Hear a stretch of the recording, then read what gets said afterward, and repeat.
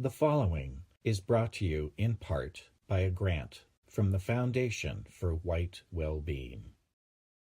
Just a Trump supporter and you're just like, I like Trump, and you get a flag and you're a fucking loser. You have got to change the concepts you use that discuss our victimization. You have got to get out in the world and contend with the anti-whites who are destroying Western civilization. You've got to dump this old, superannuated, broken, used up white idea that there's going to be some sort of golden lion that is going to appear and do it all for us. Stop being such a lazy bitch. I mean, I think a lot of people learn this. Well, they learn it in the movies, they learn it in the storybooks, they learn it from stories handed down. They learn it at church, where you're always told, just get on your knees and pray. Just get on your knees and pray. God hates you. If you get on your knees and you pray, and that's what you do, he hates you. That's why your country looks like this. He hates you. Stand up and fight for what is yours. Fight for our inheritance. And then you'll suddenly discover the sky crack open. That's how God works. Anti-white. Anti-whiteism. Anti-white narrative. Western kind. White erasure. You teach those five to the whole population of the West, to half the population of Western kind, and we will have our destiny in our hands again.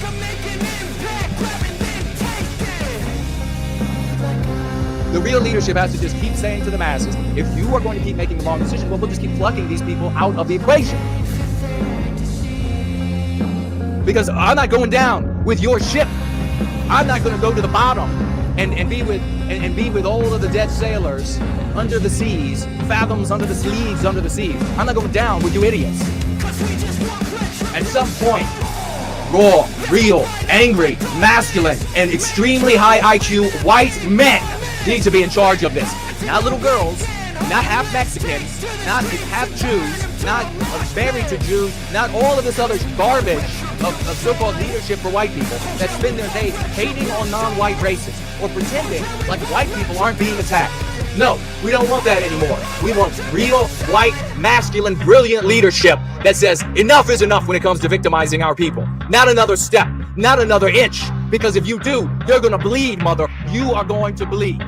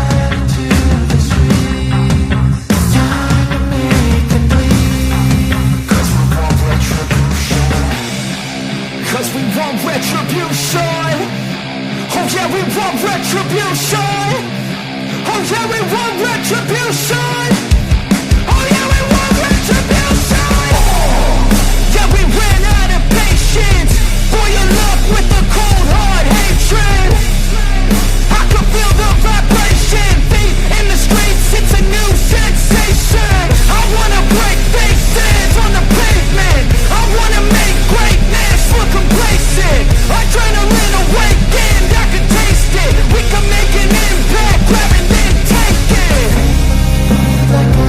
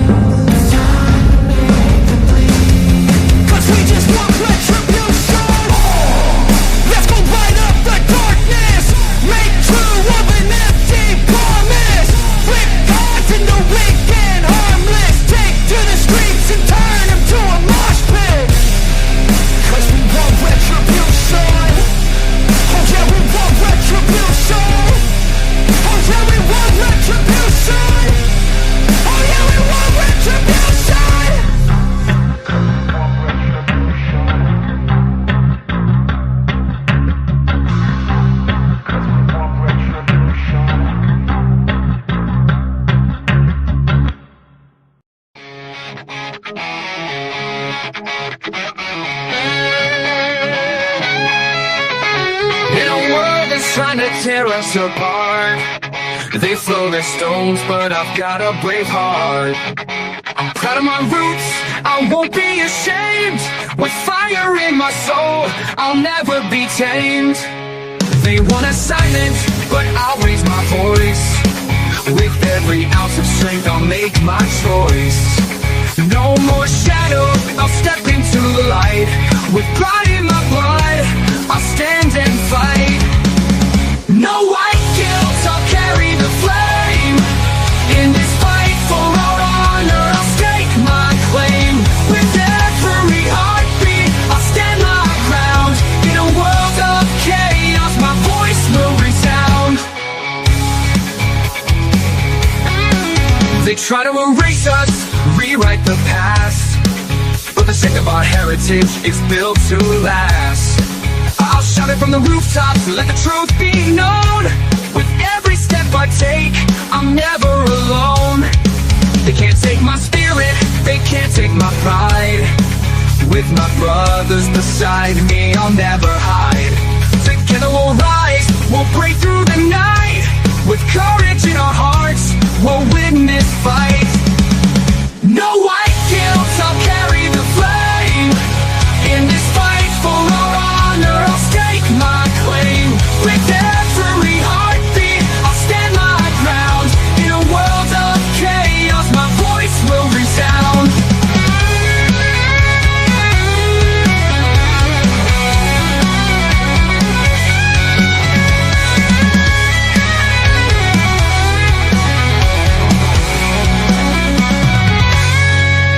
So here I stand, unyielding and proud. In the face of their hate, I'll shout it loud. No more guilt, no more chains to bind. With pride in my heritage, I'll never unwind. We'll carry the torch, we'll light up the night. In this battle for truth, we'll stand and fight. We'll strengthen our hearts and pride in our soul. We'll rise together, we'll take control. No white guilt, I'll carry the flame. In this fight for our honor, I'll stake my claim. With every heartbeat, I'll stand my ground. In a world of chaos, my voice will resound. No white guilt, I'm proud of my name. In this world of darkness, I'll never feel shame.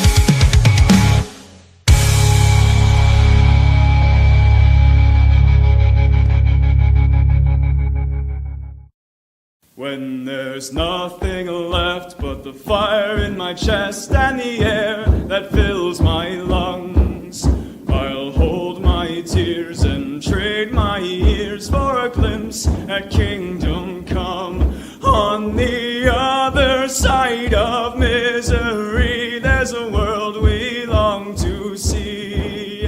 The strife we share will take us there to relief and sovereignty. Oh, by God, we'll have our home again. By God, we'll have our home. By blood or sweat, we'll get there yet. By God, we'll have our home. In our own towns, we're foreigners now. Our names are spat and cursed. The headline smack of another attack, not the last and not the worst. Oh, my fathers, they look down on me. I wonder what they feel to see their noble sons driven down beneath a coward's heel. Oh, my God, we'll have our home again. By God, we'll have our home.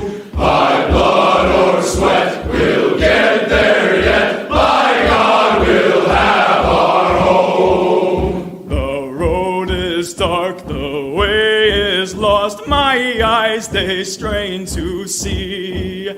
I struggle forth to find a friend to light the way for me.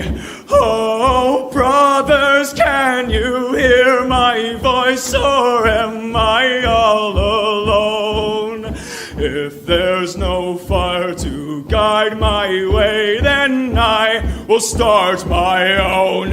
Oh, my God, we'll have our home again. My God, we'll have our home. By blood or sweat, we'll get there yet. By God, we'll have our home. Oh, by God, we'll have our home again. By God, we'll have our home. By blood or sweat, we'll get there yet. By God, we'll have our home. Oh, it's Sunday, and you know we will have our home, ladies and gentlemen. Let me know if you can hear me okay. It is our Sunday Going Free Gathering stream. Featured stories today are Nationalism Needs the NS, a debate between Keith Woods and Joel Davis. And we also have a Deportation Fight. Is it still going on? Have they shut it down? Why universities are in crosshairs, and Gadot versus Zegler on Snow White. Go free lesson of the day. Another white boy goes to jail. We're going to be talking about the human sacrifices so many in the explicit white sympathetic sphere want to see. Your comments, your questions, and then there is this. After the plane was airborne, drink orders were taken. Our very own Irishman, one of Western kind, asked for a shamrock and a whiskey, which was promptly brought to him. The flight attendant then asked a Mormon sitting beside him if he'd also like a drink. He replied in disgust, "I'd rather be raped by a dozen beer garden whores." One of Western kind cuts in, handing his drink back to the attendant. I'll have what he's having.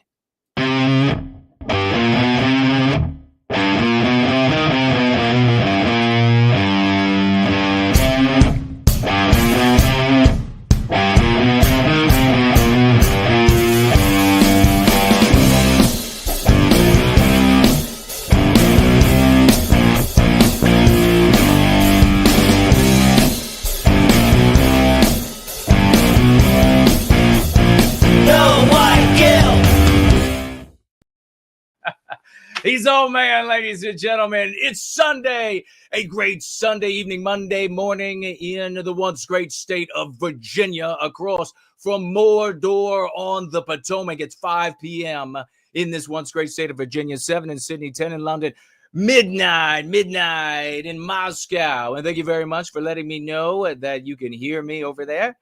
And let me know if you all can hear me. If you can hear me as well, I would enjoy finding that out. We are going free, ladies and gentlemen. Happy St. Patrick's Day. It is totally epic weather-wise in the once great state of Virginia. 74 degrees Fahrenheit. So I am very happy. It's getting, the people are breaking out their boats. They're breaking out their spring toys. And it's a glorious thing. The trees are budding, some of them already leafing. Some of the shrubs are all budding and leafing. It's glorious, and it's great to be here with you. Your hierarch has arrived in service to White Wellbeing, and we do something very different here, and we're going to be covering that relative to so much else in the white sympathetic sphere, whether explicit or implicit, and that's maybe why we have all the successes. Hint, yes, that's why we have all the successes. We're going to be celebrating. We have an absolute plethora of a trove of copiousness of victories to celebrate today. I swear it's amazing the kind of work that we are doing. It is the house of Swash, the swashbucklers. If you would like to financially gift over the course of our gathering while you were here, you may do so. You can head on over to Cash App, and it is open and running. You can head on over to Subscribe Star. It is open and running. You can head on over to the Dude Bro Moment platform, aka Entropy, and it is up and running as well as a premium Rumble. And we are beautiful. It's beautiful to see it running over there. D Live as well, cryptocurrency.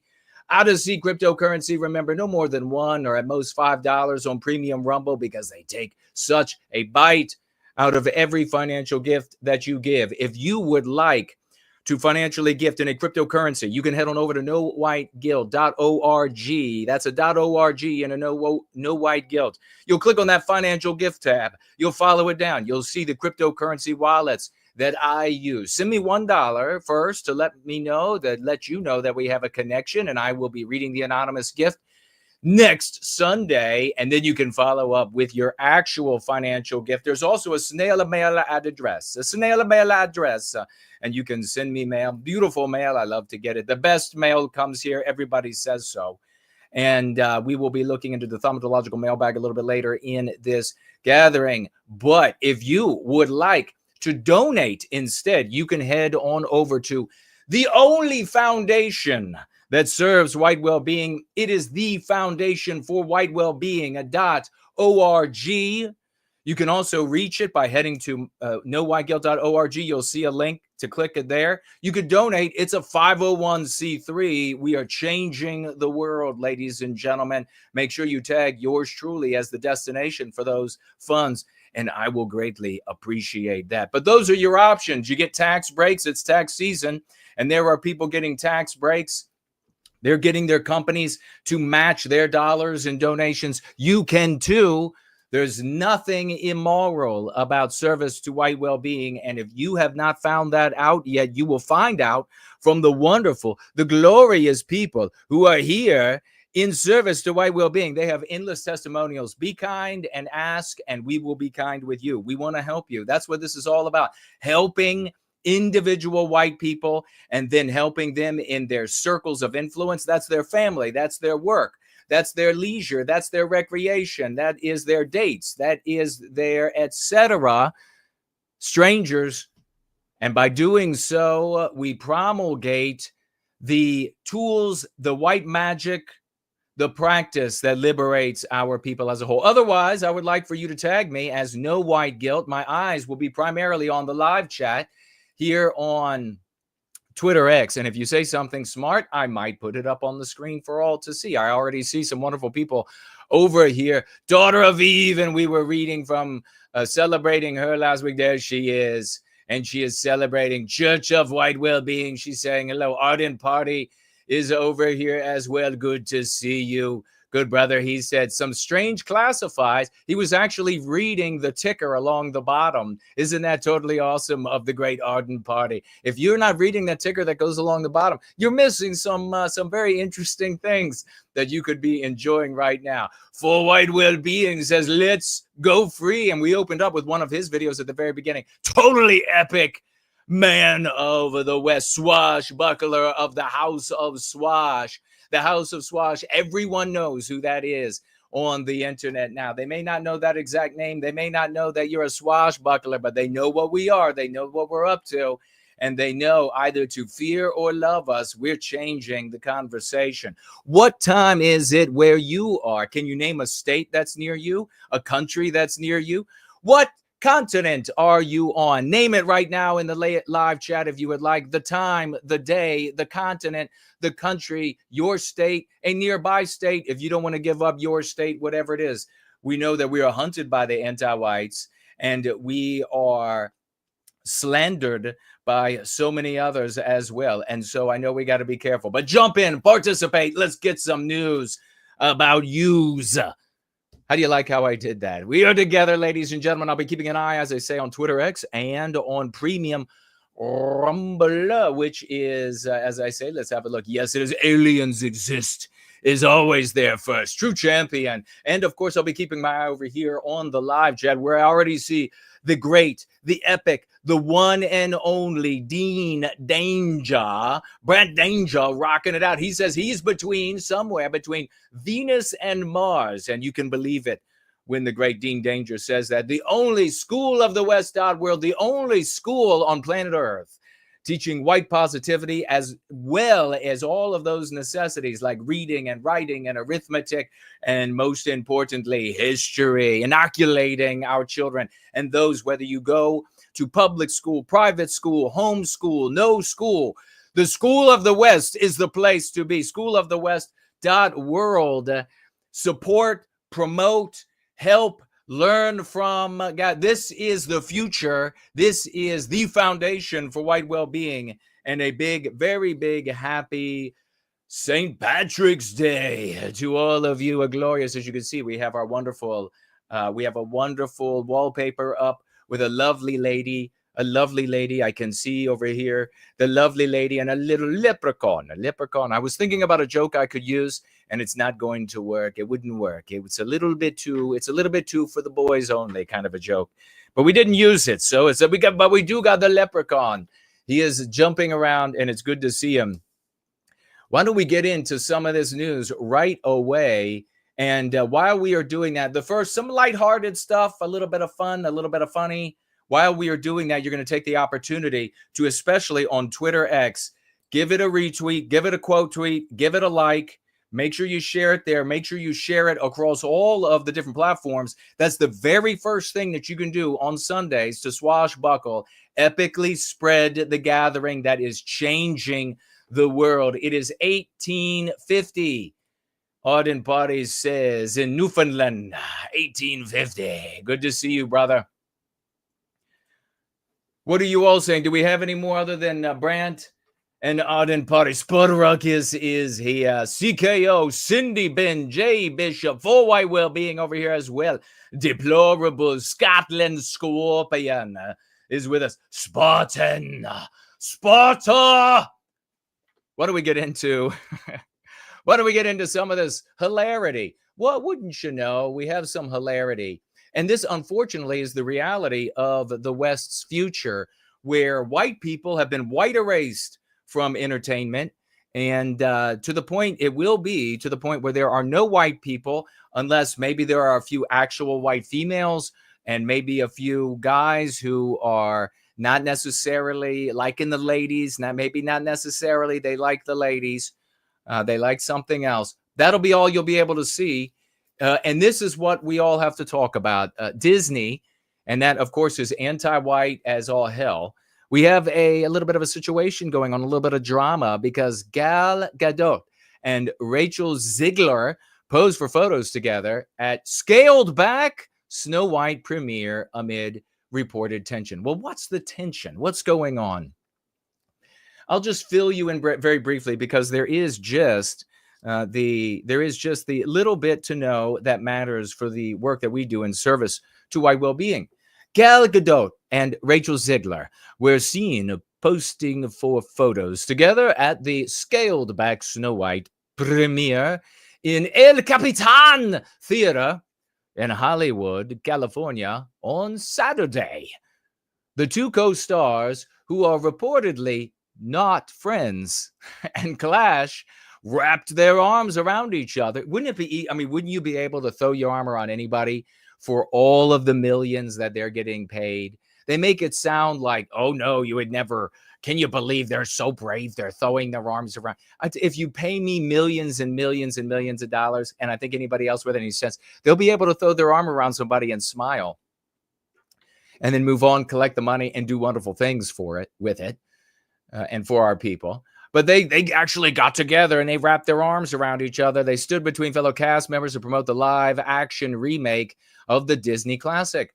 And this is what we see afoot across the totality of the West. And there are so many people who for so many years said, why don't they just come up with their own movies? They just are not creative people.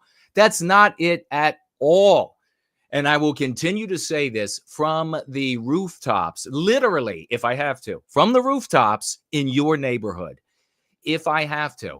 It is not that they can't create new works of fiction, new stories. It's that they want to victimize you, white people. That's what they're doing. They want to victimize you. They want to go back to all of our fairy tales, all of our classics, all of our Brothers Grimm, all down the line, and they want to white erase it because it hurts us, because it harms us, because you take away our creations and they reflect back to us, creating harmony in us. They want to take that away. They want to take this away, Snow White, from our little girls and little boys. They want to take the hero's journey away from our little girls and our little boys. That is the reason that they continue to remake and remake and remake, because there are plenty of other stories on planet Earth that they could tell. Plenty, trust me. There are only several sort of story types, but there are plenty of stories. And don't worry about it. In the coming years, once they've gotten done thoroughly white erasing as much as possible, they'll still white erase, they'll still crop things up and white erase them.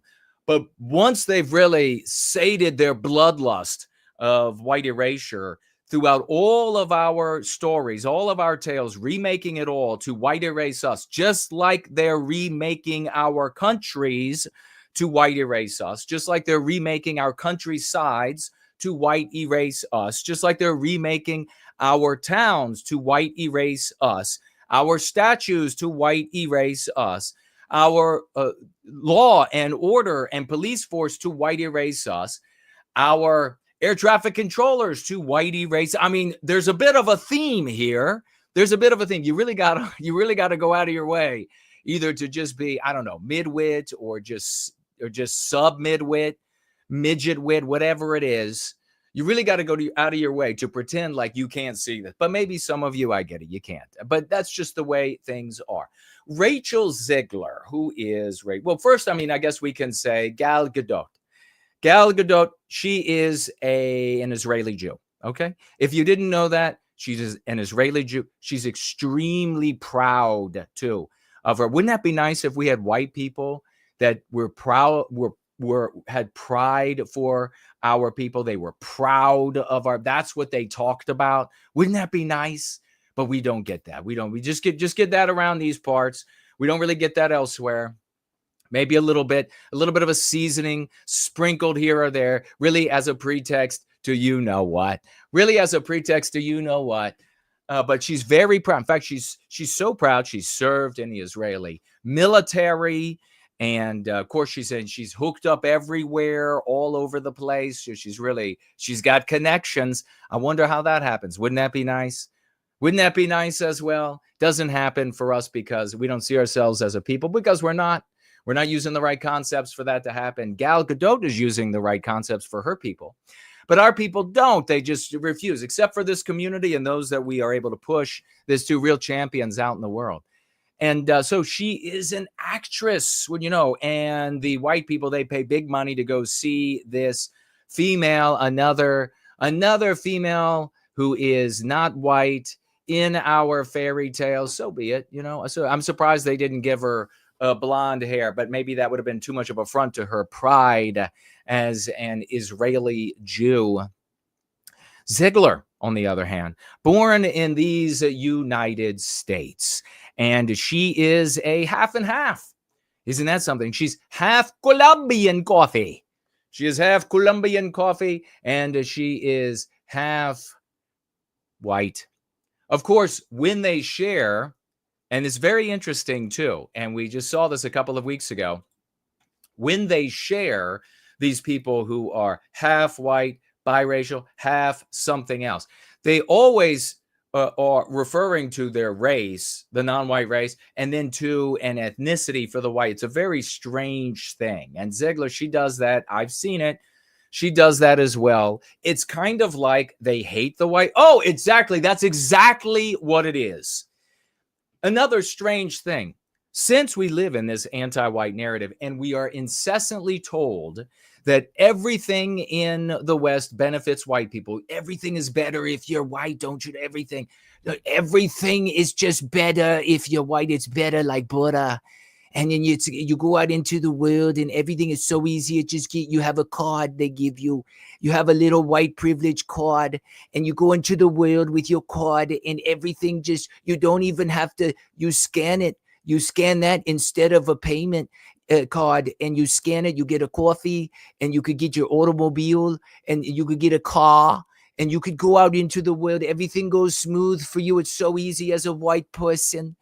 You could go right to IBM when they're saying, they have these racial quotas and they're getting rid of the white people. You could just show your card and you get right a job right away as an executive. That's how the world works. Oddly, though, Zegler identifies as non-white, which is peculiar when you have all the benefits of being white in the West. Kind of puts the lie to the anti-white narrative, doesn't it? Oh, ahoy! Ahoy, matey! It's all bullshit. Of course, we know what is actually happening in the world. The West is totally anti-white. And that's why biracial children identify as non-white. That's why, what is it about the anti-white world that really drives them away from identifying as white or saying that they're biracial and they love both sides of the family? What really is the difference there? Why is it? What drives them away? Well, if you're white, you're taught from babyhood so often and so much in every vector and sector of life that the white race is evil and that you have this evil seed inside of you and you need to make amends. That's your whole life has to be for making amends to everyone else in the world. Females, non-whites, snails, slugs, the darter fish. You've got to make amends to all of them. Get down on your hands and knees by the creek and pray to the darter fish, you white demons. And who the hell would want that? So naturally, non-white children are like, I'm no part of that. I have nothing to do with that. No. You see, she's Hispanic, non-white Hispanic. And if you take a look at some of her pictures where she hasn't had all of her surgeries and she's not having the makeup put on by the special effects makeup crew and everything else to oddly make her look very white. Isn't that strange? When they're not doing that, boy, does she look non-white. Colombian coffee. She looks like she's riding the donkey up there with who was the Colombian guy again? You all remember the last time, the coffee guy.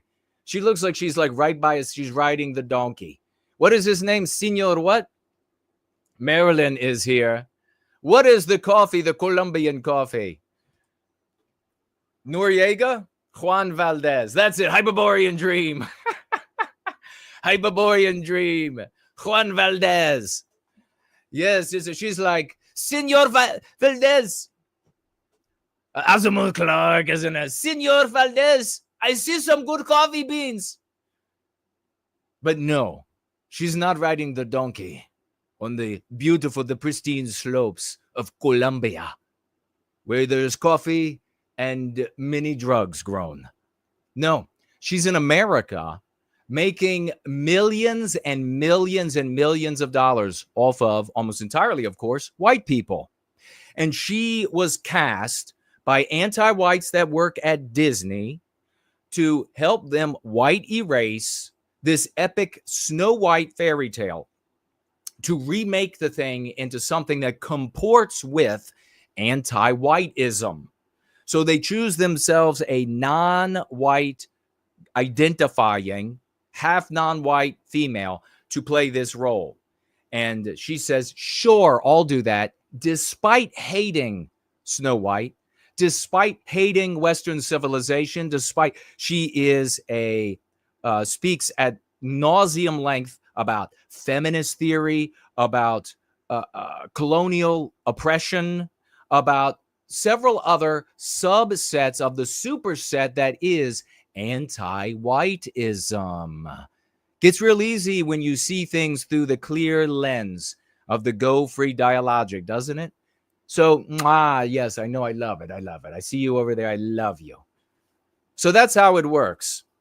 I'm talking to myself, of course. So that's how it works. She's a violent anti-white. And so they picked properly, didn't they? Iger and the rest, they're like, let's get the most ridiculously anti-white female we can, and she'll be the new Snow White. And then what happens? A bunch of these cuck white people, cuck conservatives, they roll out and they're like, but wait, the integrity of the story. And it's just like, shut the up, you fat losers, you midget-witted imbeciles.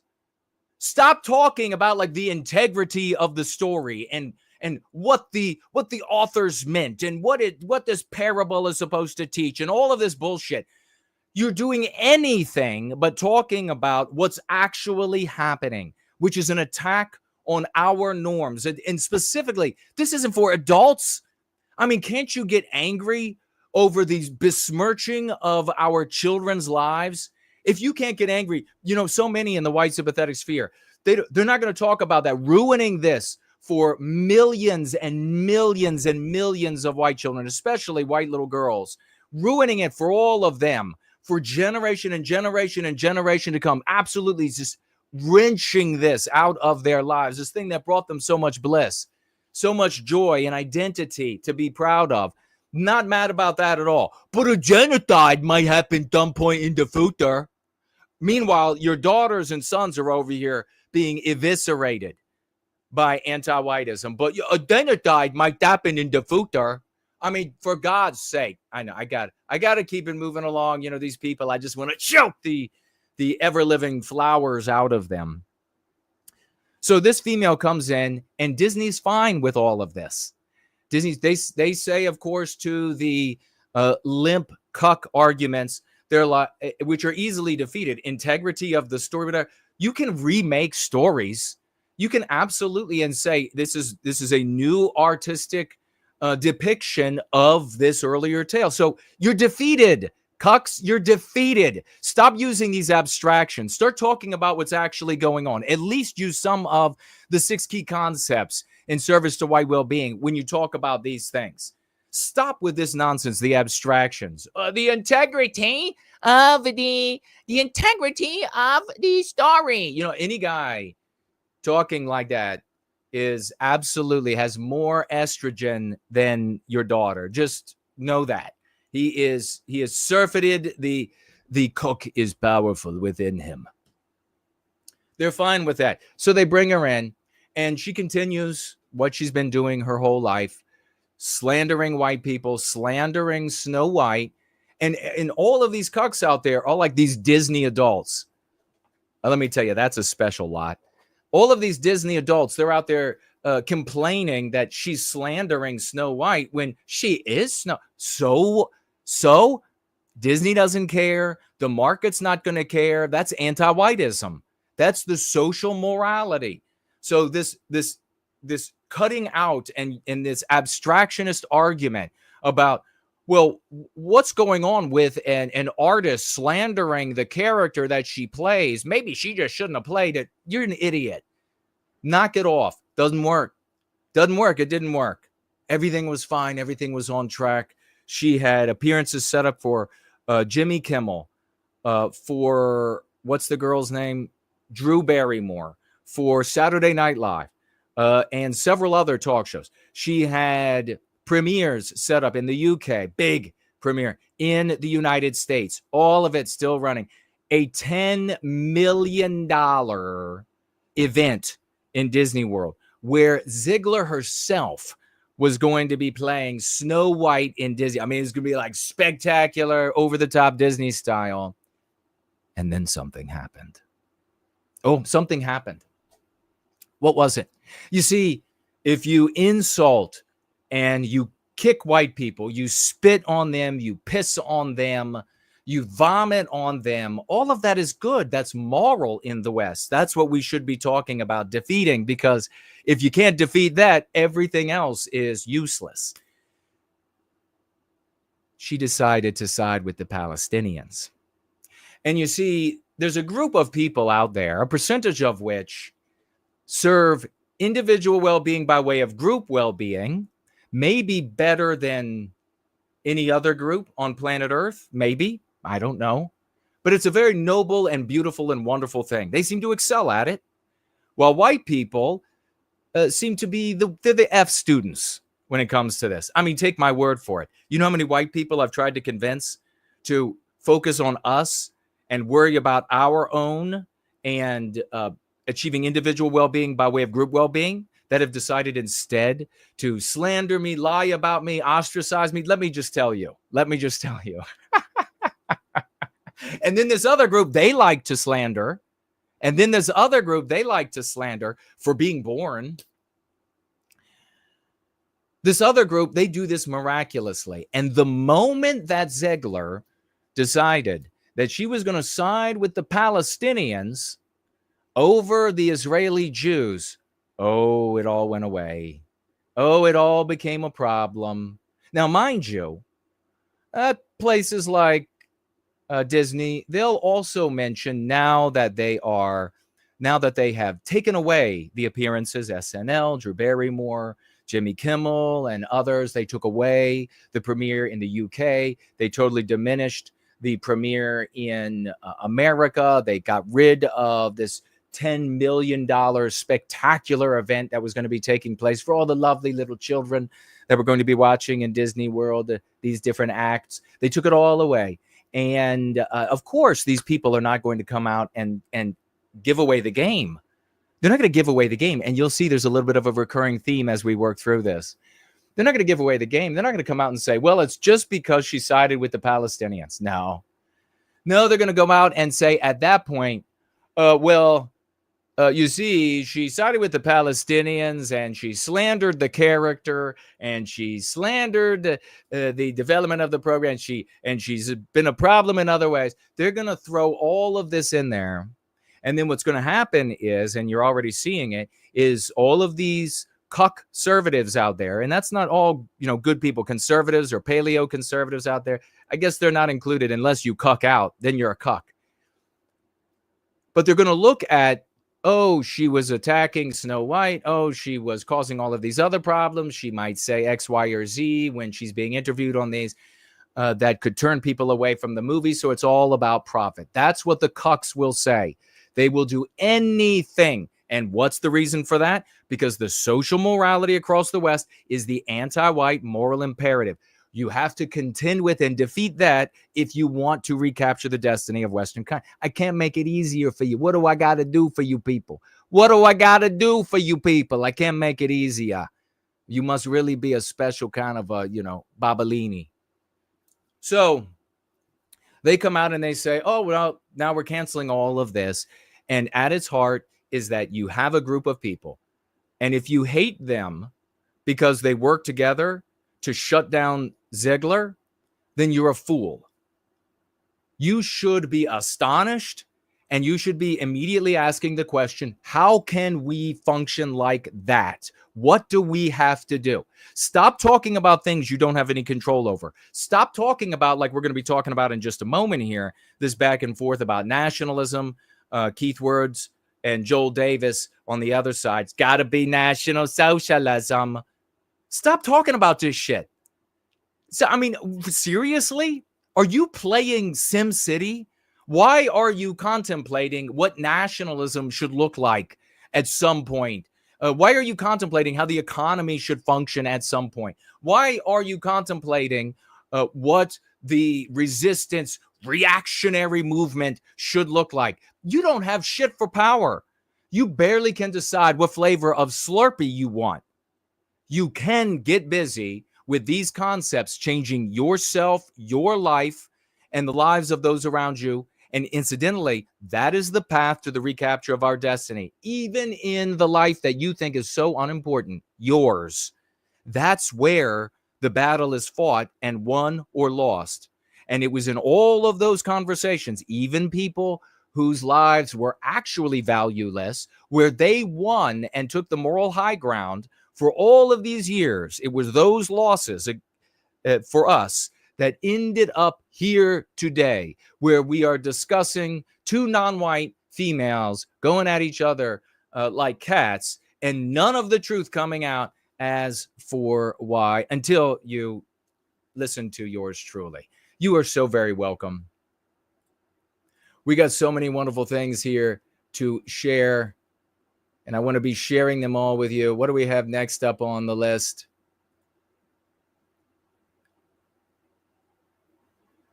We have you ever heard of when those there are like little signs with hands? Maybe you could tell me exactly what it is for, like, if a girl's been kidnapped, like a child been kidnapped, or an adult woman, she could give a sign. What is it, like the hang loose or something? Like, hey, I need help, whatever it is. Did you know there was one for guys? When a grown man is in trouble, Did you know that there was a sign that he could give you, and then you would know that he needs help? Well, there is. It's amazing. What are you doing? Me? I'm getting ready to ask you a question. For what? Like, how come your husband's not driving? I don't allow that. I heard about these type of relationships. Here now. Give me a signal if you need help. Oh, there it is. There it is. He needs help.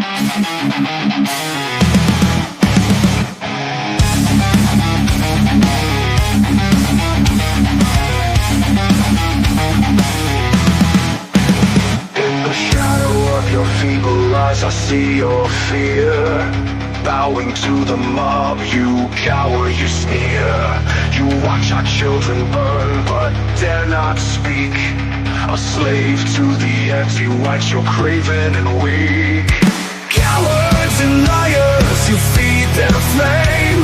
Betrayers of blood, you cover your shame. You sold your soul, you bowed in fear. But the day will come when judgment's near.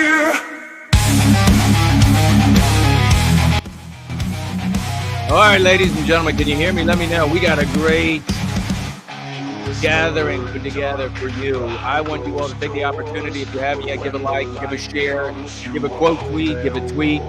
That's the great sloths, ladies and gentlemen. Make sure he hears your love. Big salute to the great sloths.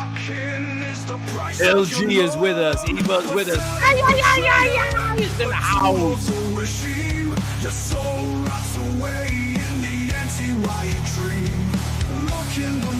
Hyperborean Dream is here. We are the most happening place in service to white well-being. Unstoppable. We're going to be talking about nationalism versus national socialism. Do you need national socialism?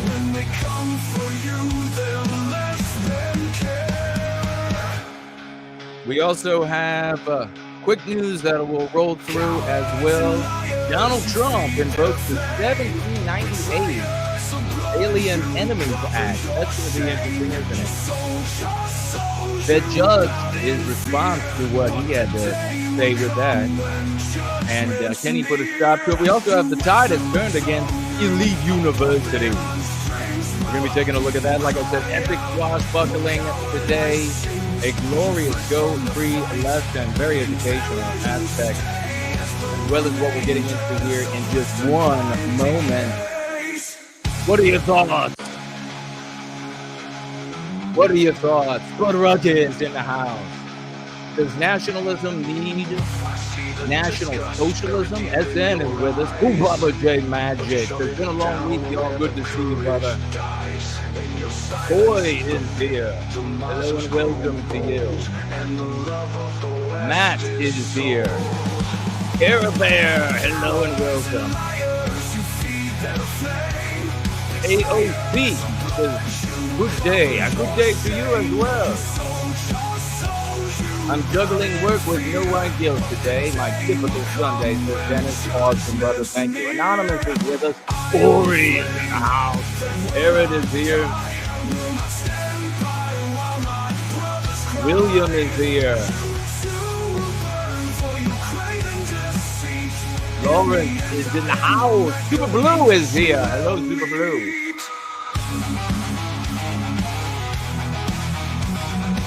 Scotland Scorpion is here. Deplorable is here as well. Another glorious tune by the great Sloths. Ladies and gentlemen, let him know that you love him for all of his epic work. We're going to put up on the screen right now nationalism. And this, what we're going to be looking at here is a blog post by Keith Woods. And apparently what happened was Joel Davis wrote, I don't know whether it was a blog post or a long tweet or what it was. You all can fill me in if you know, where he argued that you need to revive and defend and rewrite the history of National Socialism, Adolf Hitler, the Third Reich, in order to succeed. Now, I got to tell you, I feel like I am in the worst deja vu groundhog movie ever to exist, because this conversation has recurred, I feel like, hundreds of times over the past few decades. You see the same thing and the sides end up going their different ways. And I, of course, will give away the punchline. I am not interested in historical revisionism. I can argue for very many reasons why it is inane to identify with the villain of the narrative in your civilization. You'll never be able to rewrite the villain and what people think about the villain. But we're going to dig into Keith's rebuttal here. And I think he's pretty intellectually honest with Joel and Joel's main arguments. I think there are two. JB from Florida is here. So we'll be digging in. But, a Tomb of Arminius is here as well. Things have gotten bad, and I understand. Things have gotten bad, and they continue to get worse. I mean, we see people actually now with the threat and arrests in the UK of people getting arrested for looking at / sharing right-wing material. We even heard the other day here in the States that we could get arrested for opinions about Christianity if we go to the UK and it violates their laws. I mean, I guess it hasn't been done yet. But I mean, things have gotten so bad that you're not even allowed to say brown paint anymore. You have to say, will you please paint the wall, Diego? That's how bad things have gotten. So I understand the desire to do something when, for so many of these people, they just engage in pedantic prattling and then not a lot comes out the other side. They think there's some sort of a magic recipe of how they articulate nationalism or right-wing politics, and then suddenly something will come of it. I'm afraid something fruitful. A lot will come of it, but not necessarily something fruitful. There have been so many right-wing parties, radical and limp, over the decades, and they just fail one right after the other. And you have to, when you contemplate these things, realize that the contexts were infinitely better in our Western countries for nationalist movements as you go back in time.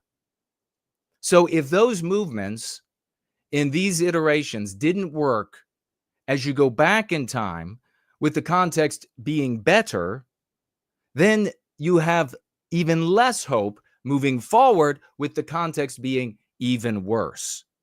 The ideology of anti-whiteism is more pernicious than ever.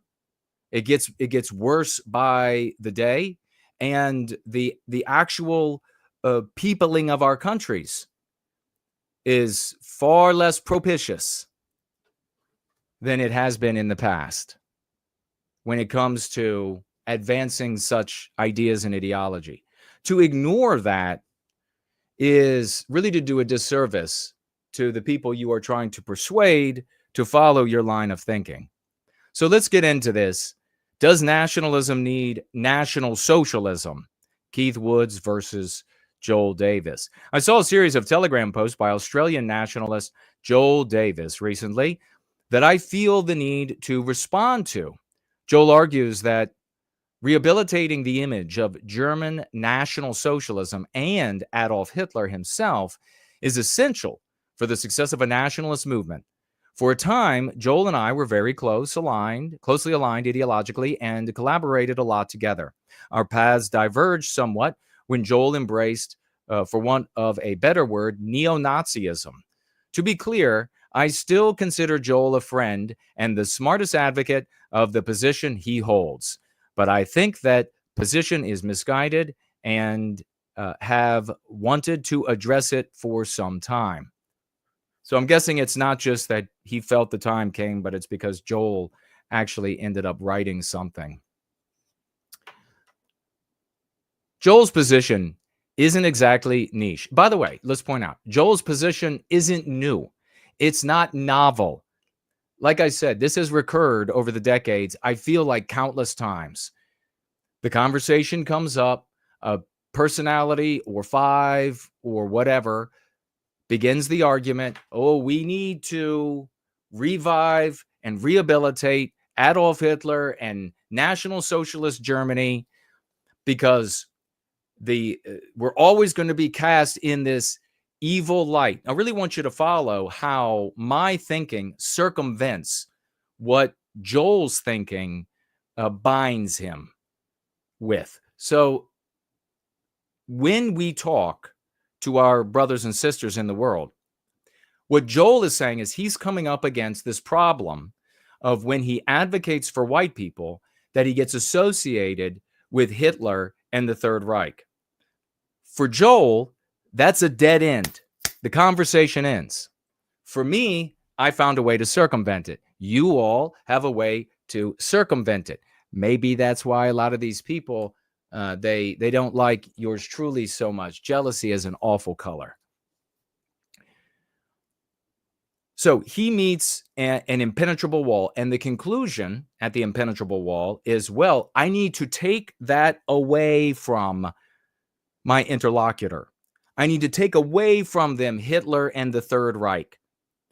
What he doesn't understand, and what I argued, in fact, at meetings many, many moons ago, was that even at some point in the future, once we get enough generations away from Hitler and the Third Reich, and the association and what it means diminishes relative to its impact and influence over, say, the boomer generation, even then, anti-whiteism will still be as crippling as it's ever been.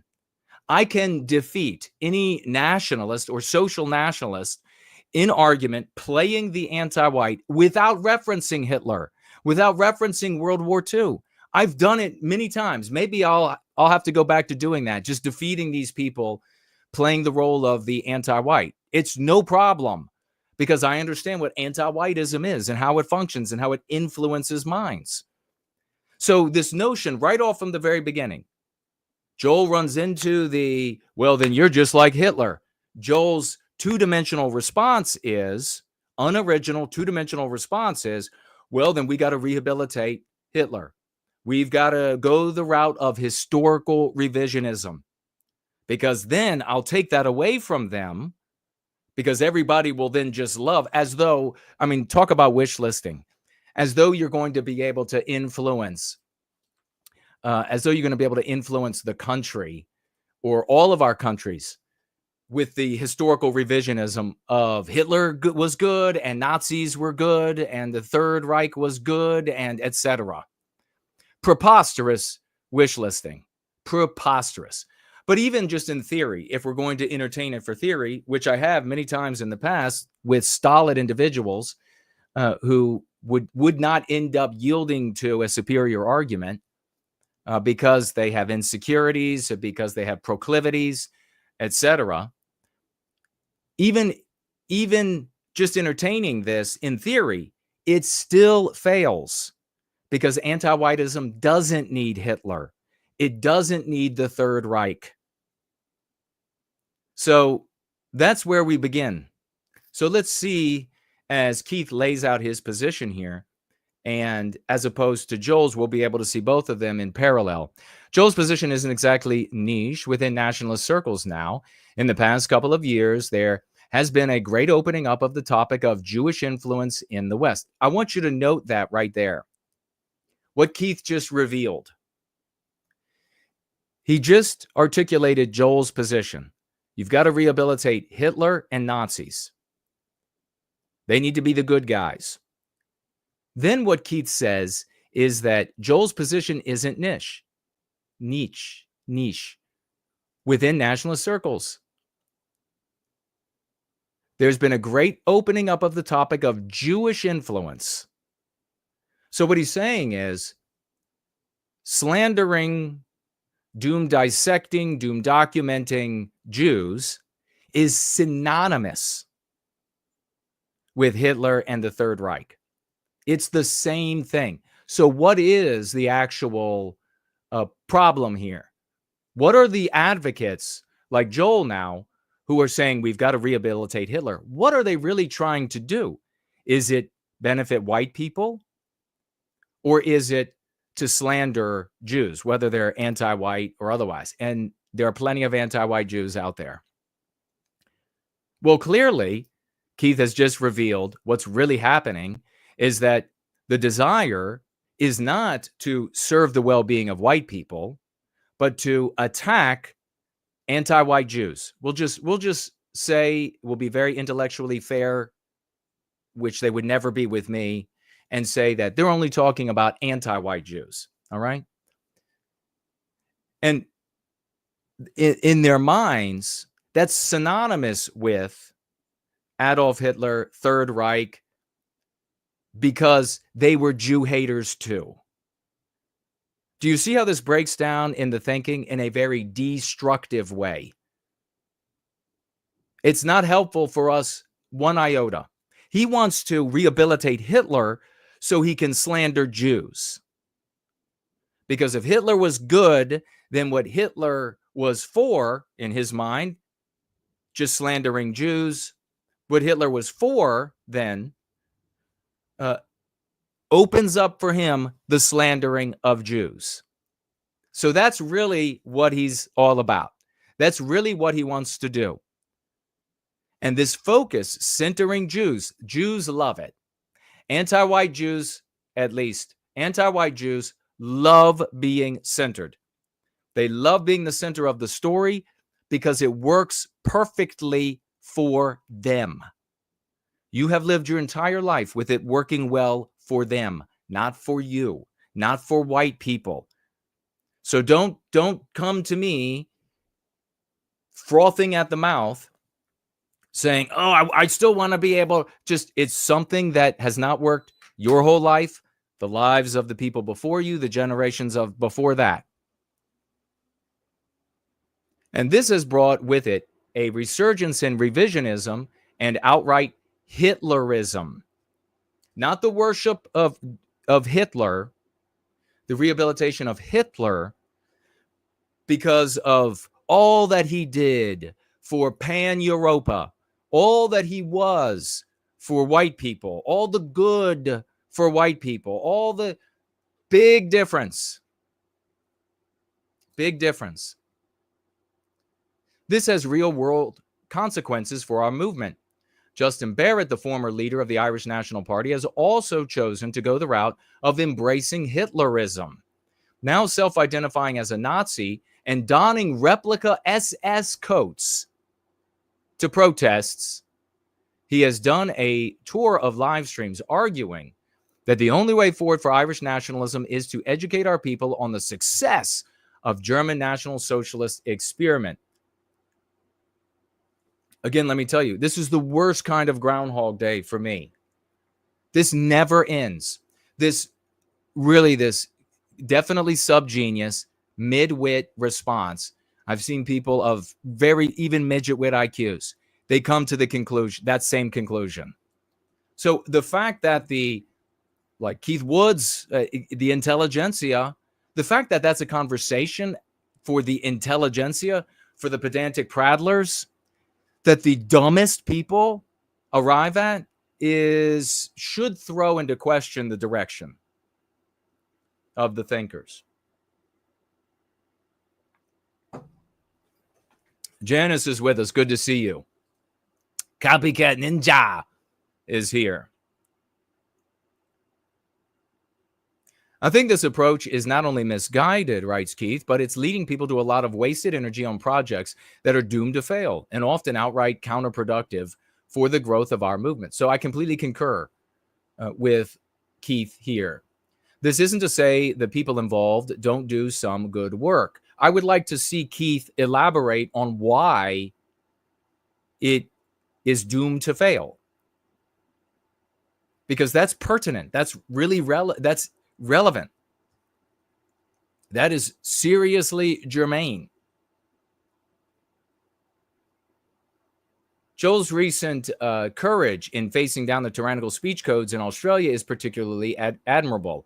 But the argument that if we can't rehabilitate Hitler, we are doomed to extinction is painfully misguided and needs to be challenged. And this is, he's quoting Joel. There was a long time where I, at least partially, concealed my National Socialist sympathies and tried to pursue ideological projects which could circumvent the negative stigma. So he's seeing that there's a negative stigma. Again, this is the 1,000th time that I've heard nationalists, etc., say these exact same words. I realized these paths wouldn't work because they all required rhetorical and often actual compromises upon racial loyalism. Now, is that true? Do we have to compromise one iota on the well-being of white people? Absolutely not. I obliterate anti-whites. I'm thoroughly convincing and persuasive to our brother Vagues out there. Even non-white people, thoroughly convincing. You who are practiced in the Go Free dialogic, you have had the same successes. You don't move one iota and you succeed. So is that right? No.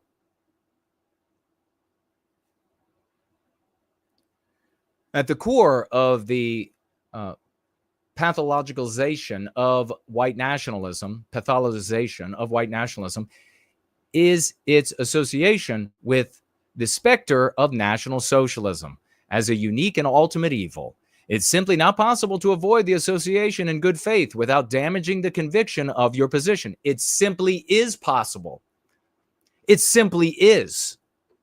I have made the arguments at work and haven't lost work. I've made the arguments in school and haven't suffered. It is totally possible. And I do it, and the practitioners of Go Free do it all the time.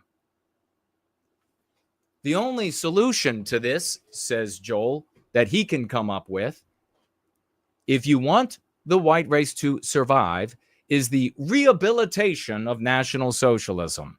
There is no other solution. Stop wasting time. Sad. Absolutely sad. He's the one that is, with these kind of ignorant sputterings, he's the one getting attention in these circles. He's the one really demonstrating that these circles that will talk about this stuff and will pass it around, and the kind of people that follow are not the kind of people that are seriously interested in recapturing our destiny. These are people playing. These are people having a good time thinking about things. That's very different from actually changing your life, the lives of those around you, the school curriculum, the judge and the findings in Canada for whether or not Go Free is dangerous for children, and on and on. They're not interested in doing any of that. Replicable and scalable. So these are people who are just having a bit of leisure. They're recreating with this. That's why they have such a visceral response to actual success that doesn't look like the game they're playing. The game is supposed to look like this. Remember, I've told you about arguments that I've had in these circles over the years where I would say to these people, what if we could stop our victimization? And there is no talk about any of this fanciful stuff that you talk about. None of that is part of it. There's no marching and taking over the government and none of that happens. What if we ended our victimization without any of that? And they screw their faces up with disgust. They can't make an argument of arguments of how to get to the things so that they could, the different tiers to do this, to do that, to do that, to do this, so that you could get to this wish list that they have. They can't make any of that art. They just like the appeal of it. They like the play of it. And so when you deviate to something real as an adult, they get very irritated. And you're seeing it here. I wanted to respond to this post in particular, writes Keith, because it contains most of the common arguments from the self-styled National Socialists around this topic. So it's an opportunity to lay out my alternative case. First off, Joel says not identifying as a National Socialist requires compromises upon racial loyalism.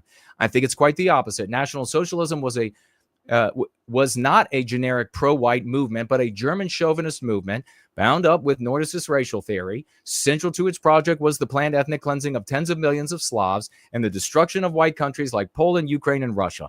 This is not some Hollywood meme history. Hitler expresses his desire to establish Lebensraum in the East in Mein Kampf, in his unpublished second book, and in his Table Talks. In the Table Talks, Hitler expresses his desire to keep the population of Russia capable of nothing but hard work under coercion, just literate enough to read road signs and serve the German occupiers. He says his plan is to make southern Ukraine an exclusive German colony. And then he shares a quote of Hitler's there.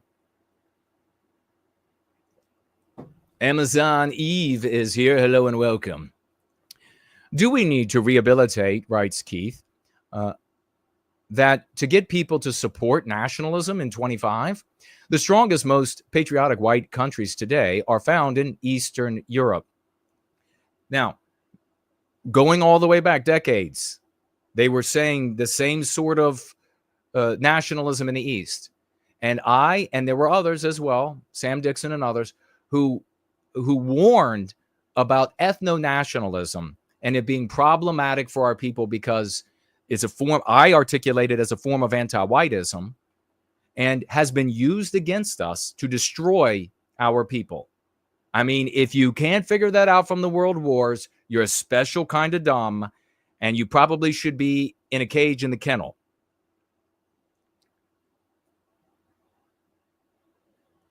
I know nationalists doing excellent work in many of them. Must we force them to change their opinions on German imperialism over their lands? But let me also jump in to make sure that you understand what I'm saying just there very briefly. And that is that we cannot let ethno-nationalism as anti-whiteism guide our resistance to a global and international problem. We have to celebrate and what I've said all along. People have asked, well, what flag do we wave? Your country's flag. You are a proud patriot of your country. It's one of many countries that the white race makes. The white people on the other side of the invisible line, they are your brothers and sisters as much as the ones on this side. But you are a patriot of your country. When you go out into the streets, it's patriotism for your country. It's one of ours. Where is it in the world? Where is it? Don't ask me, Jason, which particular country are you talking about? Because I don't need to tell you. Every Western country is inside of every white person because it is a consequence of our projection of our instincts onto the world around us. We have various hues, and we love all of the different hues, and that's why a focus on us as a global people with many countries ensures that our variations will not only persist, but they will become increasingly vivid. We will celebrate those variations. That is how we are going to recapture our destiny. The ethno-nationalism in the form that most people understand it, the form that was afoot when we have had our heads rammed against each other, that will be ineffective. Even if in one country here or there, a right-wing ethno-nationalist party is able to come to power, all of the others will be stirred up against it. You need a cure for the propaganda that is anti-whiteism, and that's what we provide you here in Going Free. That's the only way this can happen. Let me read on. And doesn't the fact that countries like Poland have some of the strongest national resistance to globalism, despite their strong historical opposition to Nazism, undermine the whole idea that a positive view of Hitlerism is necessary for the flourishing of a nationalist movement. And there's Keith right there. Happy St. Patrick's Day. The response of modern Hitlerists is usually denial. Typically, they may say the table talks are unreliable, although even revisionist historians like David Irving accept their authenticity, and most of the skepticism around them concerns limitations like translation issues rather than outright forgery. But even if we ignore the table talks, the same sentiment about Slavs and the desire for a project of colonization in Eastern Europe is clearly expressed in Mein Kampf, Hitler's second book as well. Joel has had to engage in some historically flimsy apologetics himself. And that's terribly true of everybody who advances this notion, always has been. What Hitler really was thinking, let me tell you. As when in an interview with Elijah Schaffer, he justified the German invasion of Poland as a response to ethnic cleansing of Germans. Oh, well, see, I would say that actually proves my point, that ethnic nationalism is death to the white race. It's death. He just said, well, the Germans got back at the Polish because they were two different peoples. This relies on little more than Nazi propaganda from the period. In truth, Nazis won 33 elections in Danzig and had complete control of the city. Footage from the period shows public buildings and roads lined with Nazi flags. Some German organizations suffered repression to Polonization efforts, but nothing of the scale required to justify an invasion. Once again, you see here the problem with having to discuss these sorts of things and how this is pedaling in place. This is jogging in place. It's pedaling without a chain. We don't advance one jot forward. Everybody comes away feeling like they're so much smarter after hearing the pedantic prattling, or in this case, reading it. But we don't get one jot closer. So can you see where Jason is coming from? I listened to 10,000 and read 10,000 of these kinds of arguments for you. And I would come away saying, okay, now what? What do we do? Now what? I'm a doer. I'm a team player. I'm pragmatic. I want to get to the end of the victimization of our people. We've had this conversation. Do we have to have it again? Why is there going to be another conference where there's another big speaker that's going to be talking for 2 hours about this very thing? Another response is to separate the concrete history of German National Socialism from the ideology. Anti-Slavic attitudes and German expansion were of a time and a particular set of political circumstances, but most National Socialists today have some degree of pan-Europeanism and love their Slavic brothers. The ideology can be, and by the way, you always see in these Hitlerist environments, you always see these people that are, at first, they're like, yes, we're one white race. And then they say, and here is the ranking of the white race. Forget about it. That's a non-starter.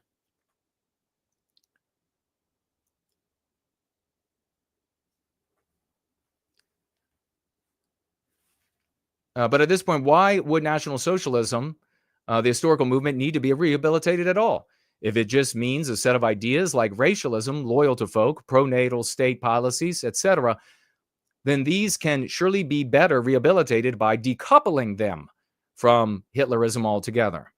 The chief argument, I don't have to do that. I don't have to, and although I'm not saying that Keith is saying you have to disavow Hitler, I've never had to do that. And I teach you exactly how you don't have to do that. The chief argument, though, is the white identity is viewed as evil because its association with the ultimate evil of National Socialism. This is where he's presenting to you the main argument that Joel is making and others of the same persuasion. And so only saving the latter can save the former. If it is true the moral universe of moderns is centered on this satanic archetype of Hitler and all he is associated with. It doesn't follow, though, that the answer is to convince everyone that Hitler did nothing wrong. I mean, you really, if you're an adult, this should be, you should immediately say, without any education in white well-being or right-wing politics, you should immediately say, okay, that's impossible.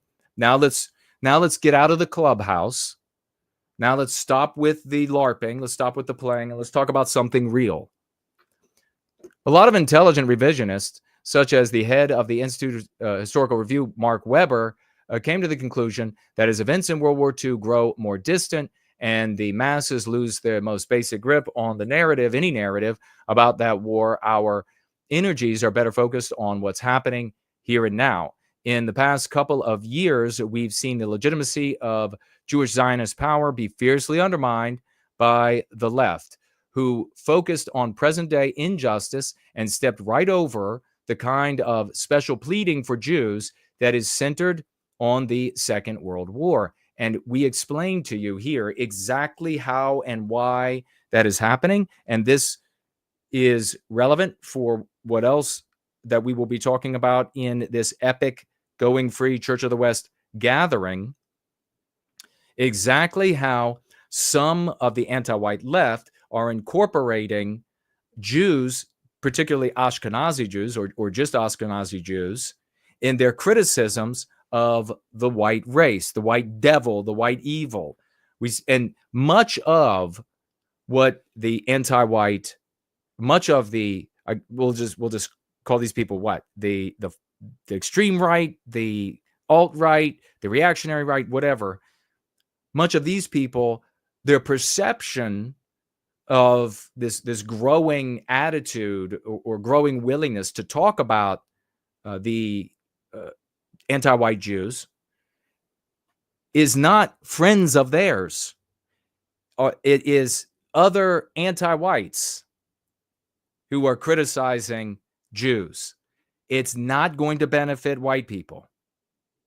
No matter how many of them show up with Adolf Hitler as their avatar and writing Heil Hitler and everything else on their description on their different that's not going to benefit. You can see, as I'm articulating here, if you have a cell in your head, at least one, you can see that all of this flattery and all of the glazing and all of the arguments to rehabilitate the historical revisionism of Adolf Hitler and the Nazis and their ideology and the National Socialist German Workers' Party, all of it is just the hood ornament of hating Jews. That's all it is. Now, having said that, I have spoken with actual people. Most of them have been in from Scandinavian countries who are smart, and they have looked at the ideologies of nationalism and socialism, and they articulate their application in the day. That's a different community of people.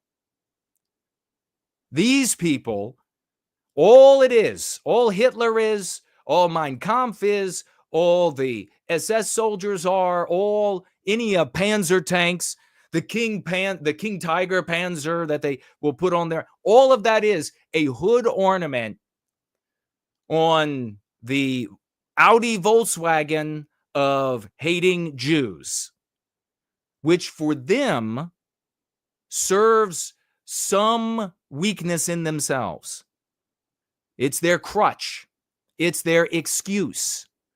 That's not to say that there aren't powerful anti-white people who are Jews, because there are.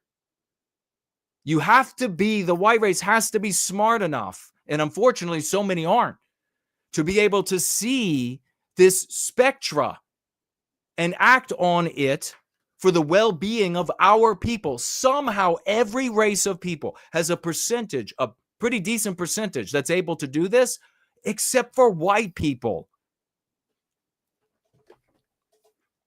The percentage of white people that are able to do this is minuscule. It's us and fellow orbiters. It's amazing. It's sad. And it doesn't speak will for the recapture of our destiny. So let's proceed. The mythos of World War II that established the post-Nuremberg world order was always good to have was always going to have a lifespan, and is now dying to apathy and ignorance as Hitler becomes just another historical figure like Napoleon or Genghis Khan to a generation with little sense of connection to the period. So now what you're going to see here is you're going to have plenty of these do-nothings that are going to read this and conclude, and you will encounter them in the world, that, well, we just got to wait. Just wait. Meanwhile, while we're waiting, remember, I told you at the beginning, anti-whiteism doesn't need Hitler. It will create a new demon, ultimate demon, if necessary in the future. It doesn't need Hitler. It doesn't need National Socialist Germany. So these people will say, well, let's just wait until people are apathetic, until they're apathetic about Nazi Germany. Meanwhile, every day that goes by, white babies are being harmed. White children are being harmed. Every day that goes by, white elderly are being harmed. White men in their prime are being harmed. White women in their prime are being harmed. While you wait for the population to become apathetic to World War II history. And I'm not saying that Keith is suggesting this. As for the argument that if we don't rehabilitate National Socialism, we can be associated with it in a way harmful to us, that doesn't matter. The truth is, it can simply be stepped over. That's exactly what I do. Leftists have overdone calling everything Nazism to the point of exhaustion, except I disagree with that. You still lose your job. If you get called a Nazi or etc., you in some countries like the UK, you go to jail. You can still lose your job, go to jail. So this is more of a wish. I hope that's, God, they really have. I hope it's right. You've given up on it, right? Because it just doesn't work anymore. No, it'll still get you fired. There is a way to step over it. I developed it. You're welcome. Leftists have overdone calling everything Nazism to the point of exhaustion, and the dividing lines between nationalists and conservatives are eroding as conservatives are largely exposed to nationalist arguments from popular commentators like the defense of white nationalism recently offered by Tucker Carlson to his millions of viewers. The leftists that invoke Hitler to say, and if he's talking about where Carlson was like, why can't white people have that's hardly a defense. But I understand how that plays well for Keith's position.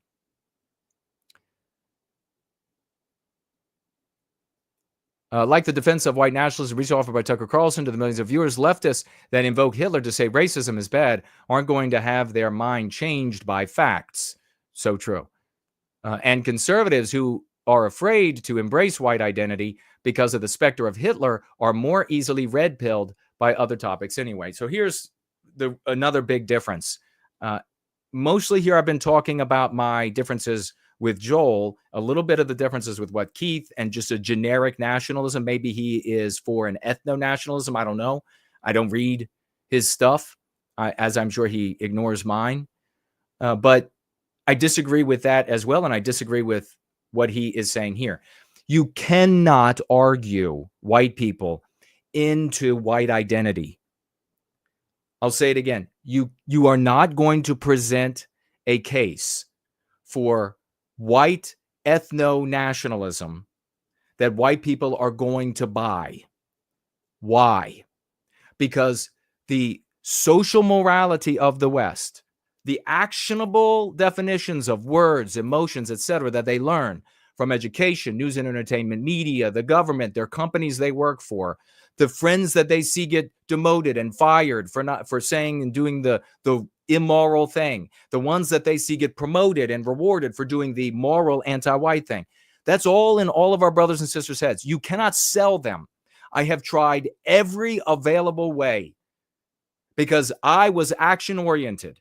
I did not come to the well-being, the fight for the well-being of our people, wanting to just feel smart about myself. I came looking for solutions to end our victimization. I went through what all of the old-timers argued.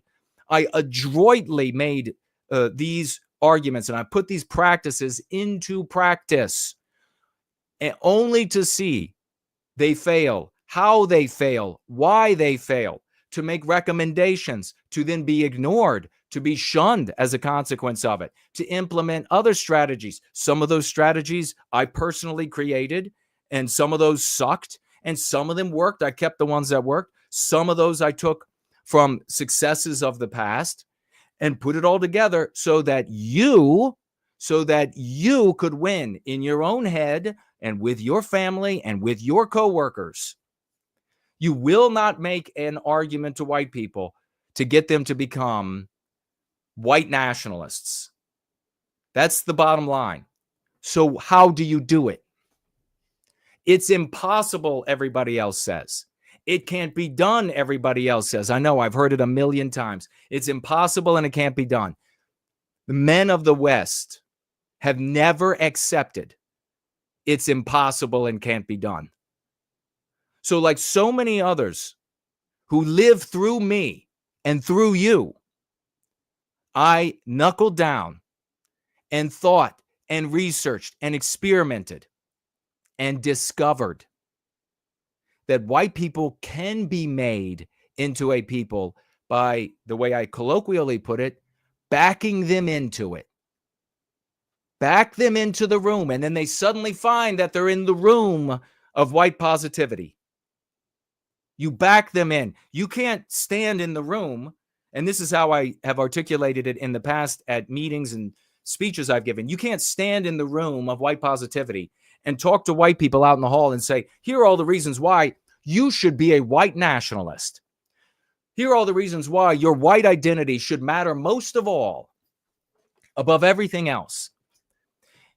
It's insane, the copiousness of the excuses and the actual reasons why white people can't be sold that way. Yes, there are going to be white people out there, and I've that will fly to the colors. They are looking for something because their heart is in the right place for our people. That number is too small, and we are in worse conditions than we used to be in. We back white people in by getting them to use the concepts that when I thought about how does this need to work, I realized that white people are selfish individualists.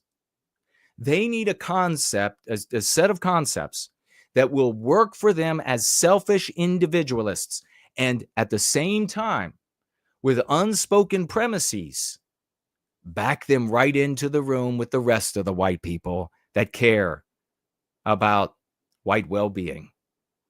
You're welcome. Suddenly, they find themselves in the midst of their people. That is how the Go Free practice works. There's a lot of deep psychology, deep psychological machinery at work in the Go Free dialogic that I get that a lot of people can't understand. But you can understand, even midgetwits, the testimonials. So there are no excuses.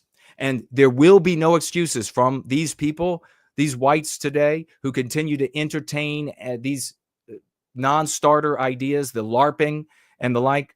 There'll be no excuses for them to give to the white children and the young adults that are coming up now, and the white children that are yet to come, and the white children that are yet to come in Western countries that target them like feral mongrels in the streets. Because these people are contemporaries of white well-being. You're welcome. Very few people become nationalists because they have waded through tens of hours of BitChute documentaries about mid-20th century. Those that do usually become the most forceful advocates of centering our struggle on their history hobby. But make no mistake, they are a minority. If they are honest, almost everyone who finds themselves in the NS camp will find they were moved to nationalism by rather simple arguments and moral appeals about our situation today. If someone is even willing to consider the 12 hours of historical revisionism in Europa, the last battle, they're probably pretty open to hearing an honest case for white identity politics And as my series on Europa is making clear, the popular Hitlerist narrative on the events of the 20th century is more riddled with inaccuracies and a product of propaganda than the mainstream view is. If Keith Woods can make an argument and to sell white people on white identity nationalism, then I will totally applaud. I will totally cheer that. It's never been done. And he's a bright guy, but far brighter people have tried in better circumstances with a better white population. But if he could do it, I will applaud it. I will be the loudest set of applause in the continent of the United States, North America. I believe he won't succeed.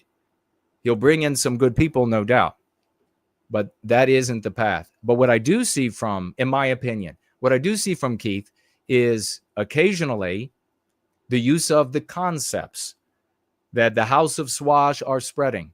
And if he keeps doing that, even if he misattributes later, if he keeps doing that, white people will find themselves in the body of a people rather than selfish miindividualists. And Keith may be motivated by self-interest, maybe just by mistake, misattribute how all these people are ending up in the body of a new white race. But we will know the machinery that's actually at work.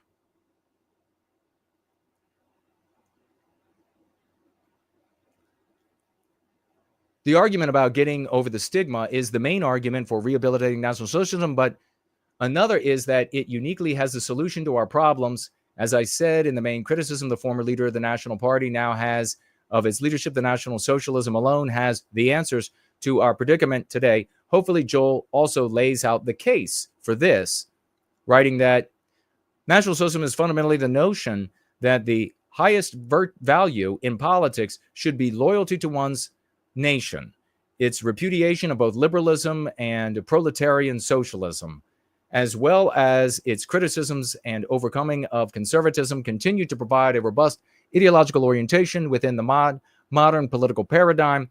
Its existential conception of life as struggle is cultural racialism, its economic principles, these all remain just as relevant today. And this is where you see, and maybe we'll jump to the end, this is where you see the baffle-gabbing and acolytes who decide to follow what they perceive that they can't understand.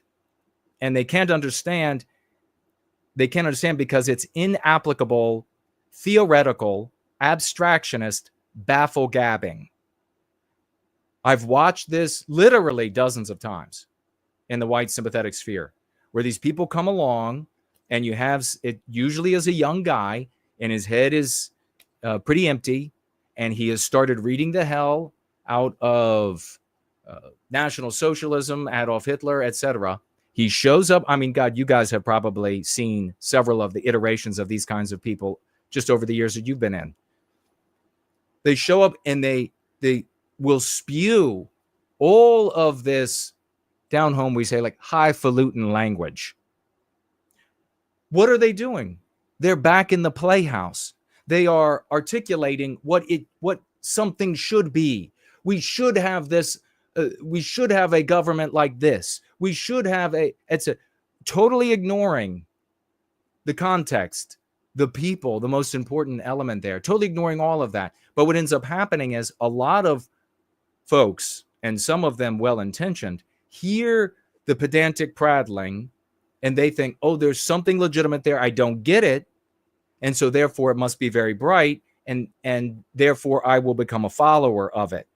And when you dig in with them, as I have, you find out there's nothing there.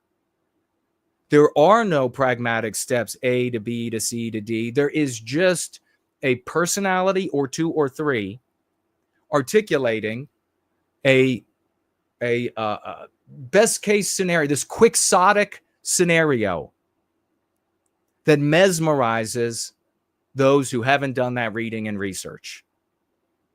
And they just, they get baffle-gabbed, and they give their time, their money, and probably most importantly, in the internet age, their viewer count. They count as a person watching and listening. And it's based on that and that alone that 99.9% of people determine the value of what's being said. Regrettably, because the human animal is, at least the white one we can talk about, not doing very good, folks. Not doing very good. Keith writes, I don't see any principle unique to National Socialism that Europeans need to survive and thrive today. As I said, many Eastern European countries have had wonderful national. So he's reiterating that same argument from a little earlier. Jump down to the bottom. Keith writes, finally, as for the economic principles, the Nazis certainly had an enormously successful economic experiment that was essentially an early trial of the modern monetary theory. But economics is a practical matter. And I don't see why any of the principles used there should be treated as sacrosanct either.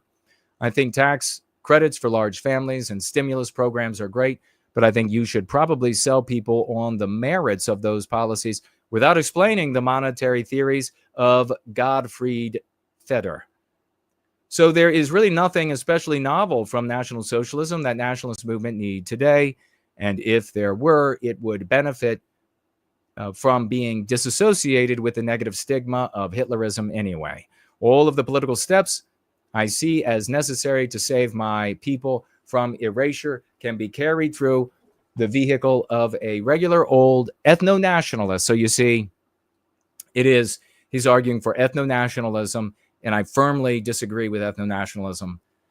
And one that actually speaks to my people's history, heroes, and heritage. That part I agree with. It might be, if you're new to hearing me say that, you might think, I don't really understand the difference. Stick around and you will learn the difference. That's Keith Woods on Joel Davis. If you all have any comments on that, let me know. Otherwise, we are going to hit up a couple pieces of quick news.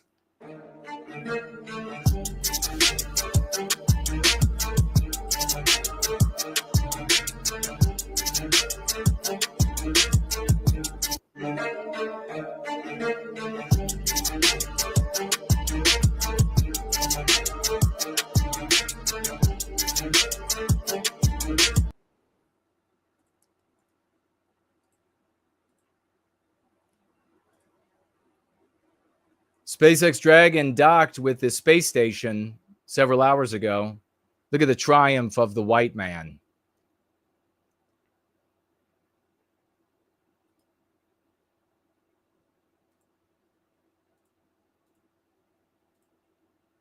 During my time spent travel nursing, I worked at a hospital and I was floated onto a floor that I didn't normally go to.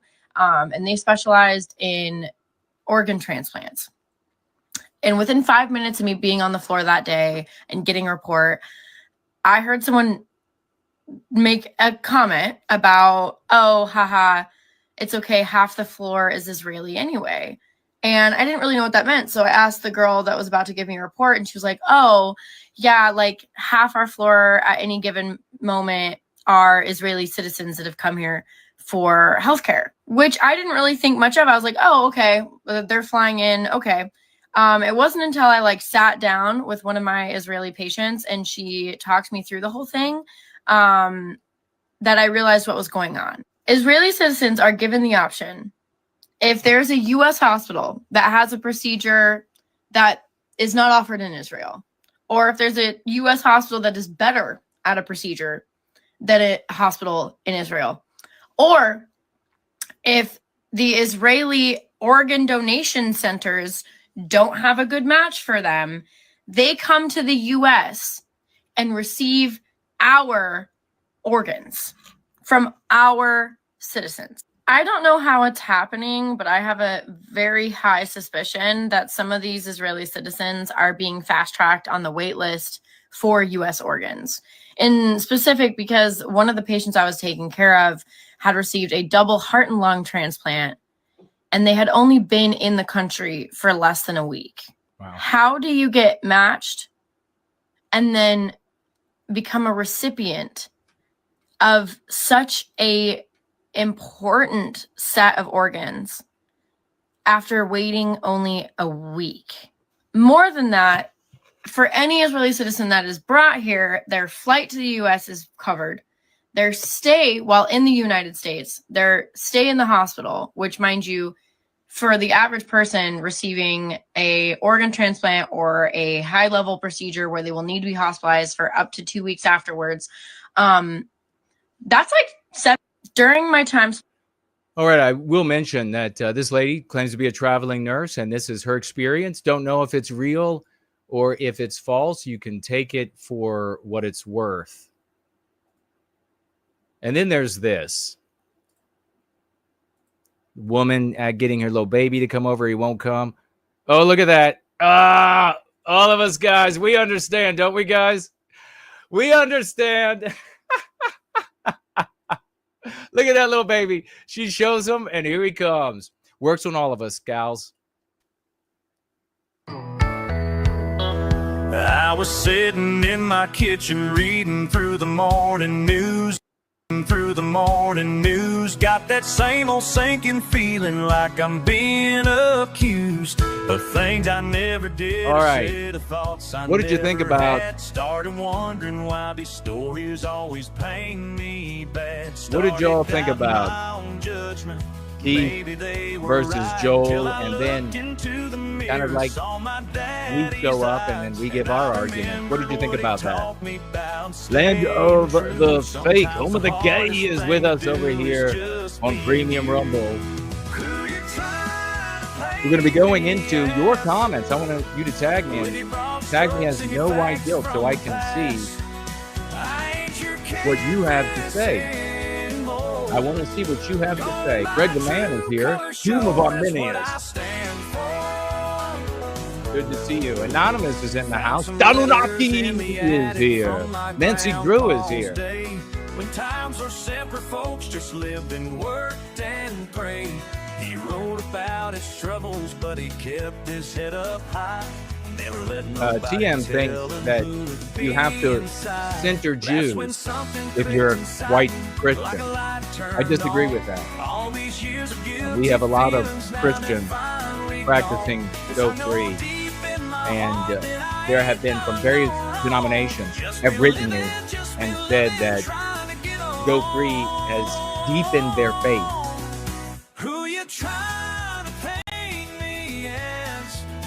If you want to center Jews, though, in your life, then you'll have the outcomes that have been had for generations and generations. You don't have to argue with No White Guilt about whether or not it works. You got to argue with reality about whether or not it works. Inquisitors with a Stamuki is in the house. The Tree Godfather is here. Believing I was somehow wrong. But now I see with clarity.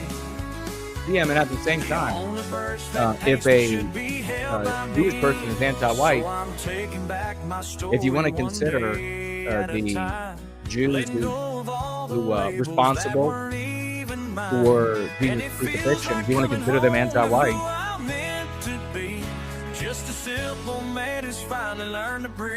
more power to you. Dino Storm is in the house with us. Good to see you, brother. TM says he doesn't disagree with the positive message. He's just asking how we reconcile Christianity with the battle between the Jews who accepted Christ and those who still work against him. Well, I'll point this out to you, that Jewish people who are anti-white, and obviously the ones, therefore, that are a problem for us, don't have any problem with Christianity when it's practiced by blacks. They don't demonize these people in the entertainment that they create and their college courses. The Christians that they oppose are the white ones. And it's because we're white. It's just like the lodges that are white, the military institutes that were white, on and on and on. So that's the real reason that they're after Christianity. Doesn't mean that there isn't some, the story doesn't play a similar and somewhat different role in the history of their people in a way that unites them. But I don't give a shit, honestly, how it unites them, right? What I care for is how our lens unites us and builds a fortress, an impenetrable fortress around our people, so that individually we are safe and we benefit and etc.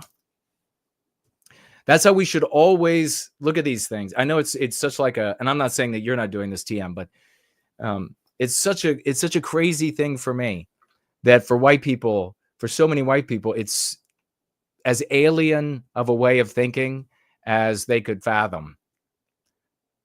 Land of the fake, home of the gay. Did you tag me? Who tagged me over there? Good to see you all over there. Chatting it up over there on Premium Rumble. Look on D Live if we have any tags. We're going to be getting into right now. Donald Trump invokes the 1798 alien seditions, and we requested that he do, if you remember. And before he got elected, and he did. I got a new follower over there on D Live. God bless you. You know, this is the place for the elites. This is the place for the elites. We do have who to thunk it, and I'll read this right now. 5 library tokens donating because in Keith's name, because he used erasure in that piece precisely rather than replacement. Remember, we have been, the House of Swash have been on him in his comments. Don't say replacement. It's white erasure. So for him to say erasure, it's at least in the right direction. Why do we care? Because we want to recapture our destiny, because we see these things working. We see what fails and we see what works. We should always be received by those who at least feign like they care about white people. We should always be received in good faith, because we're this community, the House of Swash out there, Church of the West. We're out there putting these this lexical and dialectical armory to use every single day and perfecting it. So when we show up, you should at least be like, all right, well, what are you using? What are you seeing that's working? If they're not doing that, it really calls into question, you know, how much of it's motivated, how much of their content creation or their work for white people is motivated by the 4 Ps. They just want to aggrandize themselves. They want power. They want eyes on them. They want, you know, how much of it? And they know that there is a really defunct, grotesque, bottom of the barrel group of people who object to me and you and advocacy for white well-being that are in the white sympathetic sphere. At least they claim to be. I mean, we keep finding out how many of them are actually going to end up white in the end. All of these leading personalities, one after the other, these big accounts. Wow. Anyhow, we should at least always be received in good faith that the no white guilt guy and that no white guilt community, they obviously are focused on doing good for white people. So we should hear them in good faith. So really happy to see, and thank you for that. Who to thunk it? 5 library tokens in the name of Keith Woods for using erasure rather than replacement. I know. Academic. You think you know a thing or two, Jason. You would love to have been in on that private conversation. Yeah, he knows how to get his students to polish his apple. But as far as white well-being, not a lot, because I can tell you exactly how that doesn't work very easily. Let's go ahead and proceed with what we have now. Good to see everybody here. Make sure you take the opportunity to share. I want to hear what your comments are. I'm going to take a look back at the live chat and talk more about this debate. And does nationalism need national socialism? We have a lot of people who will talk about groups like the National Socialists and the Birch Society, and the enormous error that they make is they anthropomorphize the group. They turn it into a person. They talk about the group as a person, and therefore our brains immediately are able to understand. It's really low IQ, and it's an enormous error in thinking. The brain wraps right around it, and they can understand an anthropomorphized entity because they can understand a person. They can understand themselves. They apply without even really being aware of it, but I point it out when I have conversations with them. The motivations of an individual, the thinking of an individual, the feelings of an individual. You almost never need to talk about entities like that. They are composed of individuals. And what is it that drives the individual? What is the pertinent element about an individual that is important for our well-being? Because a lot of people will make an error here as well. And they'll say the way they were born.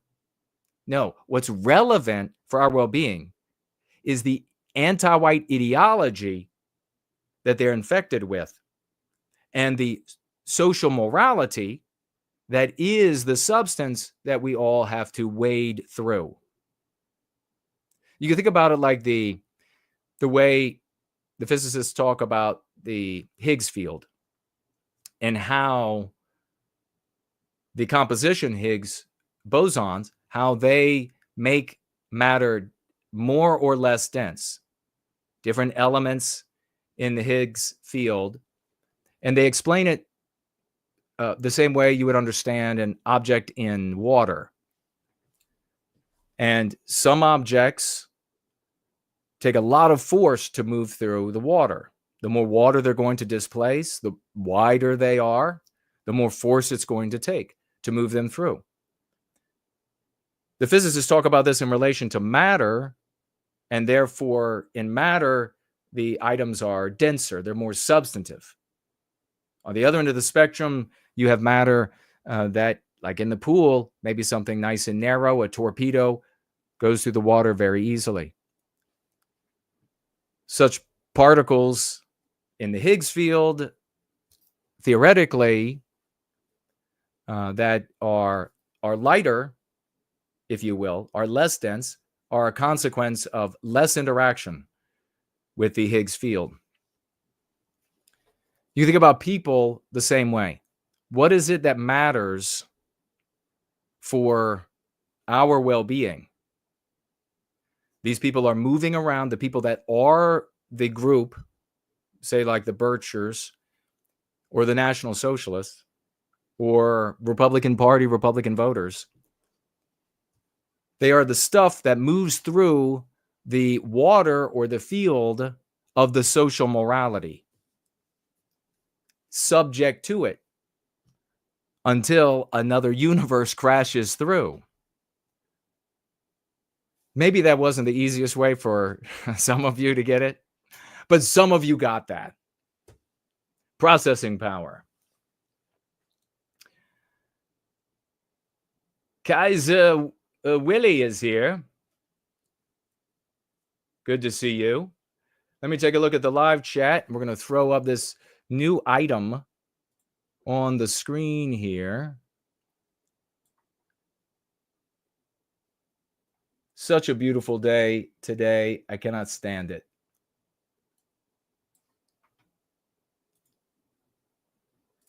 Trump breaking out. 1798 to give us some of the deportations. You know, it'd be nice. Maybe if we say that all of the 10 million illegals or border crossers, whatever you want to call them, that came in during Biden, and the other 30 or so, 40 since Reagan, whatever it is exactly, maybe we'll just say that they were all pro-Palestinian, because then they'll all get deported immediately. There won't be any messing around. One MP that Christians are infected with is referring to all non-Christian religions as pagan religions, says Craig the Man, who is with us today. Franklinator is in the house. Good to see you, brother. They literally take our organs.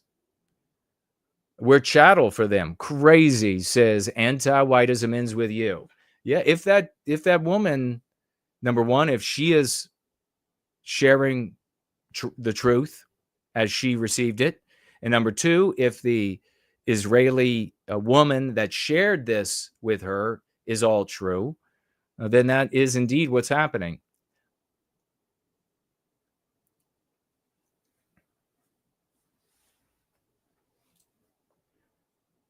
All right, just taking a look here to see what else was said.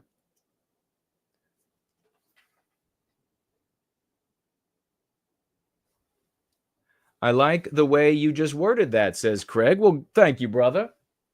I appreciate it.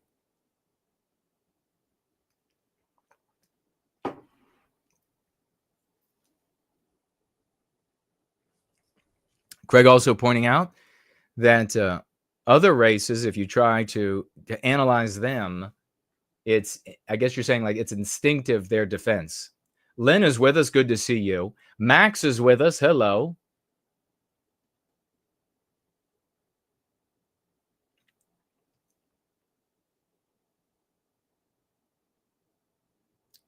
We are the remnants is here.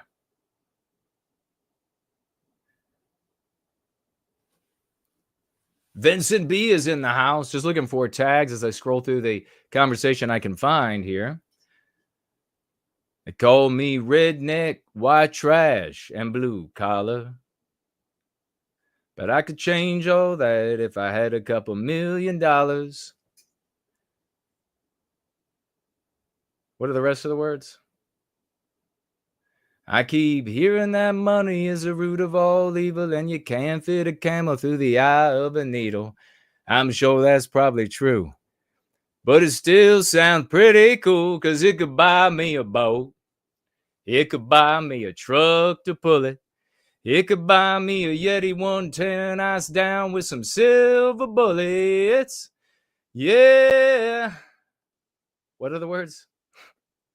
I know what they say, money can't buy everything. Maybe so, but it could buy me a boat.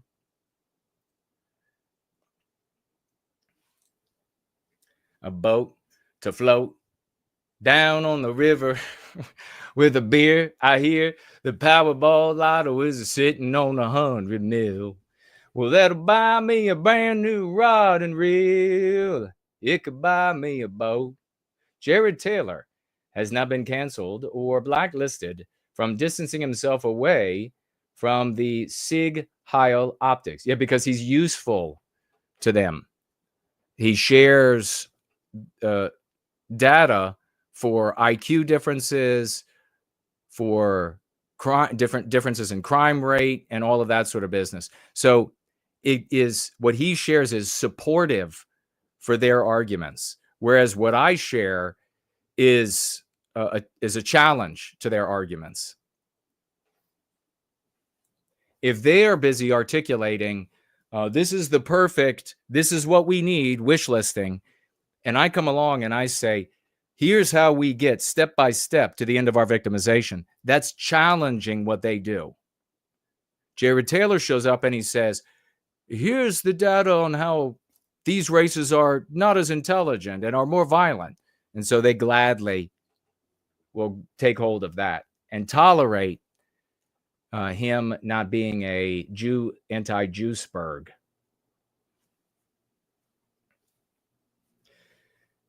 It could buy me a truck to pull it. It could buy me a Yeti 110. Didn't the 1798 get stopped by a judge? Well, we're going to take a look at that. Aye, aye, aye. Yes.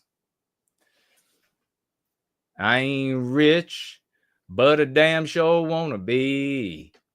Working like a dog all day ain't working for me. I wish I had a rich uncle that'd kick the bucket and I was sitting on a pile like Warren Buffett. I know everybody said money can't buy happiness, but it could buy me a boat. Donald Trump invokes 1798 Alien Enemies Act to expedite gang deportation. Look at some of these lovely people here. President Donald Trump has invoked the 1798 Alien Enemies Act, which will allow for expedited removal of Venezuelan migrants who are suspected of being members of Trinidad Aragua and some others. Trump's presidential action entitled Invocation of the Alien Enemies Act regarding the invasion of the United States by Trinidad Aragua states that TDA is designated foreign terrorist organization with thousands of members, many of whom have unlawfully infiltrated the United States and are conducting irregular warfare and undertaking hostile actions against the United States. Why doesn't Trump designate as terrorist groups so many of these other much larger gangs in the United States? I mean, what about like the Latin Kings? Remember them? There are far more of those than there are of Trinidad Aragua. It states in part, Trinidad Aragua is designated for a terrorist organization with thousands of members, many of whom have unlawfully infiltrated the United States and are conducting irregular warfare and undertaking hostile action against the United States. TD operates in conjunction. All right. Trump's presidential action adds TDA is perpetuating, attempting, and threatening an invasion or predatory incursion against the territory of the United States. Trump's presidential action further states on March 11, prior to the invasion. And so what this was going to do, and I don't know if it says it here or not, but it was going to free up assets. Trump was going to be able to use far more military assets and take liberties that are otherwise not at his disposal, which we've talked about here before, all the way back 2015, saying that he was going to have to do this. So 10 years ago, wow. We were talking about that he was going to have to do this or nothing would get done because of judges, because of sheriffs, because of governors, because of so much more. And anything that he could achieve would just be undone. What happened during Biden's term? So all of the political action are downstream of the morality of our country and indeed the morality of the West. That's where we need to focus our firepower, not on these other things. Now, when it comes to deportations, by moving these people out of the country, maybe even move them to Africa, make it impossible, make it very difficult for them to come home, make it very difficult for them to live the next 4 years or maybe 8 years for a new politician to come in there and say, well, we'll bring them all back now. You follow what I'm saying to you?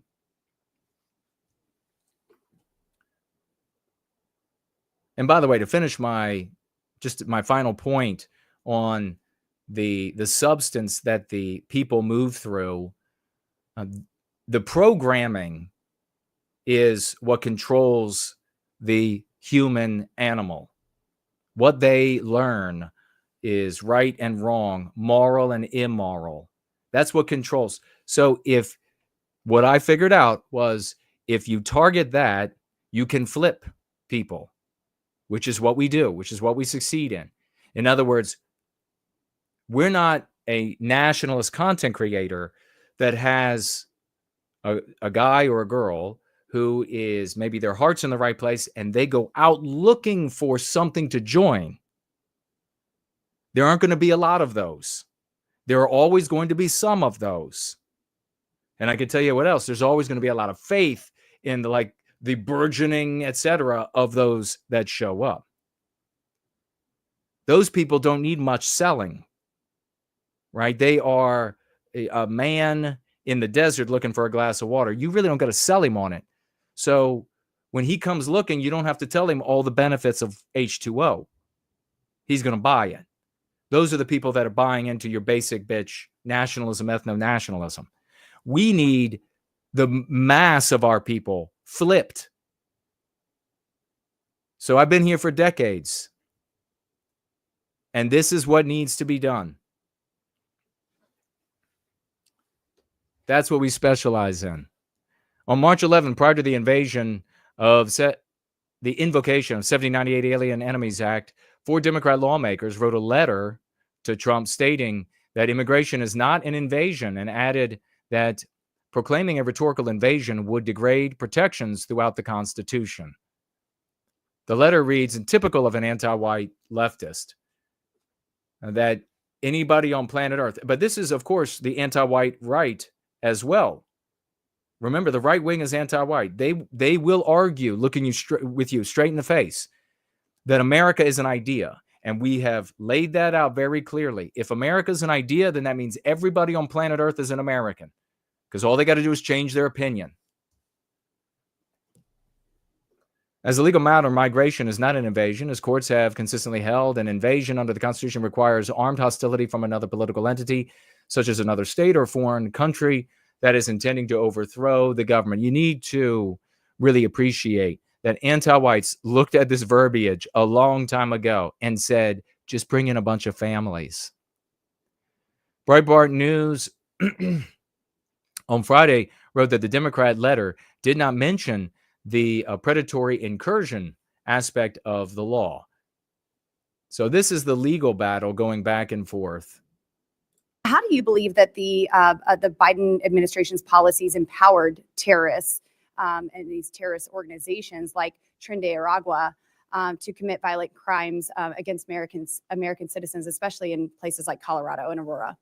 The Biden administration's immigration and border policies provided a magnet for all kinds of criminals and terrorists to basically say the border's open, we're going to move in, and that empowered the enemies and adversaries of the United States, including nation states, to then steer those migrants to be able to come into our country. Ms. Congressman, you mentioned the Tren de Aragua. Mm-hmm. The Tren de Aragua is uniquely a phenomenon of the Biden administration. It did not exist inside the United States prior to 2021. In fact, most of the Venezuelan migration that was leaving that country since 2014 fled south, through South America.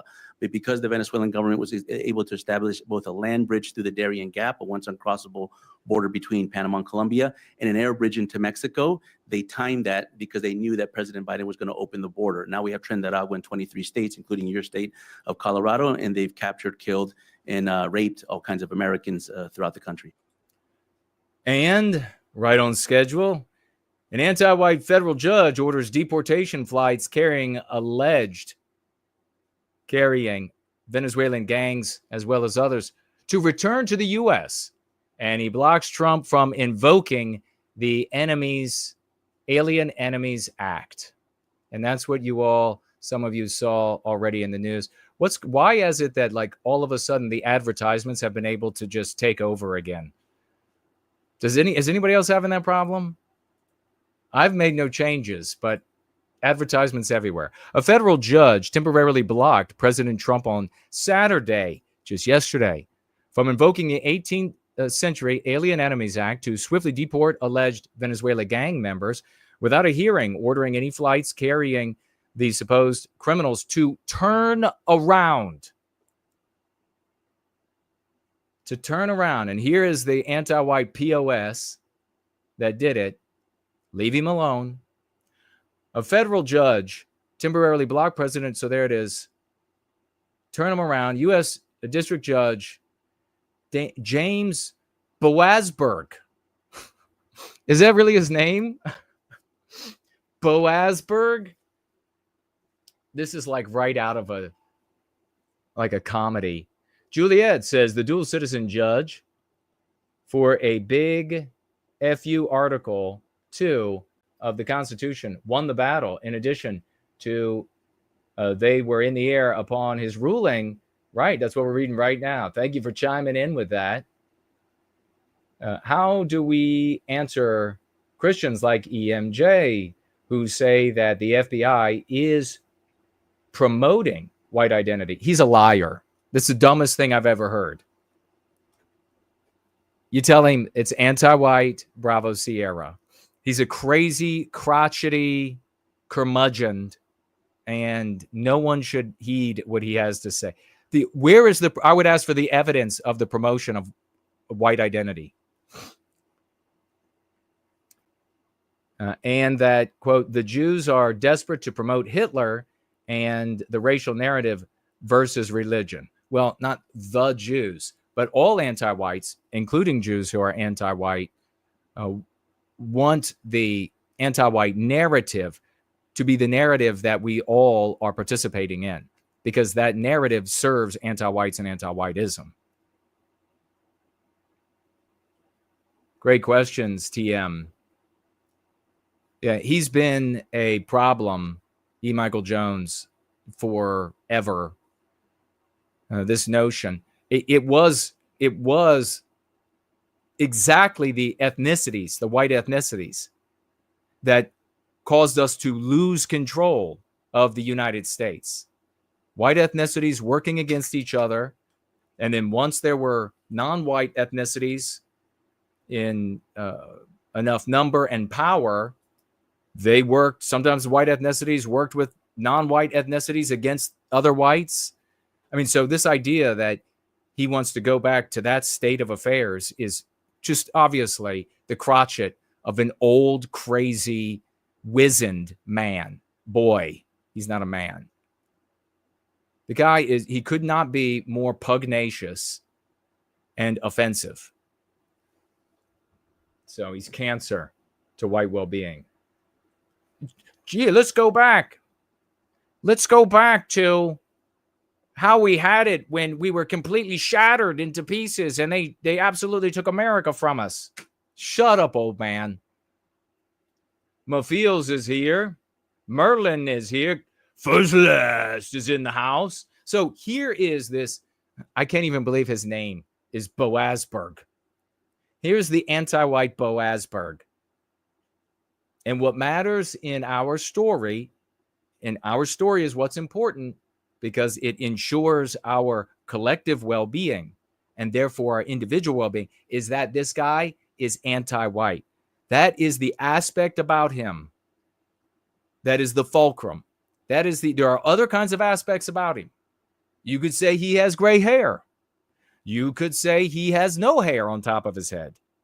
You could say a bunch of different things about him, all of which are immaterial as far as you and your application, your involvement in the fight for the recapture of our destiny. The only thing that matters in our story, because it's what works for the recapture of our destiny, ending our victimization, is that Boasberg is anti-white.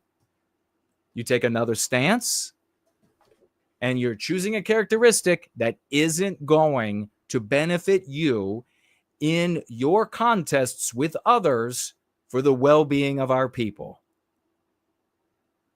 That's why I argue this, because I created something. From the very beginning, I wanted something that everybody in their lives, because, Jared Taylor's not going to be on everybody's shoulder, that they could win. And we've got it. Boasberg quickly ordered the Trump administration to halt all removals after the commander-in-chief signed off on a presidential action involving the 1798 law aimed at targeting Venezuelan prison gang Tren Aragua. The chief judge in the District of Columbia said he heard that flights are actively departing and directed U.S. officials to have planes in the air carrying migrants return to the United States. You know what this kind of reminds me of? Kind of reminds me when the fighter jets were en route to save the Liberty, and then the admiral got a little phone call from somebody, and the planes had to turn around. You'll have to look into that for yourself. Any plane containing these folks that is going to take off or is in the air needs to be returned to the United States, however that is accomplished. Boasberg ordered from his bench. Now, what Trump needs to do is have this POS arrested for treason. Have him arrested for treason. This is where we are. I mean, if the Republican voters, if the population, if they want a political solution, if it's just going to be politics down, which we know is superficial, then you've got to arrest this guy. Send a message to all of the other judges out there. No overcoming this, no engaging, no finding another way. You're deporting too few people. At this rate, if it was able to continue, which it won't, for the entire 4 years that Trump's in office, we'll get to almost 1 million of the 10 million that Biden brought in. That ain't enough. He's there for immigration. Get them out. That's what Trump is there for. This is a white country. We are not going to be a Latin American country. If the white population wanted to live in a Latin American country, we'd move there. We can see them. They're everywhere. We don't want to be there. So at this rate, it's not going to be nearly enough. And that is if he could continue it for 4 years, which he won't, because the midterms are coming and they're going to have to start politicking really soon, which means that all of these Republicans that are in dire straits for their job are going to have to say that they're against it and demand that it stop because families are being broken up and all of this kind of Bravo Sierra. You watch. So they'll have to dial it back.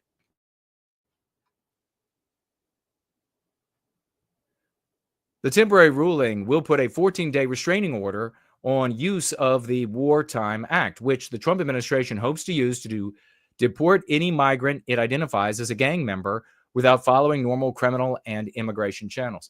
Okay, but we want more than just the gangbangers. You know, the gangbangers are going to be an infinitesimal small percent of the overall number that came in. Infinitesimally small. That ain't enough. That absolutely, even the gangbangers and their families, nowhere close. He should have started with the people who haven't broken any other laws other than breaking into the United States. Because at any point, it would have been acceptable to grab real monsters. But here we are. This is where you have a political solution, superficial, won't last, will be turned back. That's why you need something more permanent. A new hearing has been scheduled for Friday as a pause will be put in place for those deported under the Alien Enemies Act. Quote, I do not believe I can wait any longer and am required to act. Boasberg. Actually, here, they didn't write out the whole. Now it's just Boasber. What is his name? This is the New York Post. God, is his name Boasberg or Boasber? Said during a hearing Saturday night, it's a big, beautiful jet. Everybody says we have the best jets. A brief delay in the removal does not cause the government any harm, Boasberg said, noting that the detainees will remain in, except we're paying for it. You know, if they've got to be brought back, let's bring them to Boasberg's neighborhood. Let's have the government put them up in, I don't know, the nearest shelter. I think taxpayers would be fine with buying all of the houses near Boasberg's, and we could just pack them in all around Boasberg. Let's do that. Obviously, don't bother a judge. Here it is. Boasberg's ruling came in response to a lawsuit filed by the American Civil Liberties Union and Democracy Forward, challenging the removal of the Venezuelan men under the centuries-old law, which was reportedly signed on Friday. Now, talking about Boasberg, he's obviously not white. And this was a point I wanted to make earlier. I want you all to really think about this. Why is it when you talk to people who are in the explicit white sympathetic sphere, so that you consider that nationalist, ethno-nationalist, national socialists, white nationalists, you know, the line. Why is it? I've over the years, I mean, it's really been upsetting for me. Why is it that when in some cases, and I know you've all experienced this, you try to convince them that what's important about the person that's harming us or the organization that's harming us is that it's anti-white, meaning that what's important is us. And they refuse. Have you ever thought about that? I've sat with these kind of people and had conversations and then say to them, you know, what's important is us, and therefore what's important about them is that they are anti-us. And these people stolidly will be like, no, what's important is that they're non-white. So why are you here? I mean, just give up on the pretext of it being for the white race. Give up on the pretext of it being for us. And you're concerned. I mean, seriously, are you hearing what I'm saying? If when you look at a person who's harming us, and the most important thing about them is that they're non-white, that means the fact that they're anti-us is less important to that person. That should be the most beaming red ambulance lights going and siren going aspect of anyone, is if they are anti-us. Why in God's name are a certain percentage of Jewish people able to do that for Jewish people? A certain percentage of black people able to do that for black people? A certain percentage of Hispanics able to do that for Hispanic? But when it comes to white people, no. The most important thing is that he's Jewish. Just start yourself so hard that they won't even be able to fold you up to put you into the freezer. Just start yourself. Get out of the conversation. Stop pretending you care about white people. I just fundamentally, generations to come, folks, are going to look back on us. They're going to look back on these gatherings. They're going to listen to us, and they are going to think these others were just totally insane. They're going to say, why is this Jason guy and this swashbuckling community, the House of Swash, why is it that they have to argue something that is so fundamental, that anti-us is the most important thing? I don't know how many years I've been doing this, and it still comes down to that.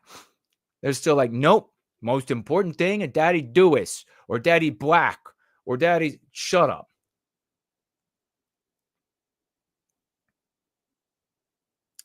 Before the early evening ruling blocking the use of the act, an emergency hearing was held Saturday morning. So this is how the anti-whites work. At it, the judge barred the removal. A judge barred the removal of migrants named in the legal challenge, which Trump's administration has already appealed. Okay, well, it's time to suspend civilian courts, or at least the civilian court's ability to speak on national defense and national security. The alien's enemy. Now, if he does that next, if Trump then does this, what I just said, Fuentes will get credit. Only been used 3 times before in American history, all during wartime. Roosevelt was the last president to do so following the attack on Pearl. Oh, you mean the one that loved the melting pot idea? While the Supreme Court was saying you can't be an American if you're not white, as is commonly understood white by this population. That Roosevelt? Okay. The act was used by the Democrat administration to justify internment. I'm not even going to read further. How much money do you want to bet they're not going to mention the internment of Germans in America? How much do you want to bet? Now, this is actually history that recurs far more infrequently when people talk about World War II. But the internment of Germans German American citizens. Mind you, now, unless I'm wrong, and you'll have to research it for yourself, but while Japanese Americans were caught spying for Japan, in other words, American citizen Japanese caught spying for Japan, there were no Americans of German descent caught spying for Germany. So, I mean, look into it for yourself. Maybe all of my reading about it and research was wrong. So, interning the Japanese seemed logical, but the interning of the Germans, maybe not so much. It seemed logical given that they were catching American-born Japanese spying. So if you're putting yourself in the shoes of the people at that time, it seemed like, well, if these American Japanese are doing it, maybe this is what we got to do. So it seems like you could understand that decision-making process. But the Germans too? And then maybe you'll have to research for yourself. Maybe after the war, when the Japanese were released, the Germans, some were released and some were sent to prison. Just look into it for yourself. That's not what I do. I do the recapture of our destiny to end our victimization.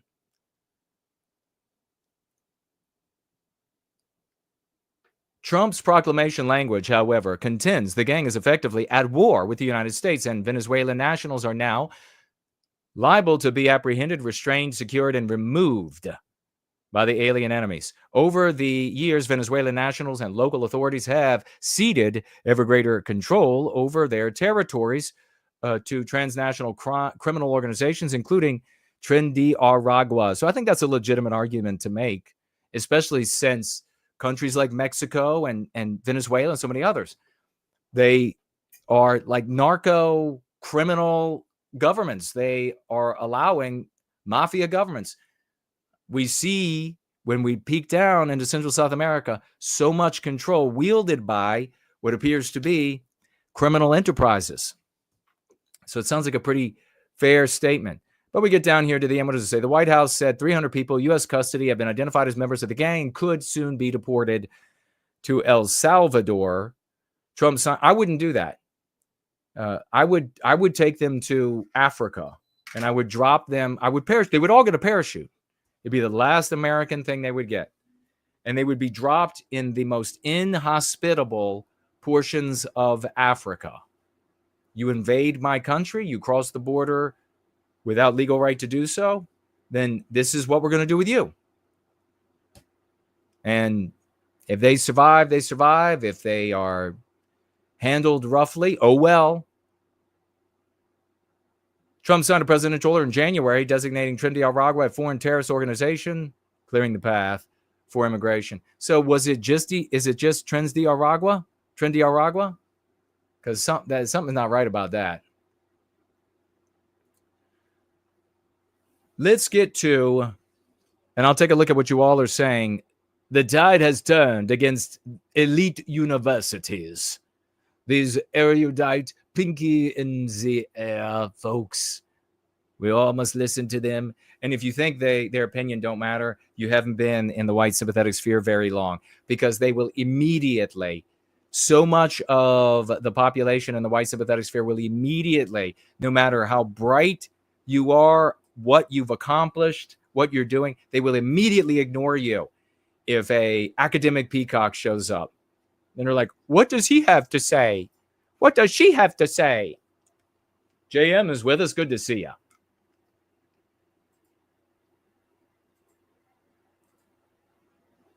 Anti-whites traveled all the way to South America to round up Germans from colonies that weren't even Americans. Yeah, that's right. Great point. Promethean reckoning.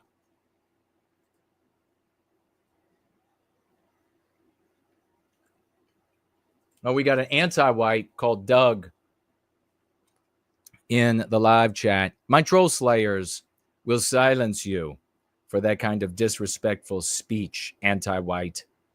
You better get some respect. You got a question, you got a comment, you got a disagreement, you got to get some respect. Viking Warrior is here. And thank you for those who not only use the emojis in the live chat, but also the floating emojis, because I can see those, I guess, almost instantly. Stumbling is here. Doug said, I'm tugging. Where's Doug? Doug's like, I'm talking to that white supremacist on the microphone. You know, with that face, I actually am better looking than Doug. You know it's true.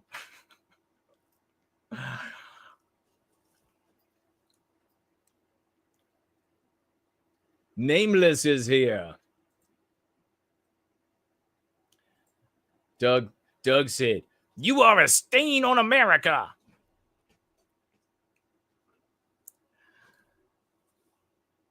Doug.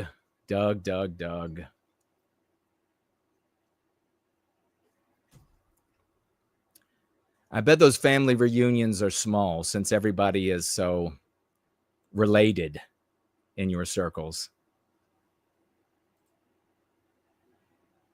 Nancy Drew says, can a judge usurp a president's power? Yes. The way it's set up right now, that's exactly what's happening. I've never seen all this opposing a president from judges' standpoint as I do now. Well, precisely. That's because of the anti-whiteism. Thunderstorm is here. Germans, Italians, and Japanese were all put in camps. Brandt is pulling out. I never even looked into the Italians being put into camp, but I did look into the Germans when I got hint in my research of Germans being put into internment camps. Lots of them. So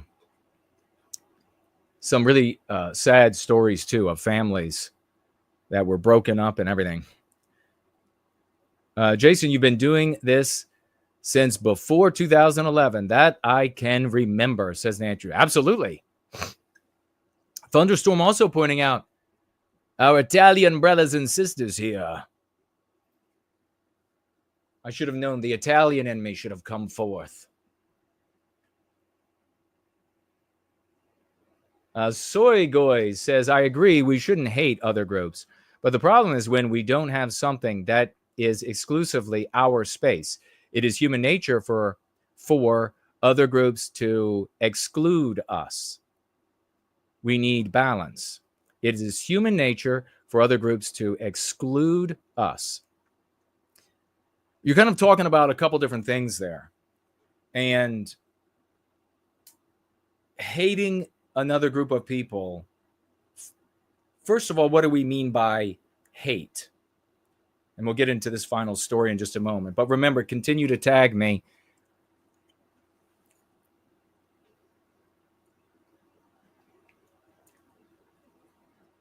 Double V here says, Bravo Sierra, didn't know Jason had a pilot's license. I feel when I see the victimization of white people, in particular the victimization of white children, genuine rage over that victimization. Like frothing, madder than you probably, most people can be. Rage. Hate has a couple of meanings here for us because we live in the anti-white narrative. Number one, it's a meme pathogen. And that is its, I guess, most well-known status is that it's what white people do to non-white people. It's what white people do to foreigners. It's what white people do. They hate. It makes no sense. It's irrational. It's pathologized. It's criminalized, etc. The other hate seems to me to be differentiated from anger or rage by its indulgence. So you indulge the angry feelings in and of themselves for their own existence. And this is why I think wisdom comes down to us that says, I'm sure predates the meme pathogen word hate, that says, don't hate because it eats you up. There must be some sort of precursor, must have been somehow, because when you walk around, and this is what so many people in the white sympathetic sphere have done over the years, is they get mad over something, justifiable rage, victimization of our people, and then they walk around their house and they just are full, and that's what they're doing. They're raging out, and they're angry at everybody around them, which, as we've talked about before, the only thing that does is it turns off everyone in your life. It turns them off to concern for white people, because they see every time you get wind of X, Y, or Z, you get angry, and then you just walk around the house making everybody's life miserable. That's the last thing you want to do. The operative thing, the salubrious thing to do when you get angry is to take that energy, which is short-lived, and put it into the things that work, the constructive things for white well-being that end our victimization. So that's the first thing that we have to grapple with what you're saying there. What exactly is hate versus rage or anger over these things? And then we need to realize that when we get angry at another group of people, if that's the first thing that comes to mind before the victimization of our people, when there is a victimization, we need to understand that we are in an unproductive, unhealthy state.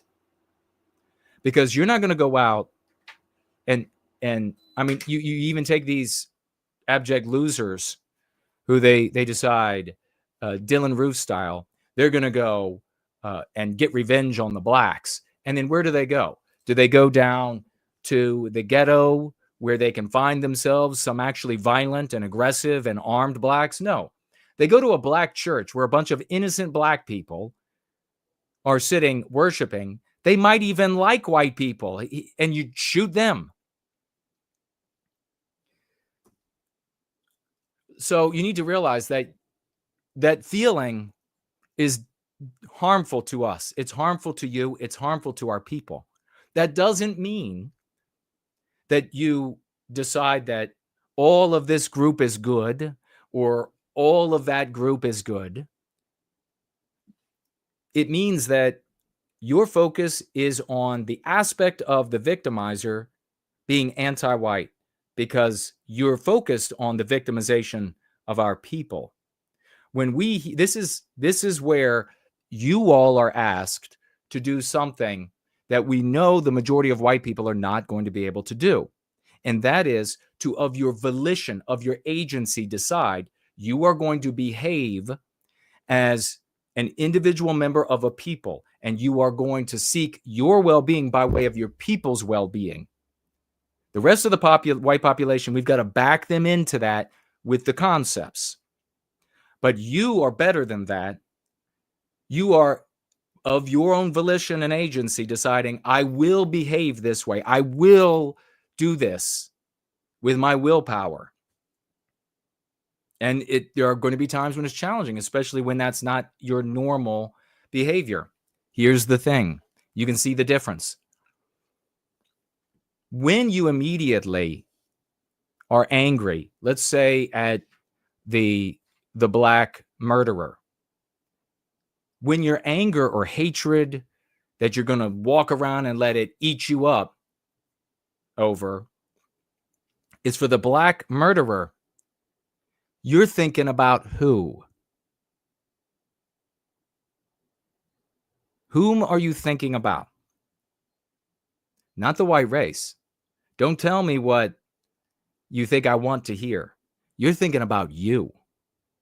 You're thinking about it's dangerous for you if you are around those people. You're thinking that you could get killed by that person or by the people like that murderer. That's the selfish individualism that we need to recognize, that to some degree is genetic and to some degree has been fanned by anti-whiteism of various degrees and various types. Not the least of which is the anti-whites on the right, or are the anti-whites on the right. So you need to stop yourself at that point. And this is, many people have done this. So this is not impossible. And you need to refocus on that white injured person. And you'll discover in short order that that mindset is more in keeping with your heart. It's more in keeping with what is not short-lived, the rage. The rage is short-lived. When you focus on the injured party, the injured white person, when you focused on the injury to our people as a whole by removing our history, for example, you'll realize you're motivated by something that is enduring, that has driven our heroes on the battlefield for time immemorial. Love. We fight for what we love. We sacrifice for what we love. The reason we don't see, and we're going to be getting into that story in the Go Free lesson of the day, one of the main reasons you don't see a bunch of white people coming together to put their lives or freedom on the line is because nobody sacrifices themselves for what they hate. That's why all of these people are home talking about it. That's why they're all on their phone typing away. That's why they're all on their keyboard saying, that Jason guy is garbage. You just need to hate all these other people. And then using straw man arguments for me. Like, Jason says all the blacks are good. Straw man arguments. Jason says all the Jews are good. Straw man arguments. Jason says that men and women of the West, even children, have done heroic things beyond the average person's even comprehension to even imagine themselves in those scenarios out of love. And when you have a people, you're motivated out of love. That's why a big part of Columbia University, for example, they all show up. They all show up and they say, we're going to bankrupt and we're going to get everybody fired, and they do. That's part of the motivation. No one is going to show up for hate. It can't be any more obvious. And then I got these people will show up and they'll say, Jason, love is gay. Well, yourself to hell. Love is gay. You wouldn't be alive, you pathetic POS, if white men didn't fight for what they love and secure Western civilization. You would never have existed. Unbelievable. All right. Thank you for the question. We got to keep rolling. Got to put up the next news item. We'll still be going. No, we will be going. We'll be doing our thing. We got lots more to do. The tide has turned against the elite universities, and it's about time. What exactly is going on there? Boy, you'll see how all of these things I talk about tie in together. You're so welcome. All the way back to the very beginning of the Go Free Gathering today. The tide has turned against elite universities? Well, what have the elite universities, the Ivy League, Columbia, and so many others, what were they up to for generation after generation after generation, slandering white people? What changed? Why is there all of a sudden a crackdown? It's kind of like this story is identical to the Disney story we shared at the beginning, isn't it? Zegler and all the professors and etc. can slander white people, can slander our history. They can identify as various subsets of the superset that is anti-whiteism. It's applauded, it's moral, it grows, it becomes more and more powerful, more and more acerbic, more and more detrimental to white people. And it had a limitless trajectory, of course, until Go Free came along, had a limitless trajectory into the very dissolution of the white race, biological white erasure. But something changed. In both cases, Jews became targeted as well, particularly Ashkenazi Jews, a darkening anti-white population in the United States, identifies increasingly less with the non-white Ashkenazi Jews. When they look at Ashkenazi Jews, they see white people. And so they end up earning the opprobrium indirectly by way of the white race, the hatred of the white race. To exacerbate the situation, you have a lot of Ashkenazi Jews in Israel having their way with a bunch of brown non-whites. And so we get, isn't it amazing when you have a lens and it works forward, backward, predict, retrodict, it works from every angle. Isn't that fun? Isn't that amazing?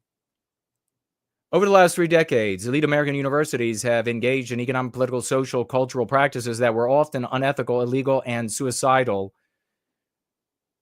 They did so with impunity. Obviously, it wasn't since just the last few decades. You can go back and read some of the most prominent individuals to ever be in the white sympathetic sphere, talking like Revelo P. Oliver, talking about way back already, the entire professoriate being anti-white as all hell.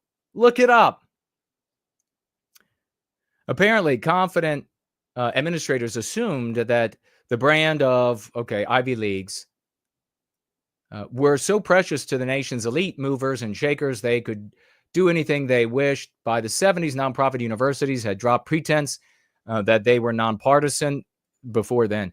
Instead, they customarily violated, but they did use that for a lot of white people, that they were impartial in the news as well for a long time. And that's how you get argued out of the things that are ours when you don't acknowledge and identify them as ours, when they're just abstractions. Somebody can come along and say, I'm impartial, and here is why you are wrong, and you shouldn't deserve to live. And you're like, okay, well, that makes sense. Violated iconic civil rights legislation by weighing race, gender, sexual orientation. Still no talking about white people. Graduation ceremonies became overtly racially and ethnically segregated. The same was true of dorms, theme homes, so-called safe spaces. It's been going on for a long time. Affluent foreign students often openly protested on behalf of designated terrorist groups like Hamas. Now we see. Any guest speaker who dared to critique abortion on demand, Middle East Orthodox, and you see exactly what I said about Disney.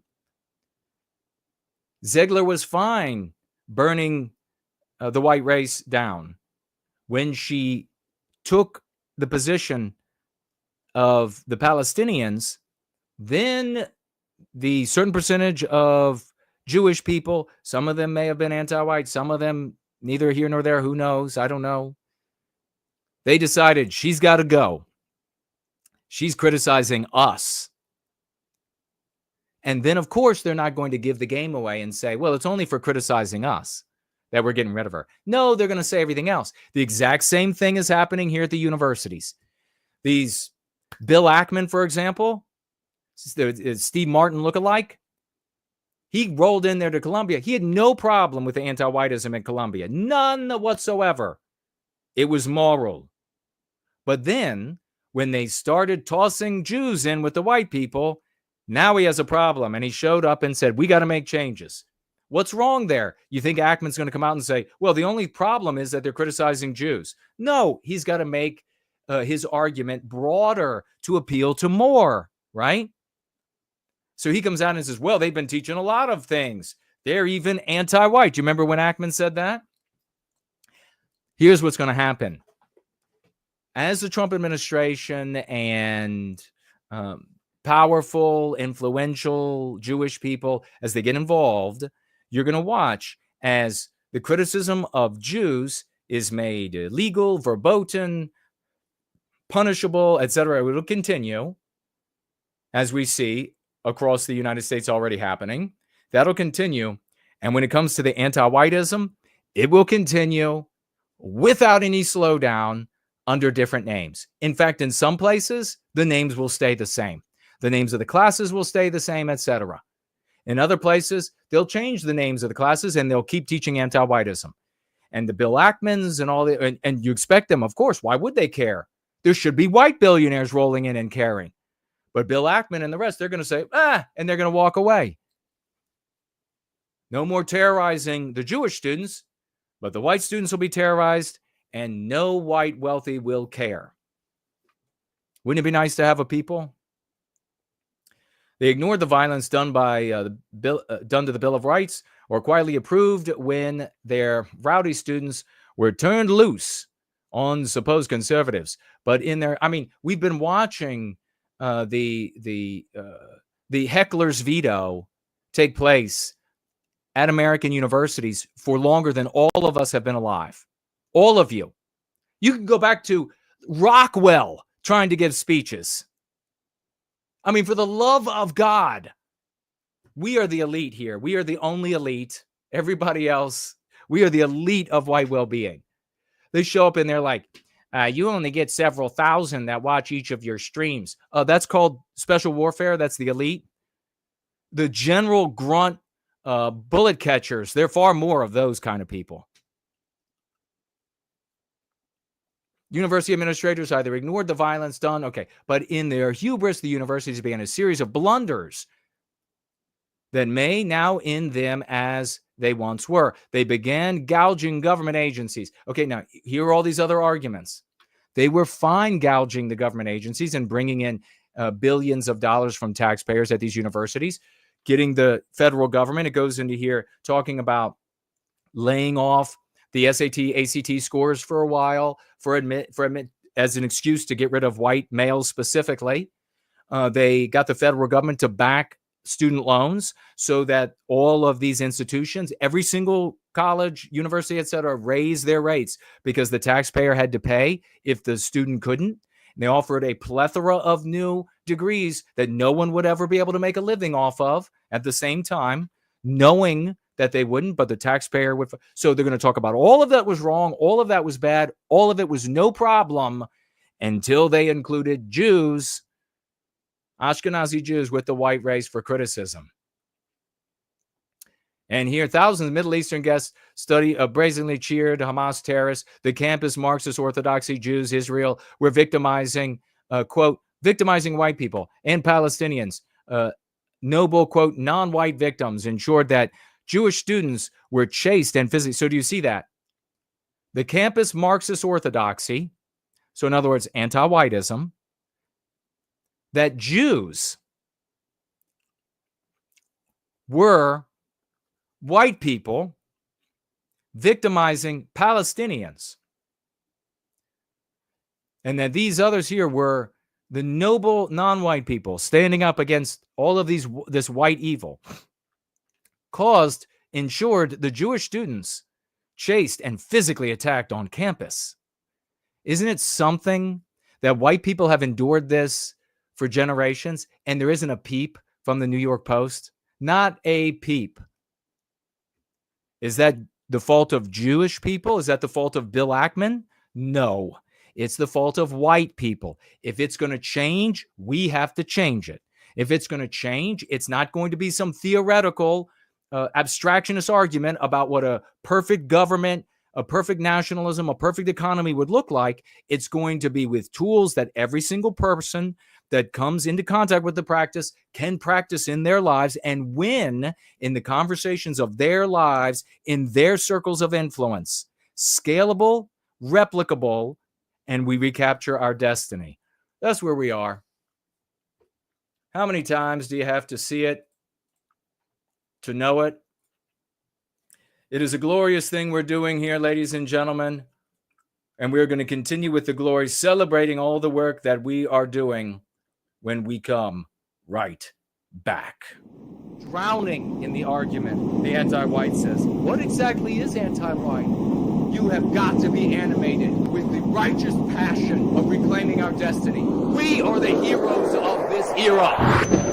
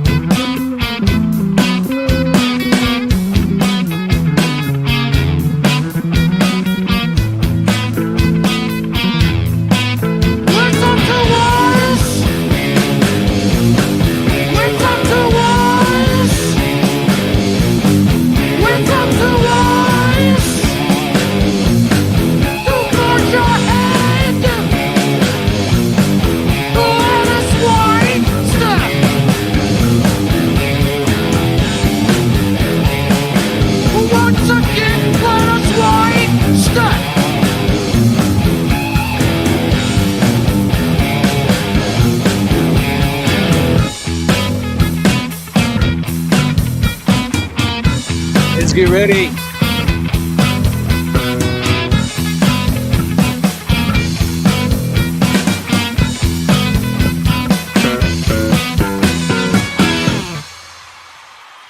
All right, ladies and gentlemen, let me know that you can hear me, please.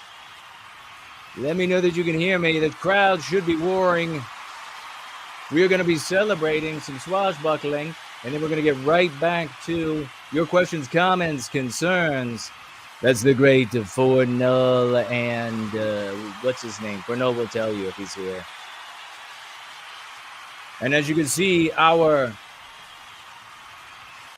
St. Paddy's Day celebration continues here. Let us begin the celebration with celebrating the great Franklinator, and I think he's with us. Big celebration for all the work he does. He gathered together most of these victories, so we cherish him for that. The swashbuckling that he does by doing the timestamps, serves an unbelievable amount of value and purpose for us. Give it up for the great Franklinator. He is also every single week over there on Don Jr., swashing on him, the number one son, already successfully got some of the lexicon to Dad, Donald Trump. And so we cherish him for that. And this week he wants to thank the great Ivan Ziharbal and for White Wellbeing, both of whom attended the Don Jr. stream with the great Franklinator. Let's show all of those champion swashbucklers. Let's show them all some love. It's a glorious thing to be swashbuckling. Let's keep it going. We got a bunch. You all are going to have to be sharing your cacophonous emojis and rolling quadruple 07s for these heroes as we roll through them. The great Anglo-Saxon NWG is on your screen, ladies and gentlemen. Reaching on I Am Yes, You Are No, 15,000 people from that account. Anglo-Saxon NWG writes, the notion of assimilation has been sold as a harmonious blending of cultures, but it increasingly reveals itself as a deceptive anti-white tactic aimed at white erasure. Non-whites, once emboldened by numerical courage, showed little inclination to adopt Western norms, instead asserting their own cultural frameworks with unabashed confidence.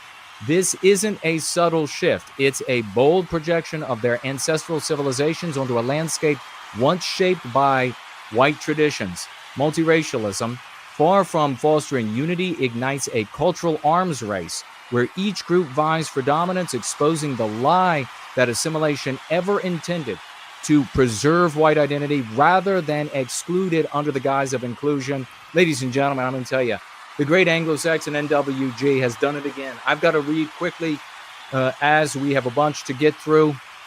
You all have to celebrate. You have to come back and peer into the brilliance of these posts.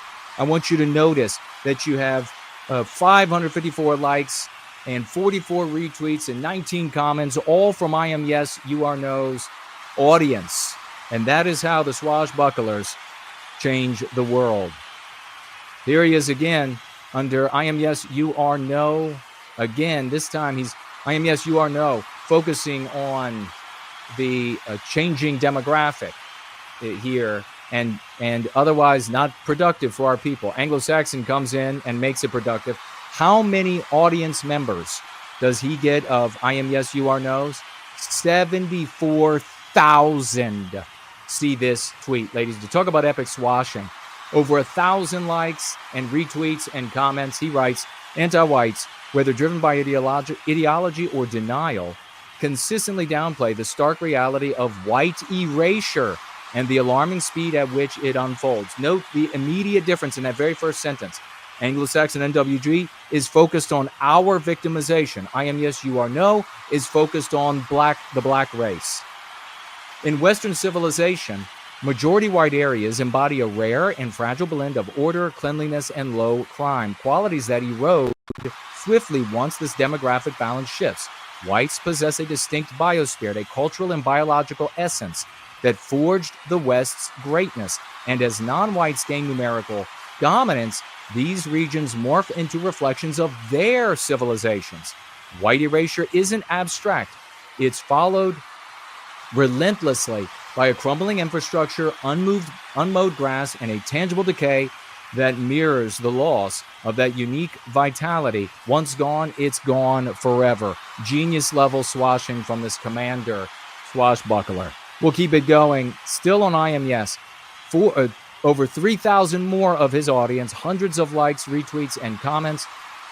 He says here, again, he's I Am Yes, You Are No, focusing more on the here's what you get now. Anglo-Saxon says for his audience, the destruction of the West was not forged in the fires of conventional warfare, but through an insidious psychological campaign waged by anti-white oligarchs who turned cultural institutions into weapons of self-destruction. Heed the brilliance of these comments, ladies and gentlemen. You can rewrite these comments for yourself, copy them outright, and use them in your comments. By embedding anti-whiteism into education and entertainment, they transform pride in heritage into a source of shame, eroding the collective will of the white populations across Western civilization. What was once instinctive, safeguarding the future for one's descendants, became obscured by mean pathogens. Contagious ideas designed to serve generational continuity. This subtle conquest, devoid of bullets or tanks, crippled the West by convincing it to dismantle itself from within, leaving a legacy of guilt, white guilt, where resilience once stood. Now, you can't even compare what Anglo-Saxon NWG has provided that audience to what I Am Yes, You Are No. I Am Yes, You Are No, and we'll be talking about this in a moment when we get to the lesson of the day. He's essentially saying, look at the carcasses of our human sacrifices. Won't that move you? It never has. But everything Anglo-Saxon NWG has shared here will shape thinking, and thinking is the precursor to action. And if it's moral, which it is, it will vie with the anti-whites, and we will recapture our destiny. Let's keep moving. Y'all got to do the celebrating. Here he is again over on I Am Yes, rocking it out. How many audience members this time of I Am Yes? 65,000 people. Thousands of likes. Working on 3,000 likes, retweets, and comments. He writes, anti-whites deploy a barrage of abstractions to dodge the plain truth. White people's unique biospirit, our inner creativity, cooperation, and drive forge the orderly, high trust, and a prosperous West. They'll twist themselves into knots, pointing to vague notions like atheism as the root of success, as if rejecting religion alone could conjure the West's greatness. And that's what I Am Yes was doing here, saying that, well, look, it's where it's white and not Christian, it's fine. This sidesteps the deeper reality. It's not just about shedding faith, but the specific character of white people, our gift, ingenuity, and communal ethos. That built it all. Atheism is just a convenient scapegoat to avoid crediting the obvious, the white race. Keep it going for this master. Keep it going for this master, this champion here in service to white well-being. Anglo-Saxon. Again, over on I Am Yes. 4,000 more, over hundreds of likes, retweets, and comments of I Am Yes, You Are No's audience. He writes, anti-whites have an insidious tactic.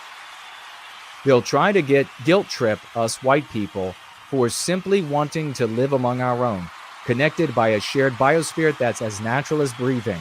They'll hurl slurs like racist at us, implying there's something shameful in our desire to preserve our communities and identity, but it's a lie.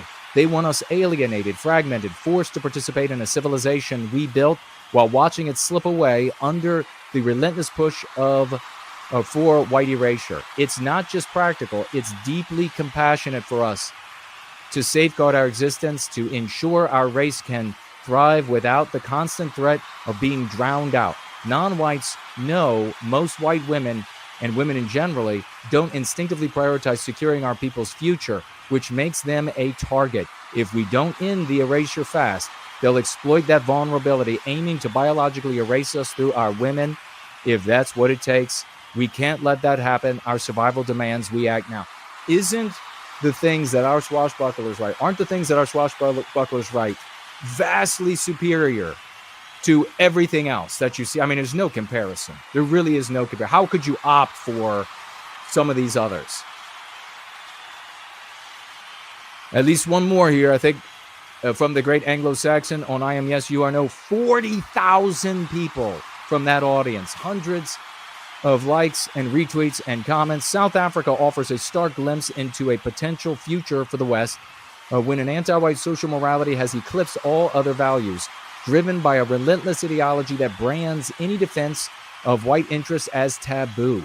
This shift stems from a fear among white people to assert our own worth paralyzed by anti-white slurs and the perverse narrative of anti-whiteism, which paints us as perpetual oppressors deserving of endless retribution under the guise of justice. Yet this framework reveals a bitter truth. No amount of self-flagellation will ever suffice, as the bar of anti-white penance perpetually rises, leaving white individuals trapped in a cycle of guilt with no redemption. The lesson is clear. If you are white, you'll never be anti-white enough to appease this system. So the rational choice is to reject the premise entirely and fight for white well-being while there's still a chance. South Africa's trajectory isn't an endpoint, but a warning.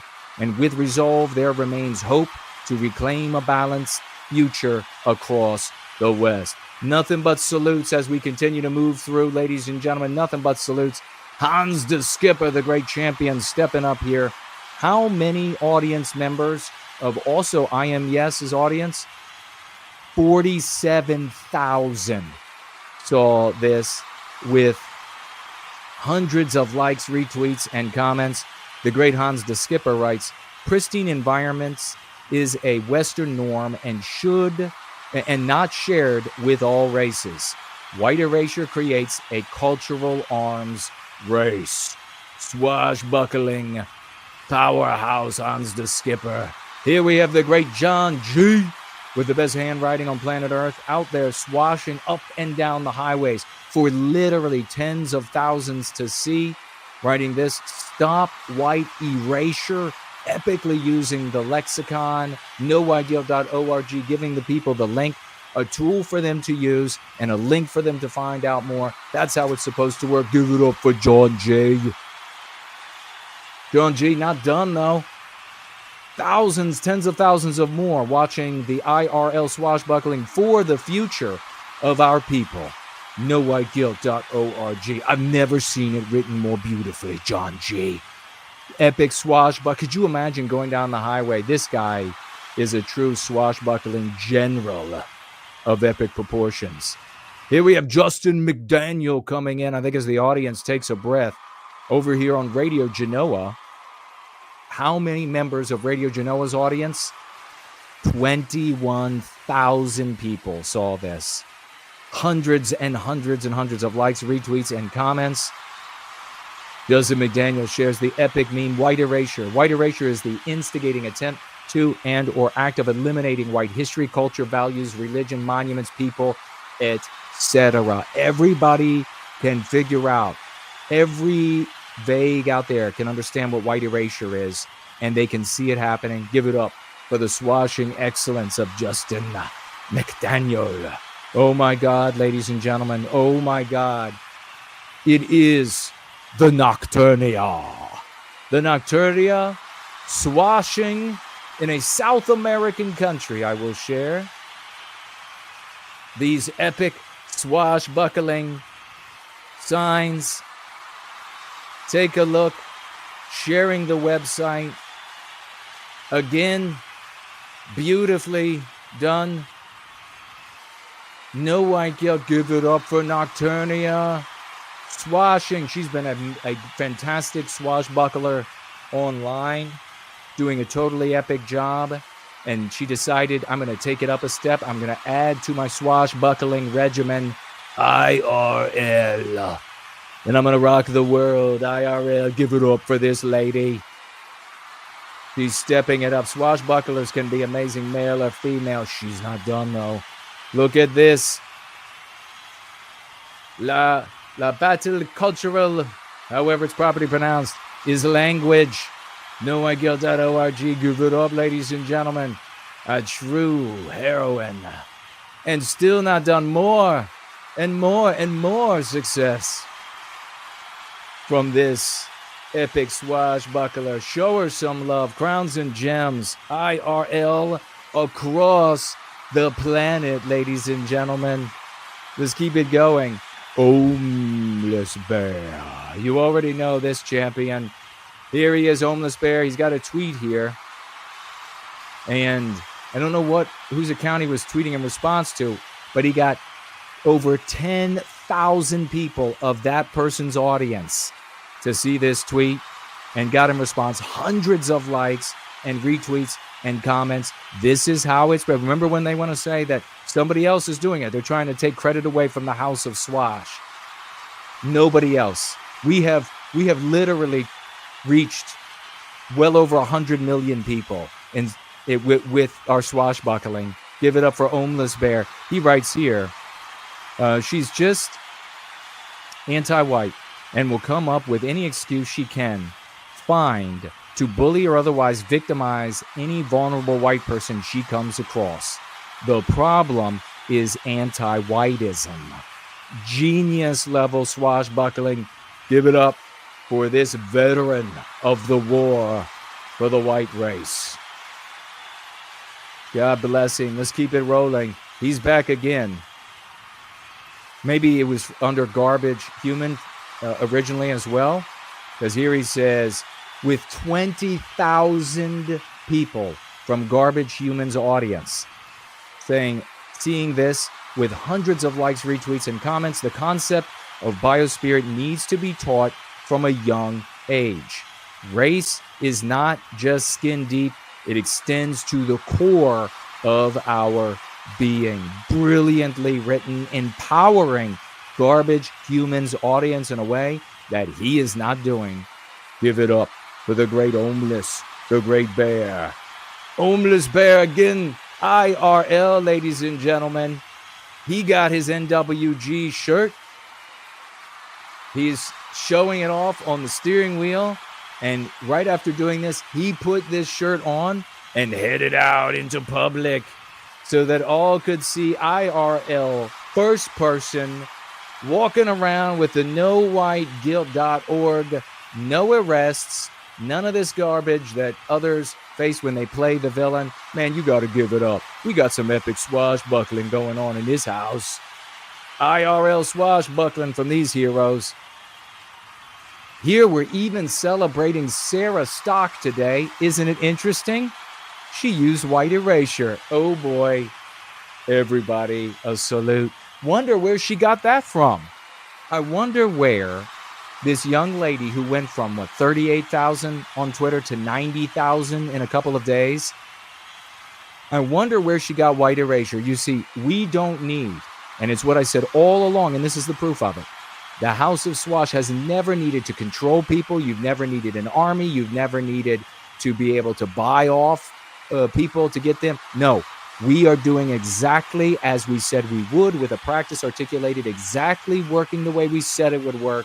White erasure, said by Sarah Stock to Matt Walsh. Can you spot the differences? She says, there's white erasure. God bless her. Doesn't follow me. I don't know if she follows you, but if she ends up using the lexicon, we and our race are the people who win.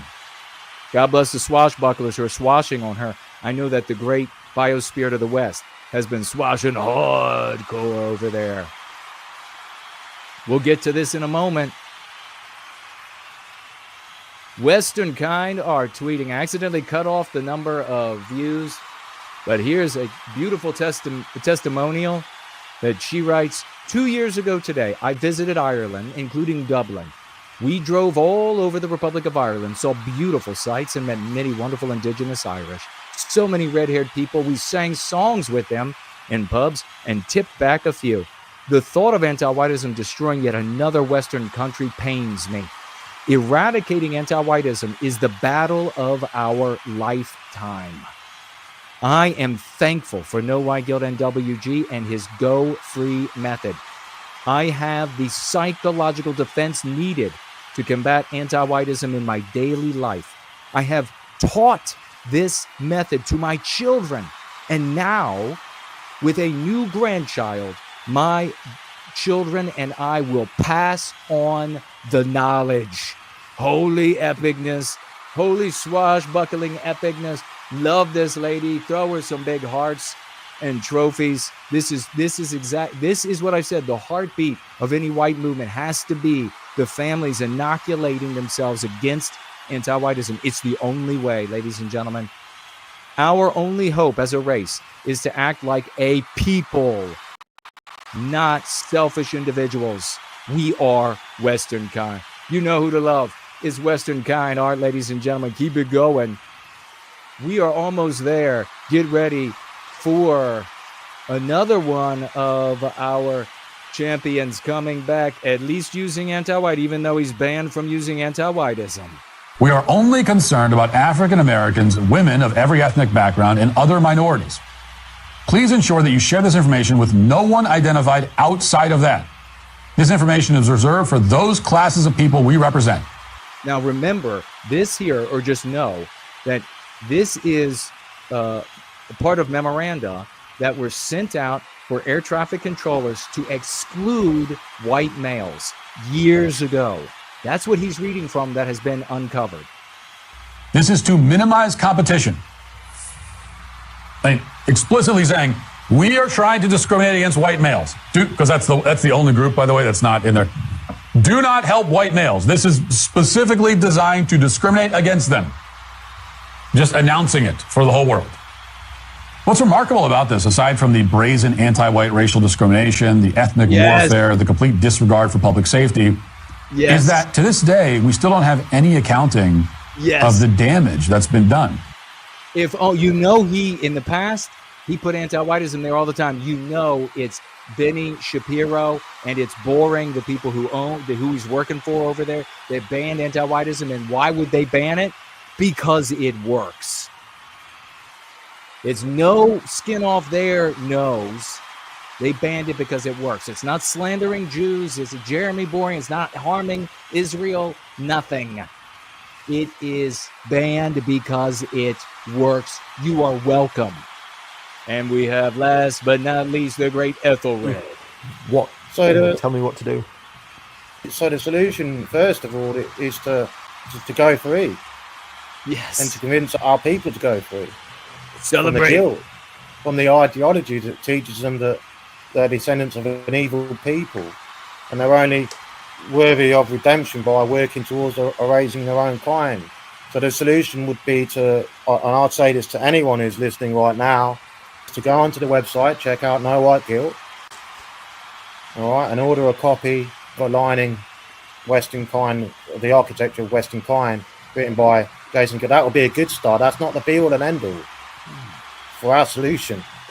And then to understand and learn the moral concepts of that book, and to implement them in our lives, and to share them with other people in order to combat anti-whiteism and because it's genius. Anti-whiteism, the ideology, it's infected the folk soul of our people, the very spirit, bio-spirit of our people.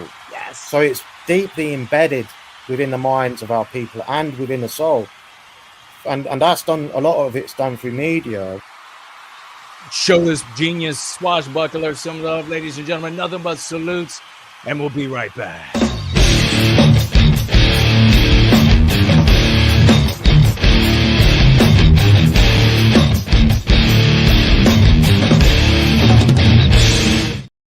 Wow. We're going to keep rolling, ladies and gentlemen, so we don't run out of time and get to all of the good stuff. Let's celebrate some swashbuckling financial gifters as well. I mean, talk about, these are huge victories. These are some things, like, I cannot believe how absolutely superpower this community is. This is like the dream is coming true of the absolute elite, the special forces elite of the white race. An actual kernel has formed. And from this, all will grow. God bless them all. We're going to celebrate right now the great Dude Bro moment. $50 again. I don't know how this guy is just awesome. Is this awesome? He says for White Wellbeing. This is over here at Entropy. God bless you, man. God bless you. Everybody knows the name of Dude Bro moment. Give him some love. 007's big crepitant emojis.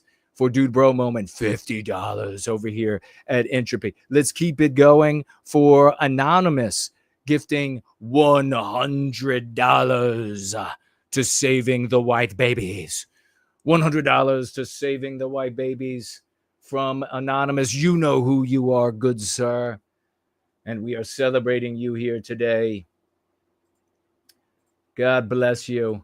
I'll check these other platforms and then we'll swivel around. We'll get to the financial gifts that are below the celebratory stage, and your comments and your questions over all of the platforms. So don't go anywhere. In fact, now might be the time to share. Looks like we've had 2 attempts from the great Corey to Cash App, and they have failed, my brother. What's going on? But we love you. He is trying to Cash App $50. Is anybody else having a problem on Cash App? Financially gifting me? Maybe I should check and see if there's some kind of issue there. But let me know if you're having a problem on Cash App. The great Corey has tried twice, though. $50. God bless you, brother. We'll see if it eventually makes its way through. And it looks like we didn't miss anybody here on Subscribe Star. We will keep rolling. We'll swivel back around here. We'll look back again. Looks like we've got Stumbling over here on Entropy. $15 financial gift from Stumbling over here. Thank you so much, good brother. Really appreciate all your hard work in service to white well-being, a gentleman and a swashbuckler. That needs to be a movie that happens. A gentleman and a swashbuckler. He says, "Hails, Jason. Great stream.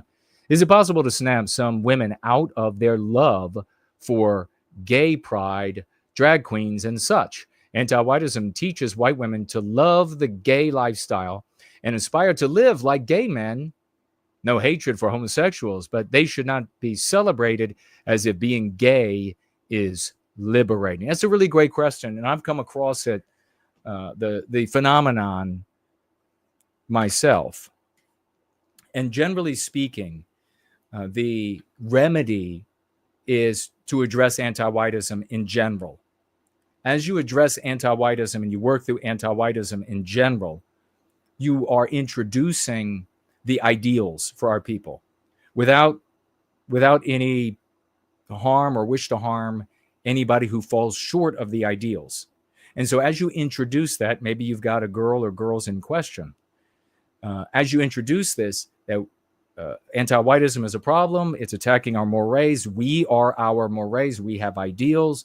We make place for everyone to fall short of our ideals because no one will meet will anyone ever be like the perfect man? I mean, we have ideals. Will any family ever be the perfect? There'll probably be a family that gets closer than any other, but then the very next minute or 10 minutes, there'll be another family that displaces them. No one will ever reach the ideals. When she learns that these are our positions, that anti-whiteism is an attack on our norms, when she learns that there is an ideal for the family, there is an ideal for a relationship, she'll naturally walk back the anti-whiteism of celebrating this really artificial and anti-white gay parade, if you will, showmanship, if you want to put it that way.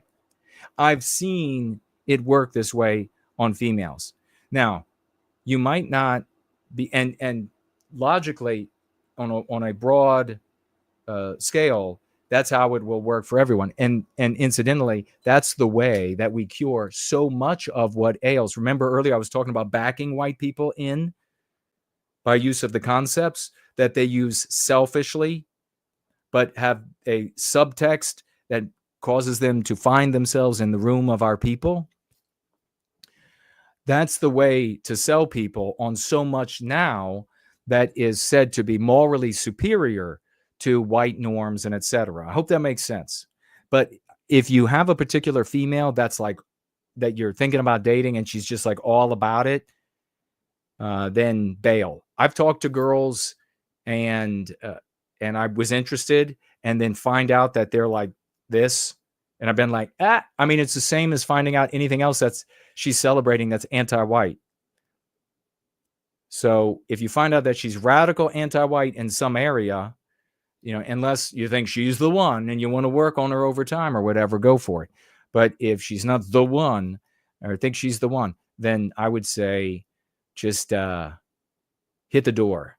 There are plenty of other white females out there who might make better partners.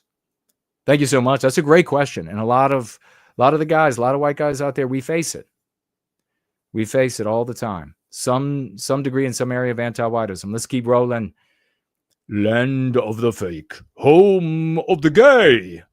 I got to do more voices so that guy from the Fuentes community that said he smashes his face in the wall when I do voices, so that he really just, tears himself a new one.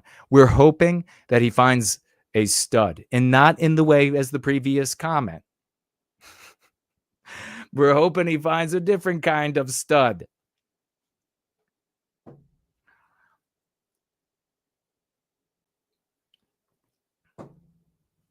I was doing some construction work, and a guy in the other room was knocking on the wall, looking for the change in sound to indicate that there was a stud there. So I walked in the room. He was knocking. I walked in the room and I was like, here I am. What do you want? He's like, what do you mean? I said, well, what are you doing? He said, I'm looking for a stud. I said, here I am. Land of the fake, home of the gay. $10 financial gift. God bless you. Thank you so much, brother. Are we having an epic? We're having an epic gathering. A totally epic gathering. It's wonderful to be here with you. Sunday, when the Church of the West gets together. The Church of the West, the house of Swash, of which legends and stories will be told. $10 financial gift says, Muslims stand in unity with their brothers who use physical force in response to humiliation. Use physical force in response to humiliation, such as the Charlie Hebdo incident. Pardon me. And they get results for it. It is long past time white people start using results-based approaches. Fighting words are a thing, especially related to our humanity. Not exactly sure. You can jump in the chat here and share more. Maybe you did jump in the chat on Entropy to share a little bit more. But before I take a look to see if you did, because there does appear to be writing over there, in addition to the financial gifts, the Tall Kevin chat widget. Just know that. Before we get there, though, resistance, and we're going to be talking about this in actually not long in the lesson of the day. The resistance that they wield, physical resistance, supporting their brethren who commit violence or something like this, is post what white people need to do. So in other words, we can't say we need violence and we need to support violence. That ultimately is a wish list. We need aliens. We need the Martians to defend us. We are as likely to have the Martians come and fight for us as accomplish we need violence and we need to back up those of us who commit violence. And then beyond that, we have the completely different contexts of Islam is, let's face it, almost entirely Arab, as far as it engages with us, crosses paths with us, right? And therefore, they enjoy this moral high hill in our environs. They are celebrated and protected not just by other Arabs or other Muslims of various degrees of faith, but white anti-whites and Jewish anti-whites and black anti-whites. And so there's an entire context. And I don't know exactly if that's what you're saying, but we're going to move along and I'll check out what you wrote, because maybe you mean maybe I'm speaking to, and you can fill me in, speaking to some of what your question or comment is about. But we're going to jump on over to Year Clean of White Noir, $3 financial gift. Year Clean of White. That sounds beautiful, doesn't it? He says,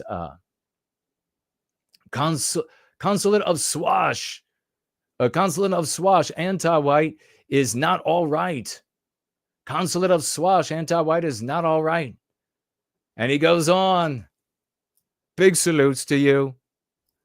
Thank you so much. $3. You're clean of white noir. Anti-white is not all right.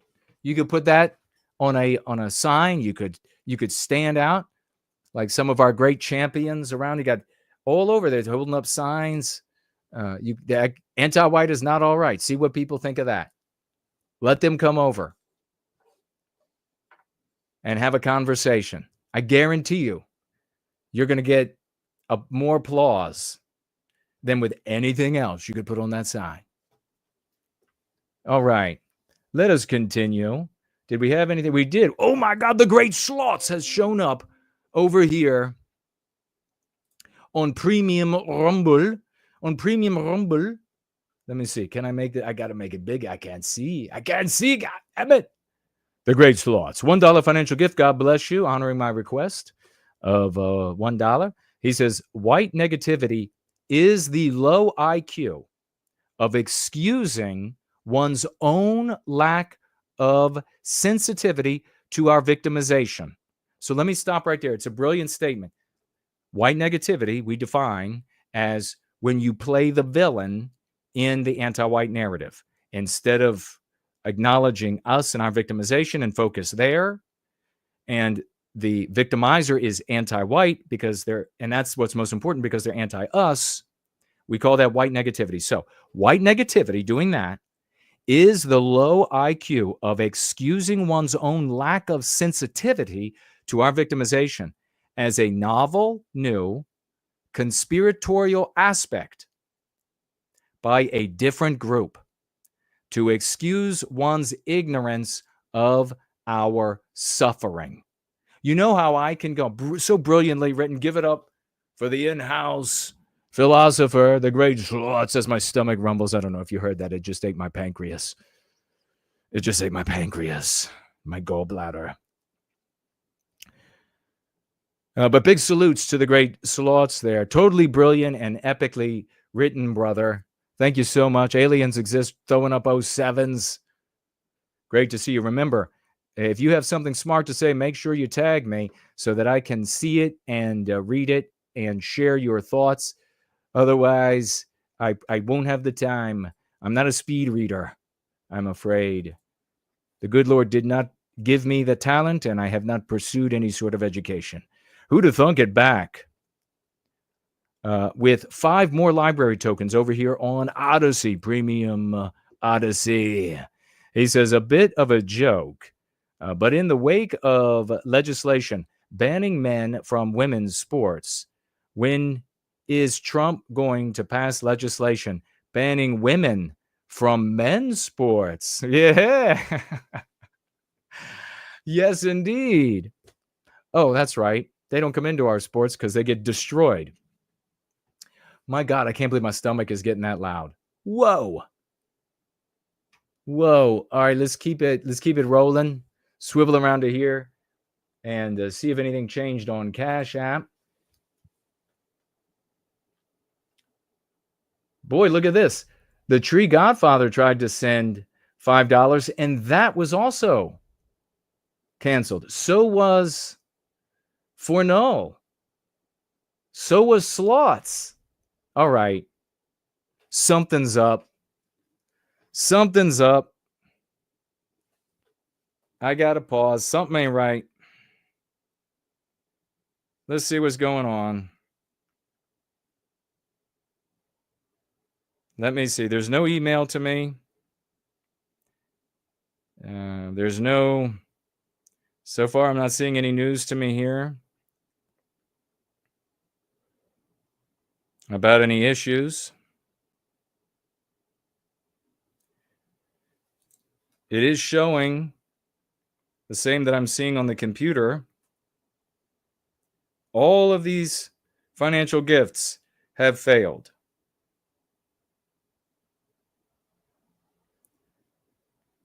Let me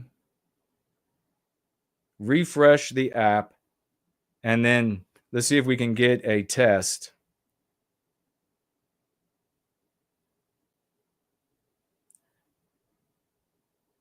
Let's see if we can get a test. Then we will refresh, and we will keep rolling. Let me check here on comments over here. Gaius says, hate makes mistakes. The problem is best dealt with in cold logic and optical methods. Thank you. Overcome anger. Jesse Lee Peterson talks about that a lot. Well, he's right then, if that's what he's talking about. Let's see. Anti-whiteism ends with you. Says, why can't we have someone who's half a tyrant and the traitor as Lincoln was? Yeah, exactly. I believe 40 to 120 million or more people in America here are illegal or illegitimate from the Hart Cellar. Well, would definitely be, 120 million. Yeah, I mean, a ton came in since Hart Cellar. Hate is carbs. Love is fat. It is the fuel that will take us the distance and allow overcoming hardships. Hate is temporary and dies out. At best, it gives berserker kamikaze, which is only good in hot war, not cold war, where you're fighting. Exactly. Very well written, brother, and thank you for tagging me with that comment. Let's see if we got any more tags over here.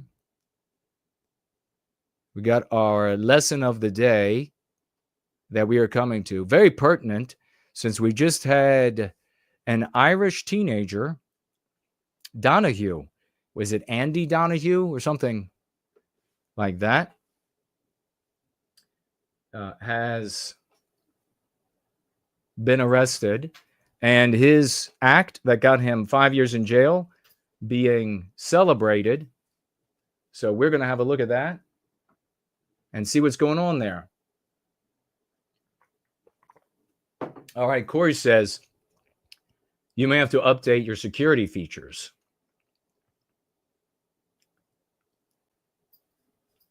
Let's see. Well, we will celebrate these people for their gifts, even though they haven't come through yet.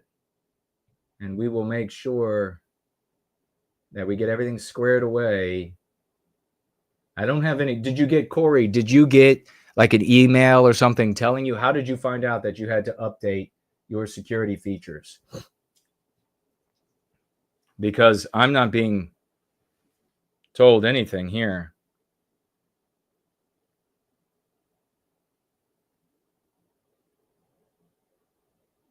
Oh, wait a second. I think Corey might be right.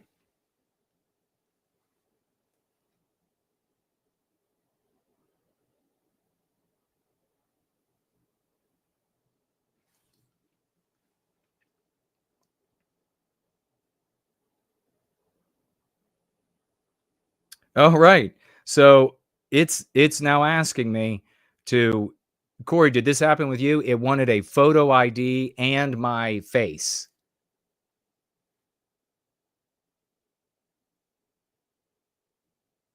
Am I supposed to hold the identity beside my face or just either? I just had to update mine too. Earlier last week, I attempted to use the app and they required a few pieces of personal information for me to continue using it. Did they ask for your ID as well? That's what they're doing for me. Okay, so we're going to go ahead and celebrate these heroes that financially gifted, because I'll have to do this when we're done. And so right as I'm done, I will take care of this. So they wanted your name, address, and last four. They want my photo ID and face, which is a little concerning to me because the last payment processor that wanted that for me immediately debanked me. So let's get a celebration going for ForNull, financially gifting 50 White Wellbeing dollars when it finally makes its way through. God bless him. He says $50 for kicking ass and buy myself a ribeye steak. ForNull. Let's celebrate the great ForNull. Big salutes across the board for ForNull. 50 White Wellbeing dollars. And we have the great Corey we're going to celebrate as well. $50 from Corey as well. Corey writes with his magnificent $50. We are the solution. Big salutes to you, hero. God bless you. $50 from Corey. We have $1 over here from the great Slots, and he ended up getting it over to me on the other platform. That's going to take 40 cents of it, but okay. Thank you for the test, though, making sure that we were indeed having an issue with Cash App. And we got the Tree Godfather coming through with $5 more. God bless you, brother. Thank you so much. We'll see. We'll see what ends up happening with Cash App. Let us jump along here. He says someone at Cash App must think you're the handsomest if they ask for your pictures. I don't know. A payment processor was like, we want your ID beside your face. And I did. And then they were like, you're gone. You're not allowed to be here. So we'll see. I'm going to mention that Thaumatological mailbag is empty today. So we don't have any mail to dig into. But big happy St. Patrick's Day to everyone who potentially thought about sending me St. Patrick's Day mail. We do have some announcements as well. An announcement associated potentially with other sort of troubles with payment processors and the like. We have to announce that Leontina is still banned, but I am in contact with her, and I will keep you all abreast on any updates. And also maybe revisiting, tweeting at Twitter X, and demanding that her account be unlocked, that she's a real person. So in touch with her, and the effort continues to get her unbanned from Twitter X. She's champing at the bit. She's like, I'm ready to get rolling again. And hopefully the anti-whites at Twitter X will get out of the way, and we will be able to get to that. Also, at Twitter X, my advisor for my ads account, I mean, unbelievably back and forth, I've got to send him literally like 4 emails for every one he will respond to. And finally, though, he's made my case to whomever he speaks to. And then he came back and he's like, Shazam! You're able to advertise again. And I went over to my ad account, and no, I'm not. So I have emailed him 2 more times. Maybe it'll be 2 more in another week or so, and we'll see. Was he just pulling my leg and they didn't authorize my ads account, or what exactly is going on? But I am still banned from Twitter ads for using the word anti-white in my advertisement. So hopefully we will get it lifted, the ban lifted, and I will be back advertising again in the near future on Twitter X, taking the fight to the anti-whites. I've also had quite the going back and forth with Gumroad.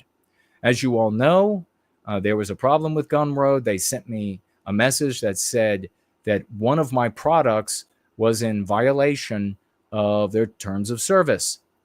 And I reached out, and they had this cumbersome appeals that was robots and sometimes people. And then one of the people just ignored me. And then finally I got a person who said, oh, I fixed that. You're right. There's no product there to be at odds with our terms of service. So we're sorry about that. You're unbanned. And I was like, fabulous. And I reached out to a few of the people who were financially gifting over there. I said, hey, I'm unbanned. You can continue gifting over here if you wish. And then I got banned again. Same reason. This time, 2 of my products, which there are no products, were in violation of terms of service. And can we say anti-white working at Gumroad or more? So I reached out again, went back and forth. got a hold, I guess, of the same person, because then that guy wrote back, fixed, and I'm unbanned again on Gumroad.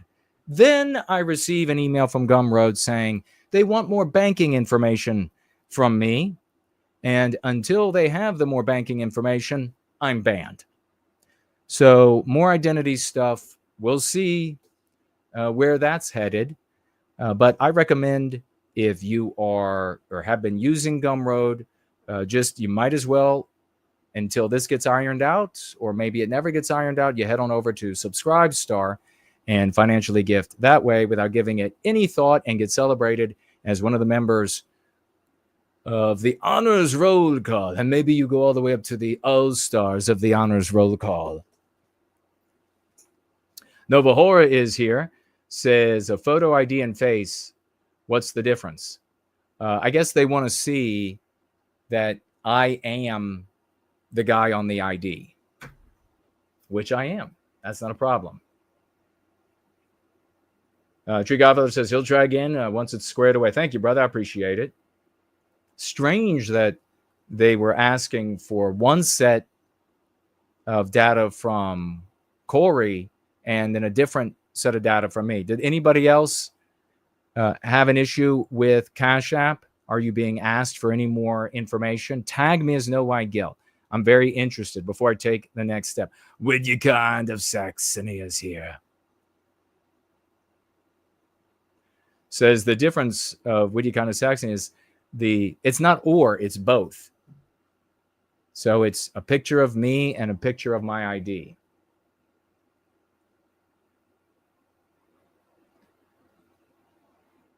Let me walk backwards a little bit to see if we can find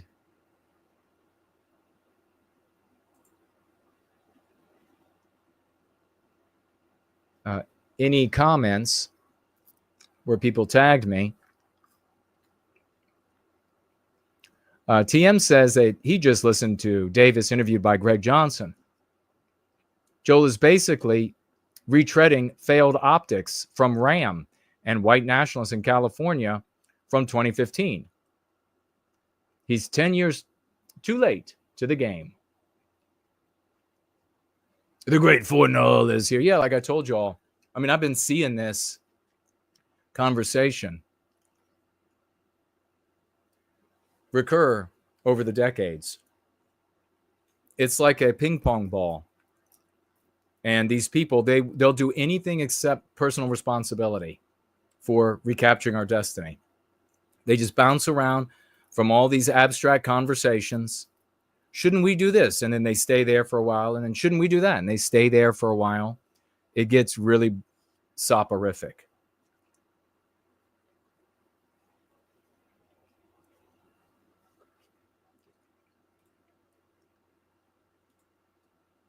Why don't we take a look at some of this wonderful news while I look at the chat.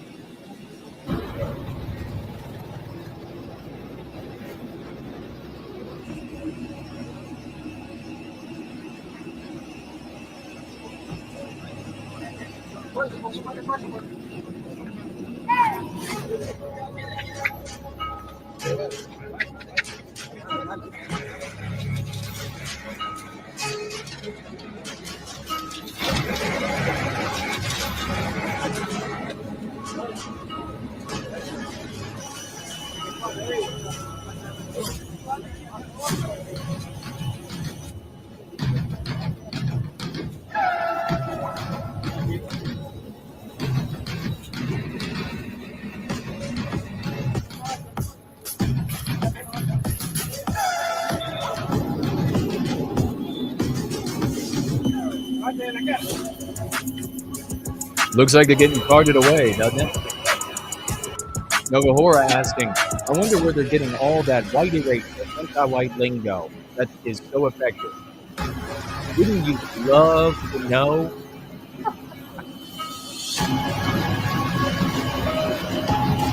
Bryce is with us. Hello, Bryce. Oh, White Wellbeing's in the house.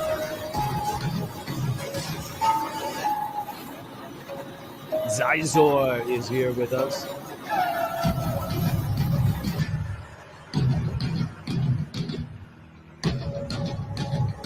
They're going to get a shave now.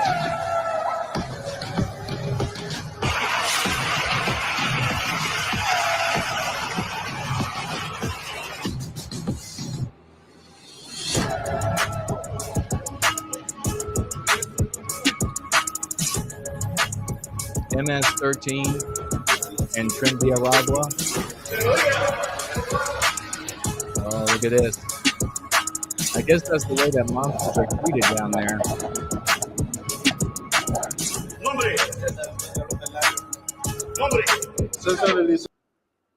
I think they are going to learn their lesson. What do you think?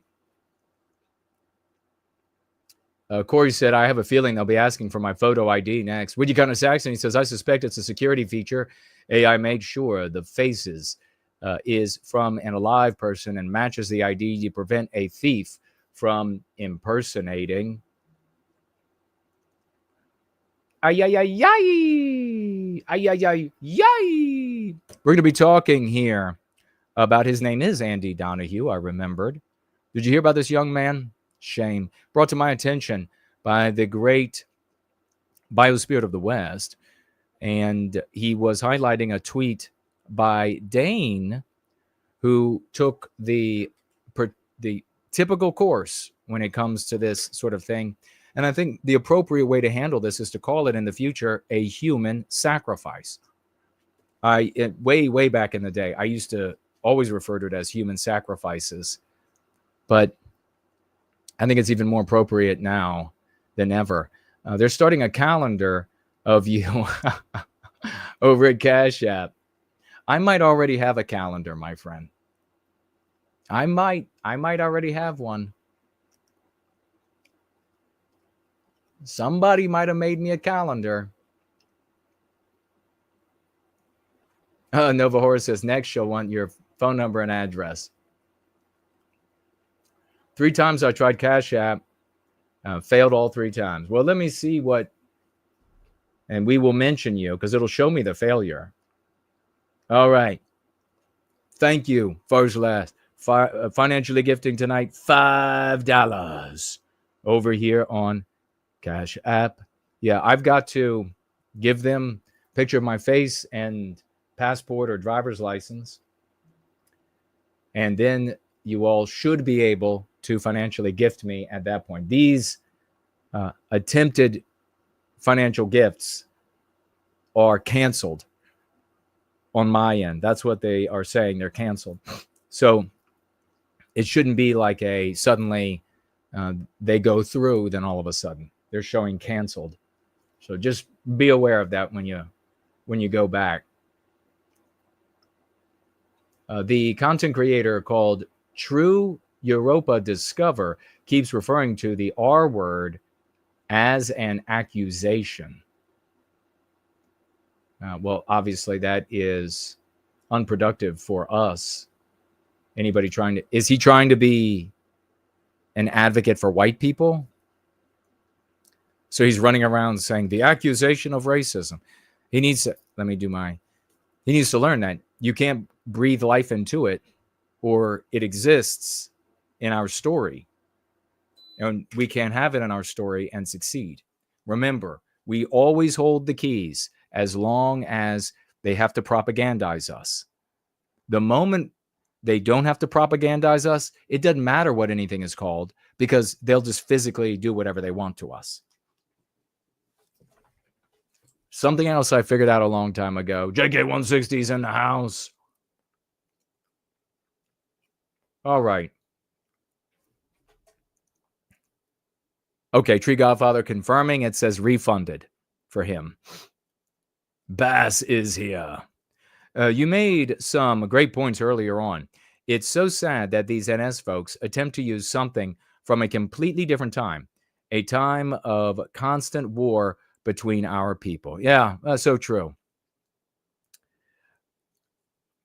All right, let's get to this. He's advocating to prevent the white erasure of the UK. Well, gently educate him on the use of the concept, the anti-white concept, racist. It is a weaponized concept that means that it's immoral for white people to have well-being. That is the actionable definition in the heads of many, many tens of millions of white people that matter, not what's in a dictionary. And if you use their terminology, you legitimize their ideology. So he could say, they're using the anti-white slur racist.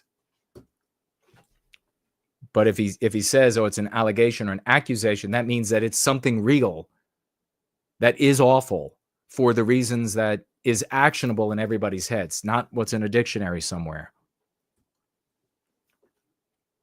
Maybe if I had like just disgusting dreadlocks, or I wore a badger on my head or something, maybe there would be more interest in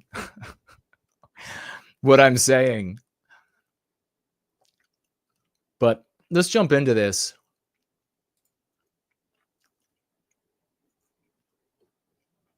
So that we can talk about it and then catch up on anything I missed from any of you. A teenager who threw a petrol bomb, or who threw petrol bombs into a building that had been earmarked for asylum seekers. So in other words, anti-white, non-whites. Not everyone will be anti-white, but how many is going to come to our country under these circumstances without knowing that they are fleecing the population? But there is room there for some to not be.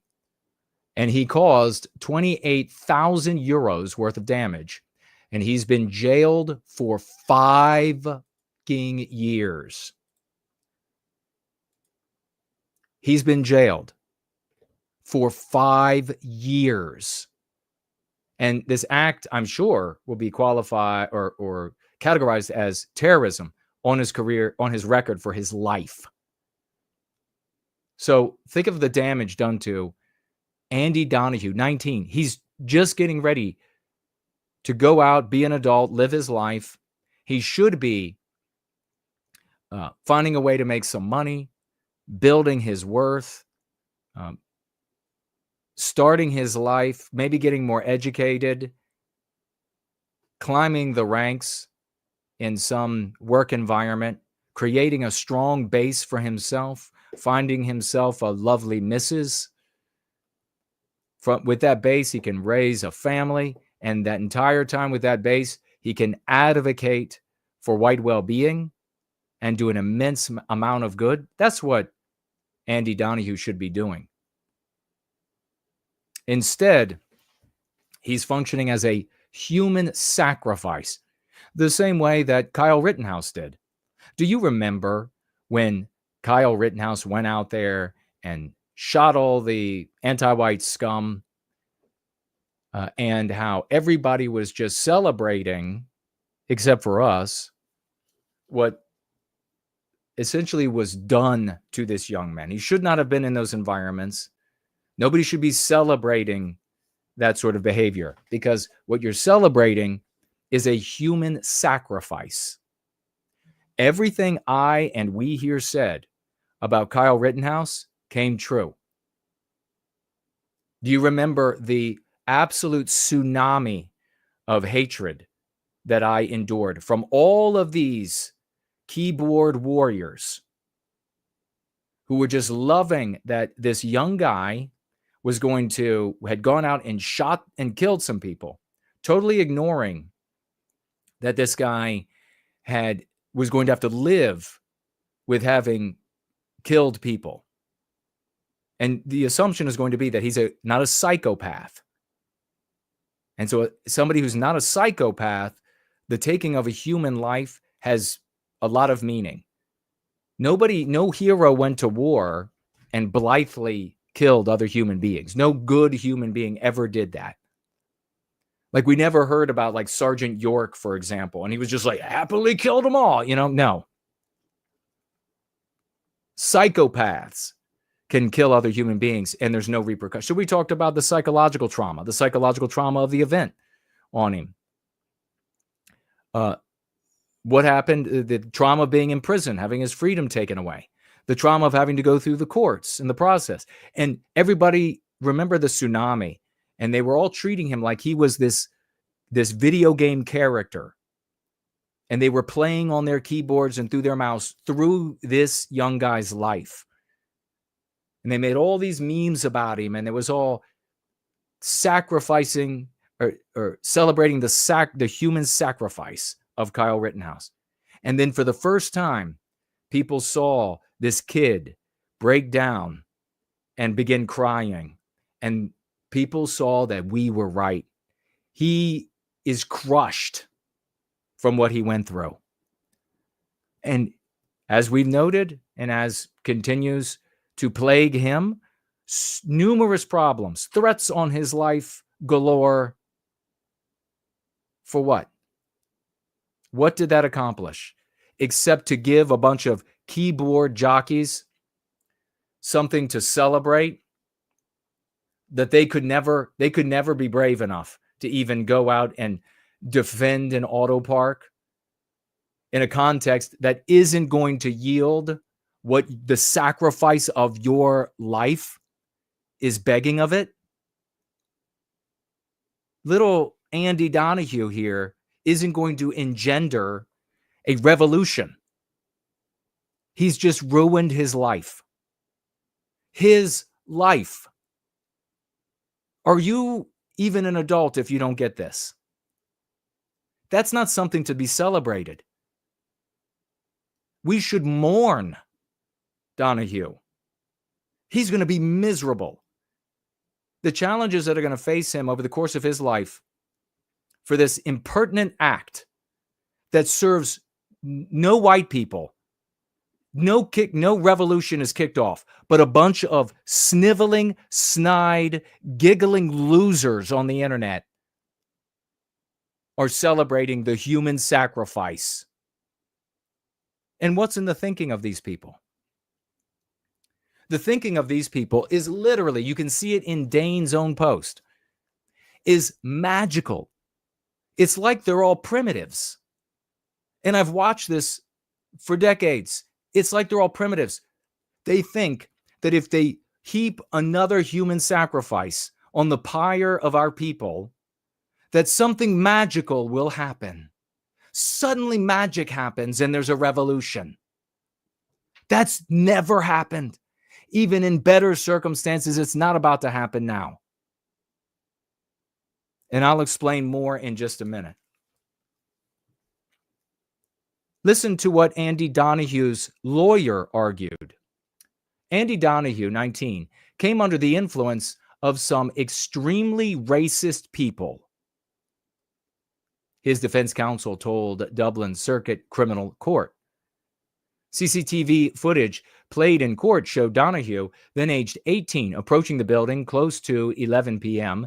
in May last year with a fiery object in his hand before he smashed the glass door repeatedly with a hammer and shoved the lit object and a number of other firebombs through the broken glass and then added accelerant to fan the flames.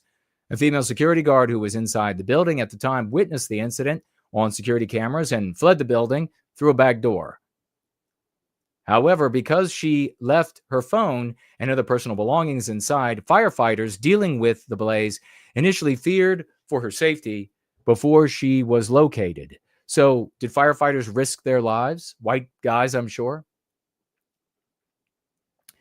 Because Donahue with an address at, why does that matter? Giving away his address. Pleaded guilty to one count. So what's going to happen to his family? What now might happen to his... Now he's got to worry about that. Pleaded guilty to one count of arson at St. John's House, High Street.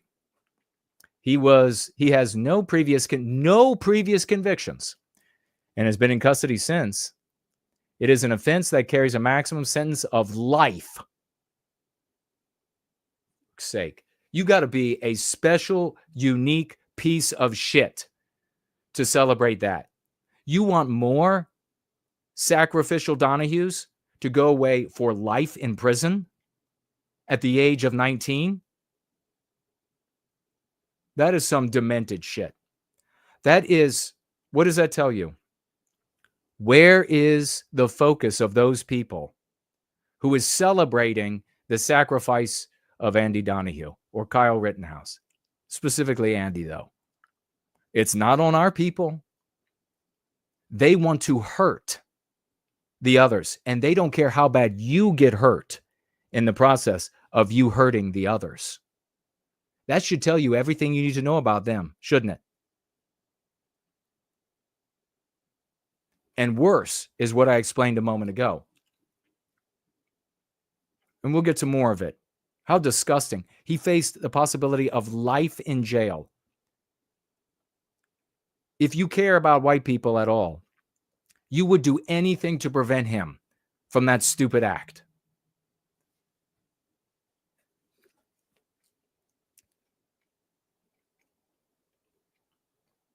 All right. 28,000 euros in damage. He's going to serve 5 years in prison. And you know what? All of these losers, these keyboard jockeys, these LARPers, you know what they're saying now. I haven't seen it, but I don't have to look. They're all saying, it's not fair. Do you think that's going to make his life any better? Do you think some fat vegetable with a Hitler avatar living in his mother's basement saying it's not fair is going to make Andy Donahue's life any better when he tries to get a job 6 years from now? 7 is he going to end up on drugs? Is he going to end up killing himself because his life is wasted? And do you think it's going to console him much that some fat vegetable with a Hitler avatar said it's not fair? How about 5 years in jail? Is he going to be in with anti-whites of any race? But is it going to be Tommy Robinson style, where maybe they put him in some confines with some Arab Muslims that are going to say, whoa, look at this little muscleless boy that is now in our midst, that burnt down the home for our brothers and sisters or whoever. Wonder how they might treat him. How about just the ever-looming and ever-present threat of rape? How might that affect him? Psychologically, physically, with disease as well. These people don't give a damn about the white race. And if they don't give a damn about the individual members of the white race, why would you think for a minute that they would give a damn about the rest of us? For each of them, it's a selfishly individualistic position to harm those that they are worried might harm them or may have harmed them, or in the case of maybe powerful anti-white Jews, have stolen their individual dignity and they just want to see somebody hurt them for it. That's no basis for a reclamation of our destiny. Thank God there is a white community saying this, but it's not getting said anywhere else. In fact, any of those losers seeing me talk about looking out for Andy and wanting him to have a powerful, wonderful, beautiful life of advocacy for white well-being, they'll look at me and say that I'm de-radicalizing. It's the opposite of de-radicalizing. Your boy, for doing nothing, talk about the biggest de-radicalization. His defense attorney said he was taken in by extreme racists. You think he's going to be your friend?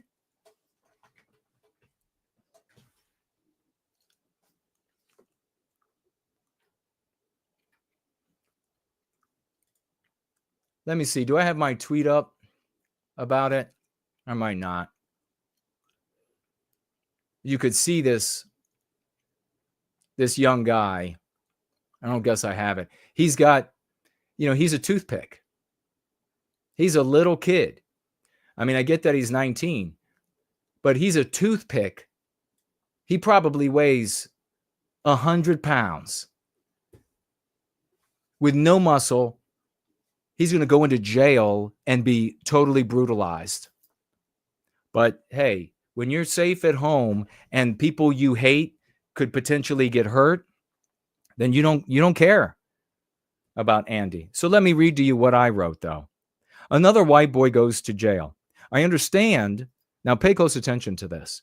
I understand the wish that our people would use physical force to arrest our victimization. But you can't get physical force without a moral matrix that supplants the anti-white social morality with which we are afflicted. Short-sighted people behave like primitives, hoping that human sacrifices, such as this boy, will magically engender widespread physical resistance. Evidence proves otherwise. It has always been my contention that the supplantation of the anti-white social morality with a white positive morality will engender a people out of our deracinated race. At that point, listen closely. At that point, not only does physical force become possible, but indeed, it may become unnecessary, as opposition is likely to wither before a united white race that collectively says no more. Friends, we are long past the hour of watching this kind of thing happen and tolerating it, certainly not celebrating it, condoning it. No more of our brothers sacrificing themselves for nothing. Nothing will come of his ruined life. His life. Nothing will come of it. Just as nothing has come positive for the recapture of our destiny of any of these other people, any of these other guys that have said, I am the only one caring about these people, me in this community. We are the people who care about them. Now, if we engender, which is what we are doing, a white positive morality, then the Andys of the future won't stand alone. Then you have something. Not only do you have numbers, but you have anti-whites to that question earlier on entropy, or you have, white positive people to the question earlier on entropy that are at various places in society. You have the white guy who will get into the street on a moral high ground, shouting at our anti-white victimizers. But you also have white people who will be white positives and vagues who are white, even non-white vagues, or non-whites, I should say, that will not be able to act against the moral positioning from which we wage our defense against our victimization in places like businesses and in governments. And it won't just be in Ireland. It will be other places. And so, just like you have Jewish people show up from other continents, other countries, don't know anybody, you will have white people show up with their money, with their resources, or their intelligence, or whatever it is, to argue on behalf of the Andys of the future. No more human sacrifices. It doesn't magically create a resistance. We defeat and supplant the anti-white immoral imperative, which is the social morality of our day. Our people will come together under white positivity by way of these concepts. Others will be neutralized because our positioning is moral, and they won't know then, even the staunchest vague that doesn't want to move one direction or the other, but sides with anti-whites, because that's the only moral game in town, even they won't be able to act against the Andes of the future, because they'll be motivated also by a moral backbone, a moral principle that supplants anti-whiteism, the anti-white moral imperative. This is the only way. And I don't know how I can explain it more simply for the thick-skulled, small-brained idiots who continue to celebrate the human sacrifices. I hope this reaches some people. I hope it's speaking in your heart. I hope you find it resonating with you and can now move forward doing the right thing so that we can recapture our destiny. And as I said in this tweet, violence only becomes possible as a people, not as a human sacrifice, if we do this. But more importantly, it may become unnecessary. That is more important than everything else, because we don't want to lose anyone. We don't want anybody to be maimed or jailed or killed or what have you. Best case scenario, we have our druthers. The victimization against the white race ends immediately, and we move incrementally to an increasingly white positive environment. That's best case scenario. That's what we have to shoot for. If the white race comes together in increasing concentric circles on the basis of white positivity, saying no more, the opposition is as likely, depending on the phase, to quit and yield the field as to fight. And that's the lesson of the day.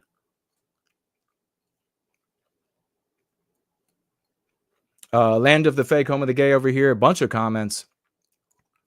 He says, yeah, therefore, positioning ourselves with a moral stance is exactly how we win a war that has been waged against us. Morally, not physically. Precisely. You're 100% right. Land of the Fake, Home of the Gay, coming in, clarifying his thoughts. All here if you want to read it all. We don't have time to read all of. Thank you so much, though, for clarifying your thoughts with so many comments. You can read it all over on Entropy, which you can find in the description.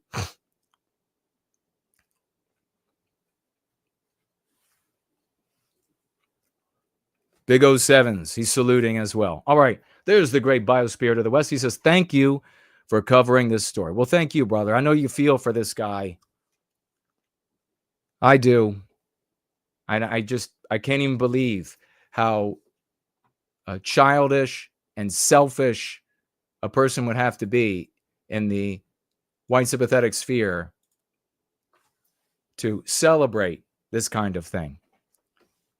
Do you remember me, folks, even talking about during Kyle Rittenhouse, and there were a couple others since him as well. He's just one of the most popular. Me saying that there will be more. How many more white guys do you want to see ruin their lives? How many more? Well, I guess, a lot of people in the explicit white sympathetic sphere, they would like a lot more dying for them, doing what they don't have the bravery to do or the balls to do or the insanity to do. And they're just going to cheer it on. I can't tell you. You should have the most contempt, especially for a male doing that. There's nothing lower.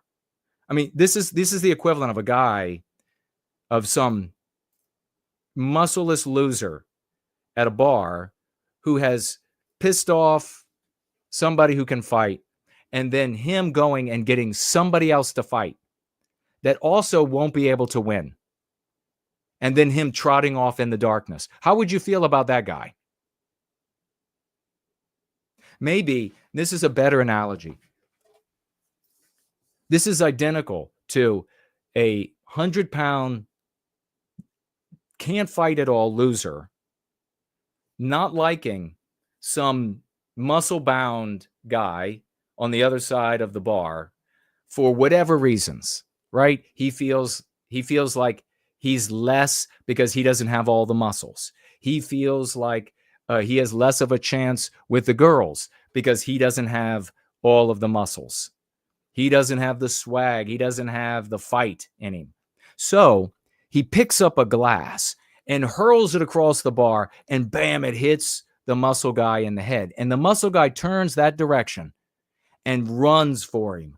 And as the muscle guy is running for him, he points to another skinny guy sitting next to him. He's the one that did it. That's exactly like this is. That is an exact comparison.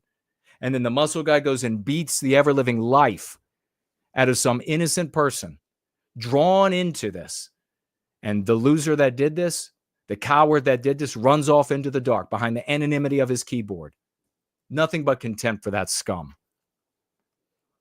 Cool Papa J Magic says, amen. No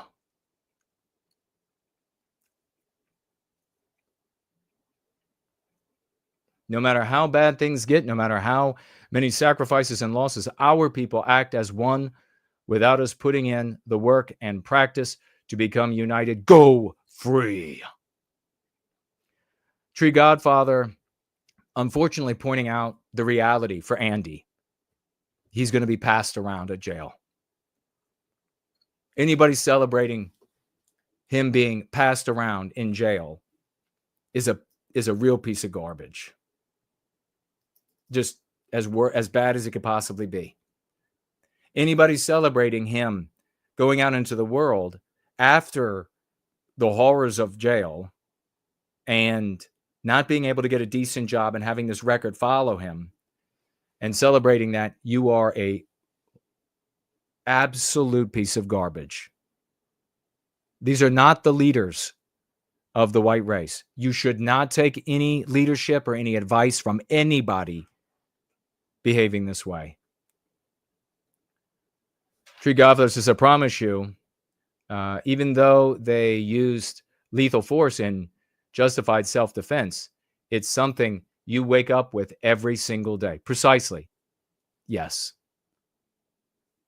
A good person, totally in his right to go to war or to defend himself or his family or whatever, will live with taking another life. Only psychopaths are like, yeah. Only keyboard jockeys are like, no big deal, kill them all. Novi Horace says, I feel sick for the young Irishman, Donahue. His heart is in the right place, but he didn't have the right method to help his people to go free. Amen. Exactly. Thank you for that. Thank you for caring for him. Just get that Englishman who's trying to prevent white erasure of England to be on your live show and learn from you. Well, I mean, DM me who he is and all, and I'll reach out. We'll see, though. I didn't tell you all recently. There was a group, I won't tell you exactly where, but a white sympathetic group, and they acknowledge race and everything, and they're not like National Socialists or hardcore or anything like that at all. But there's a group of them, and they do shows, and they reached out to me, and they're like, man, we really want you to come on. They've had others other names that you know. They're like, we really want you to come on. And I was like, sure, man, let's do this. Tiny YouTube channel, but doesn't matter to me. I'll go talk about white well-being just about anywhere where, I'm not going to be like obviously ambushed with a bunch of scum who are going to be slandering and using non-white slanders on me and things like this. But yeah, I'll go. And I was like, sure, we set it up. And then it was a week out, and we got close. And the representative was talking to me, was like, I don't know right now if this coming update is a good one. And I was like, no worries, man. Next week, same time, I'll have it open. Thinking he, at that point, was being intellectually honest. And he wrote back just like, oh, okay, thank you. Then as we got close then, he was like, I don't know that we're going to be available. We're very busy. I don't know that we're going to be available to do an interview with you. So what happened there? The scum got to them, found out that they were going to have no white guilt on. They were going to talk about white well-being. And the scum was like, don't you talk to him, or we'll slander you. We'll slander your group. We'll make sure nobody comes and watches your shows. We'll tell everybody that you all are controlled or homosexual or Jews or whatever. How many times is this going? These people are not advocates for the white race. All right. We have had an epic gathering, another epic Sunday gathering, and I will be getting to this one processor here immediately as soon as we're done. I don't know how soon they will have the information and do something with it, but I will get to them right away. Looks like I'm not missing anybody on Odyssey nor on D Live. Let's see about a Premium Rumble. No, just got some 07s over there. Nothing missing on Entropy, looks like. Yep, we're good there. Nothing in the live chat. Firelight is with us. Good to see you. Anti-Whiteout, good to see you. Well, folks, you've seen the victories just from this week. We have victories IRL. We have victories on well over 100,000, near 200,000 people saw the concepts, saw the arguments, the dialectics wielded by the House of Swash, the practice of Go Free for the recapture of our destiny. I have argued our case and against the cases made by others for how we proceed. It's now up to you. Do you see success in the failures of the past in a much worse and worsening context? Or do you look at the successes that this community is having? All of its members, testimonials, men, women, old, young. Do you see the successes here and see hope for optimism?